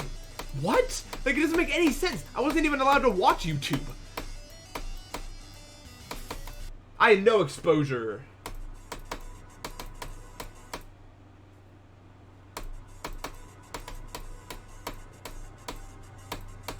I had no exposure, and yet I was like, a part of me knew that I was getting, like, what is that? That's dumb. Like, that's just stupid to me. Like, how does that work?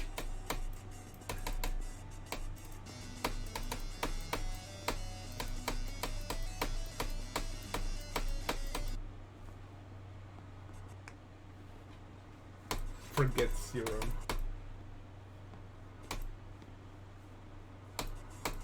For real. I just don't know, man. I don't have an explanation for that one.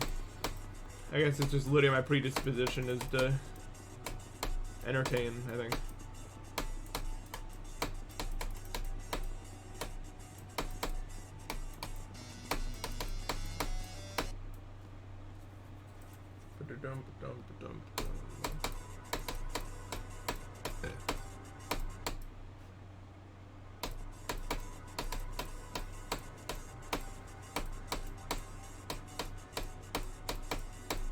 I've never really understood the force that wants me to do content creation in YouTube so badly.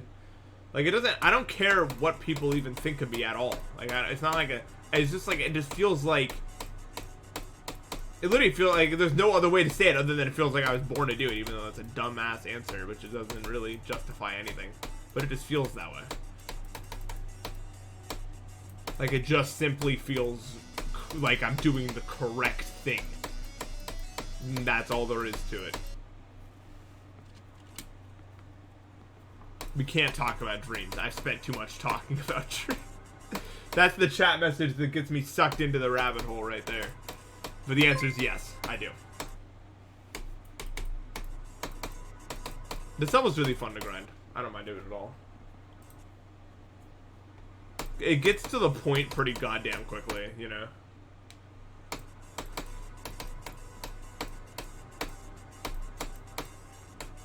I've always been a fan of like Blade of Justice balancing, and this captures that really well. Especially as this ship like gets easier. I'm spending more and more time at the wave, which is where it starts somethinging.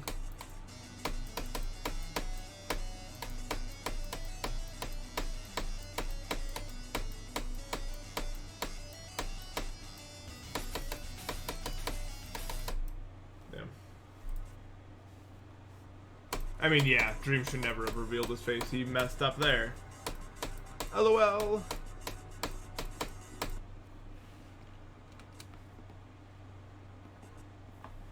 What food hot takes do I have? It's hard because I like most things. Like, in terms of food, there's not a whole lot I don't like. So, I don't have a whole lot of hot takes.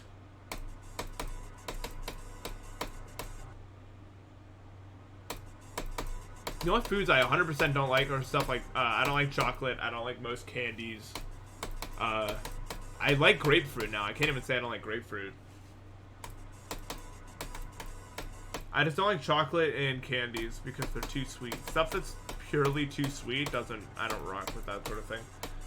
And Cool Whip. Oh my god, I hate Cool Whip. I remember the joke back then was that every food I disliked started with the letter C. When I was talking about how much I dislike Cool Whip, and they were like, well, yeah, it starts with letter C, so that's why you dislike it. And I'm like, oh, yeah, you guys are right.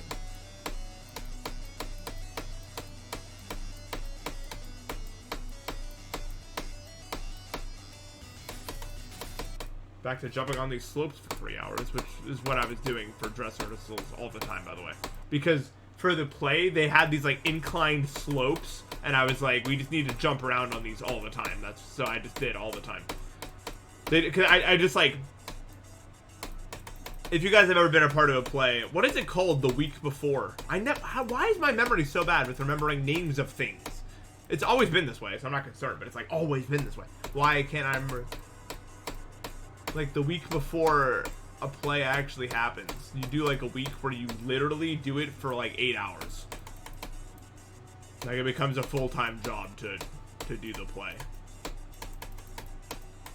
And for multiple hours, I would just like arrange these like slopes and inclines to make these like obstacle courses that I jump around on while we like read out lines.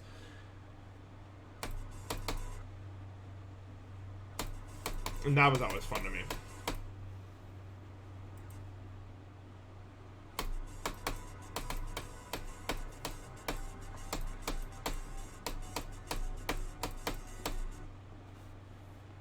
No one dislikes broccoli, man. Not anymore. That's like only a thing in movies. I have met very few people who actually dislike broccoli in real life. It's just like, it's a thing in like cartoons and movies. Like, I don't eat my broccoli. Whatever.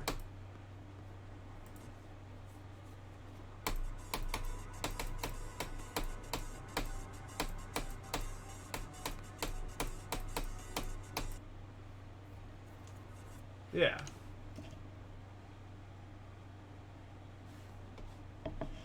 Yeah, literally. Indoctrinated into disliking broccoli. And for what? They don't want you growing big and strong. They know what it can do to you, that broccoli.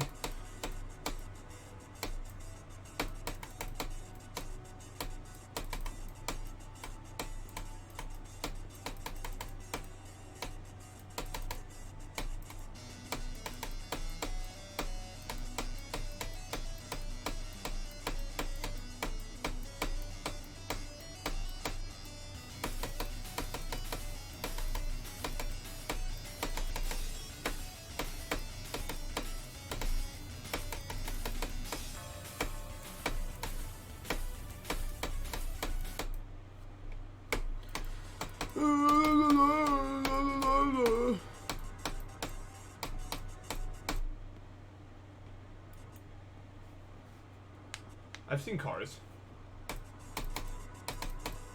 What? Why is the pin message, were you a GD streamer once?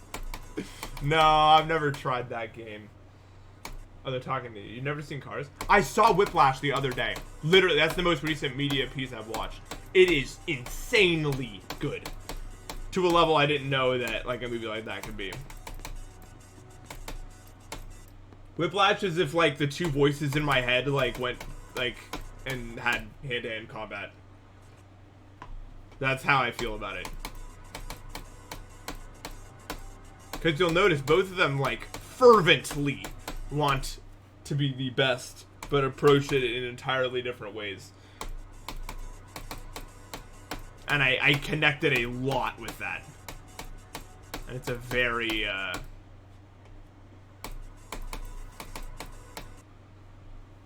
It's very good.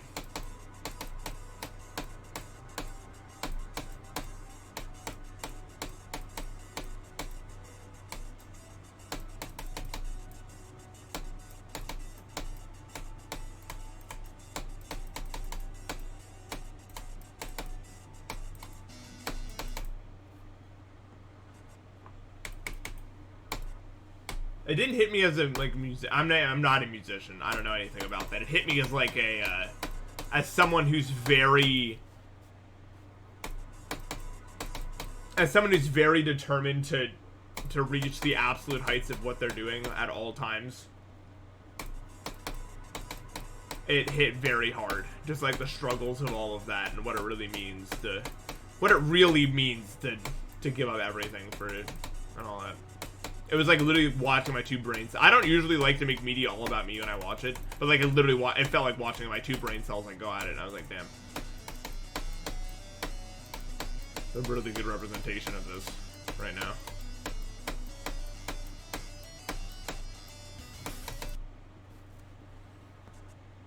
Why is my room so white? I don't know. Why wouldn't it be? That's a weird question.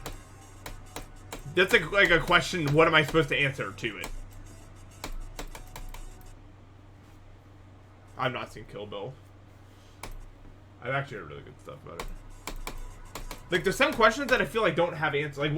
Like, what color is a room supposed to be? Like, I'm not trying to even, like, diss you. I'm just like, I'm just talking about it as a topic. Like, what is it? What do you say, you know?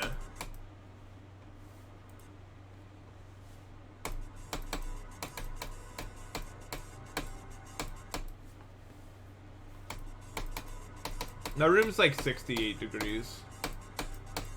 I keep it chill.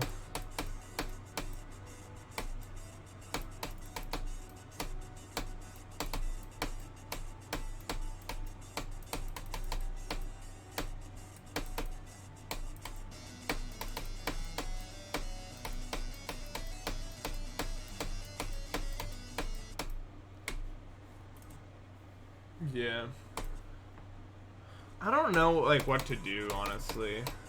Here's the thing, like, I feel fine today because I got enough sleep. But, like, I'm playing really bad because of the meds that I use to sleep. Like, I just don't have any control, and I can feel that. But it also just feels so good to get a good night of sleep. It's like, I don't know what I want to do about it moving forward.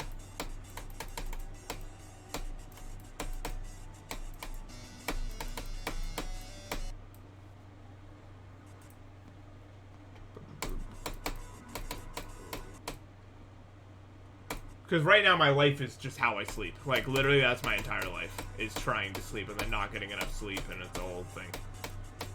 That's why I'm talking about it so much. Like, it is that much of my life right now. I'd say I spend like 16 hours a day in bed now. Just because I don't have the energy to do anything else because I'm so physically ill. And I'm just trying to get to sleep and my body won't let me, and it's like, I don't know.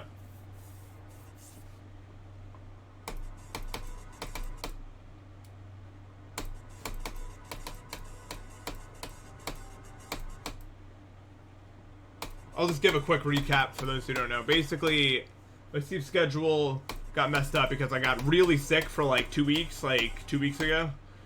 I guess it's been like about a month since all this started. I kind of lost last month of time. I sleep with the window closed. I have to. I'm allergic to grass. I can't go in here. So my sleep schedule got really out of whack because of how, like, I just couldn't sleep because I couldn't breathe. And eventually I was at the point where I couldn't sleep a consistent amount every night. And then for the past, like, week, it's just been, like, I've tried to go to bed at a reasonable time. I lay in bed, I'll sleep for 2 hours, and then I'll wake up, and I'll sleep for 1 more hour, and then I wake up, I sleep for 1 more hour, and then I wake up, and I can't go back to sleep. And it's been, like, random how much sleep I can get on each specific day. The only time I've been able to get good sleep, and, like, I've been waking up early and going to bed early at, like, the exact same around time. Like, I'll get in bed at the same time. I only use my bed for sleep, that's all. Like, I do all the tricks, I don't like a blue light for 30 minutes before, and it just won't happen. I'm developing a patience unknown to any human ever. I'm gonna be like real life Netero.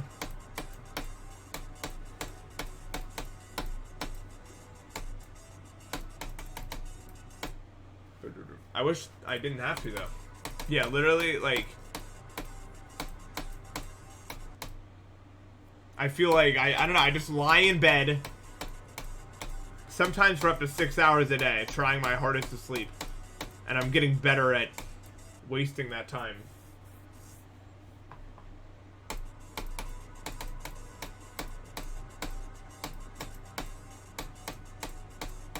But I wish I could just sleep. But it's basically just meditating. Like, I'm basically just meditating for like 6 hours a day right now because I already talked about that. I don't want to talk about the most pain I've experienced again. It's not a fun one story, and it takes like 10 minutes to describe. No, I sleep my stomach. Although I always wake up like on my back for whatever reason.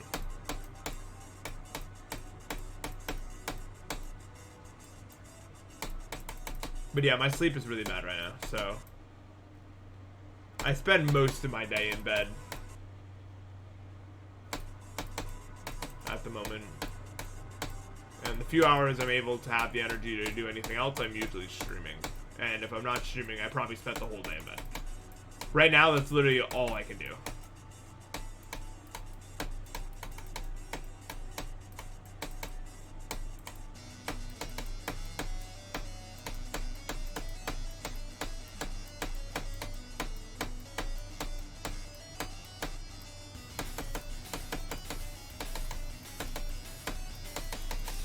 Really?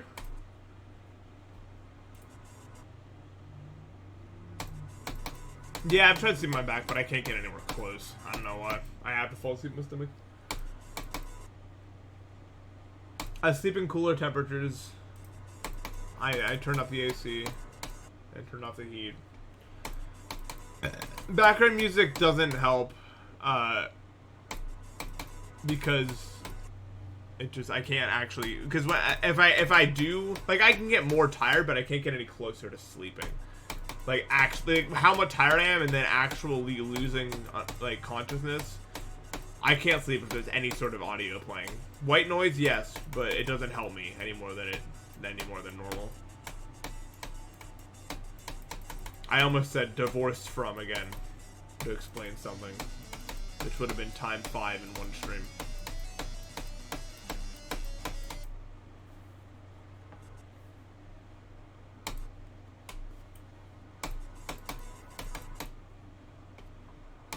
Yeah, exactly. Exactly. My brain latches onto the audio and starts making things out of it, and then it's over. Like, there's a part of my brain that won't let me go to sleep if I'm doing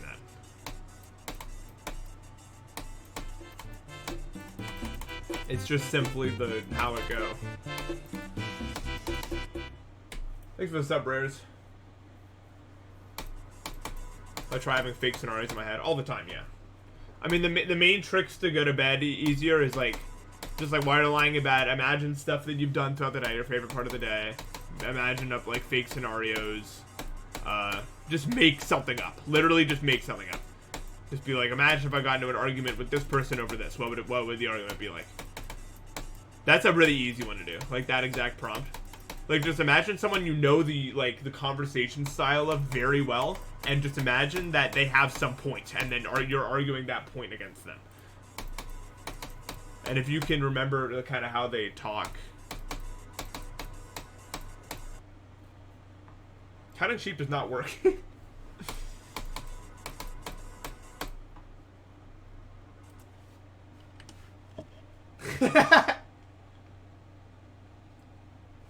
I mean, law class, that sounds like it would do it, you know?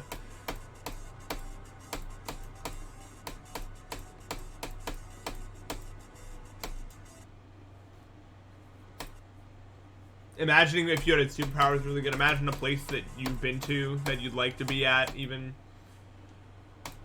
some good stuff to do.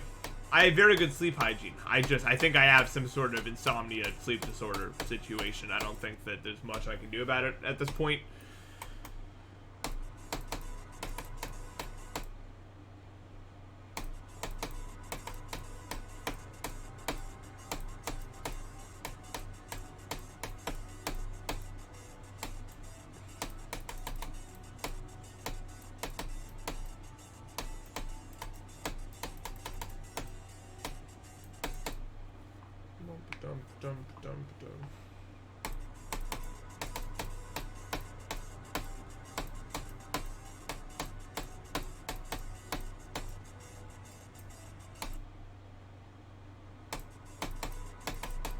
Chemistry's very cool.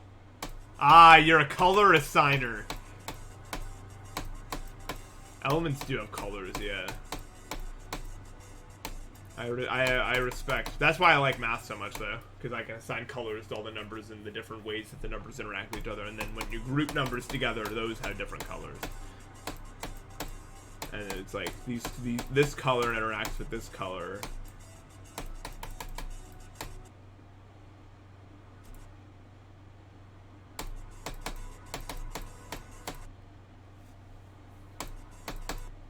I don't know. Chlorine's kind of like a sickly green to me when I think of chlorine, like a palish green.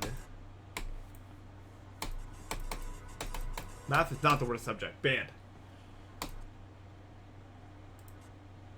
I mean, I do have synesthesia. So yeah.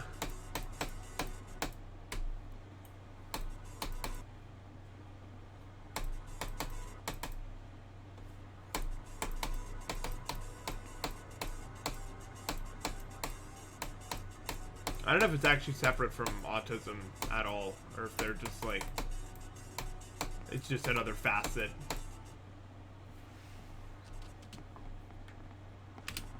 But it's pretty much just like numbers, and everything has a color, actually.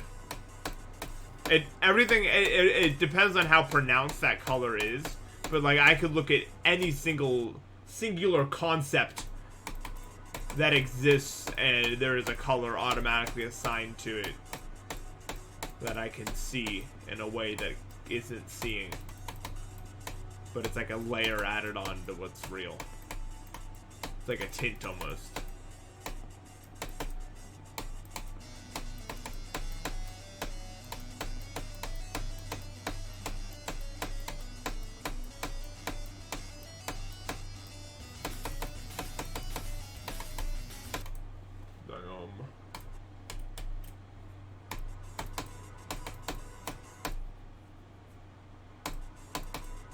Your little sister said she guessed the first 50 digits of pi. Wow.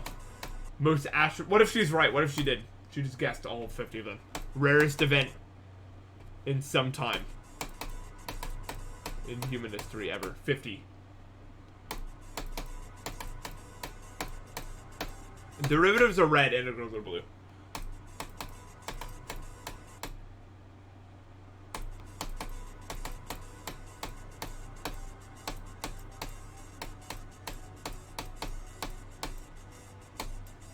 That's how it goes. But I like derivatives more than integrals usually, which is rare, because usually if a thing is associated with red in my brain, I don't like it. So I don't like the number 6. 6 is that dumbass crimson red that I hate. So most things related to the number 6, I'm not a fan of.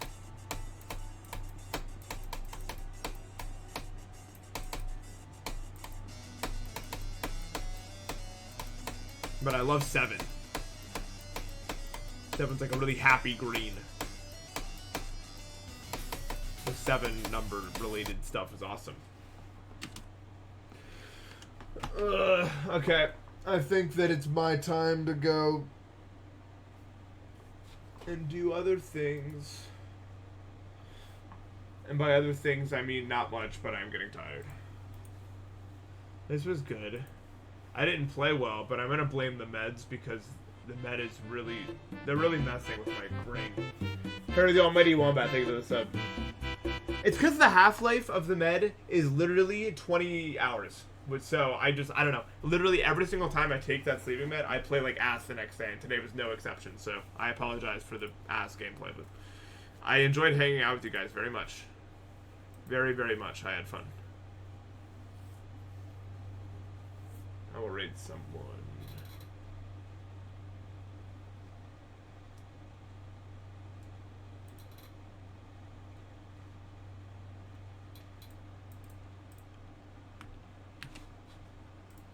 I hope you guys enjoyed hanging out as much as I did.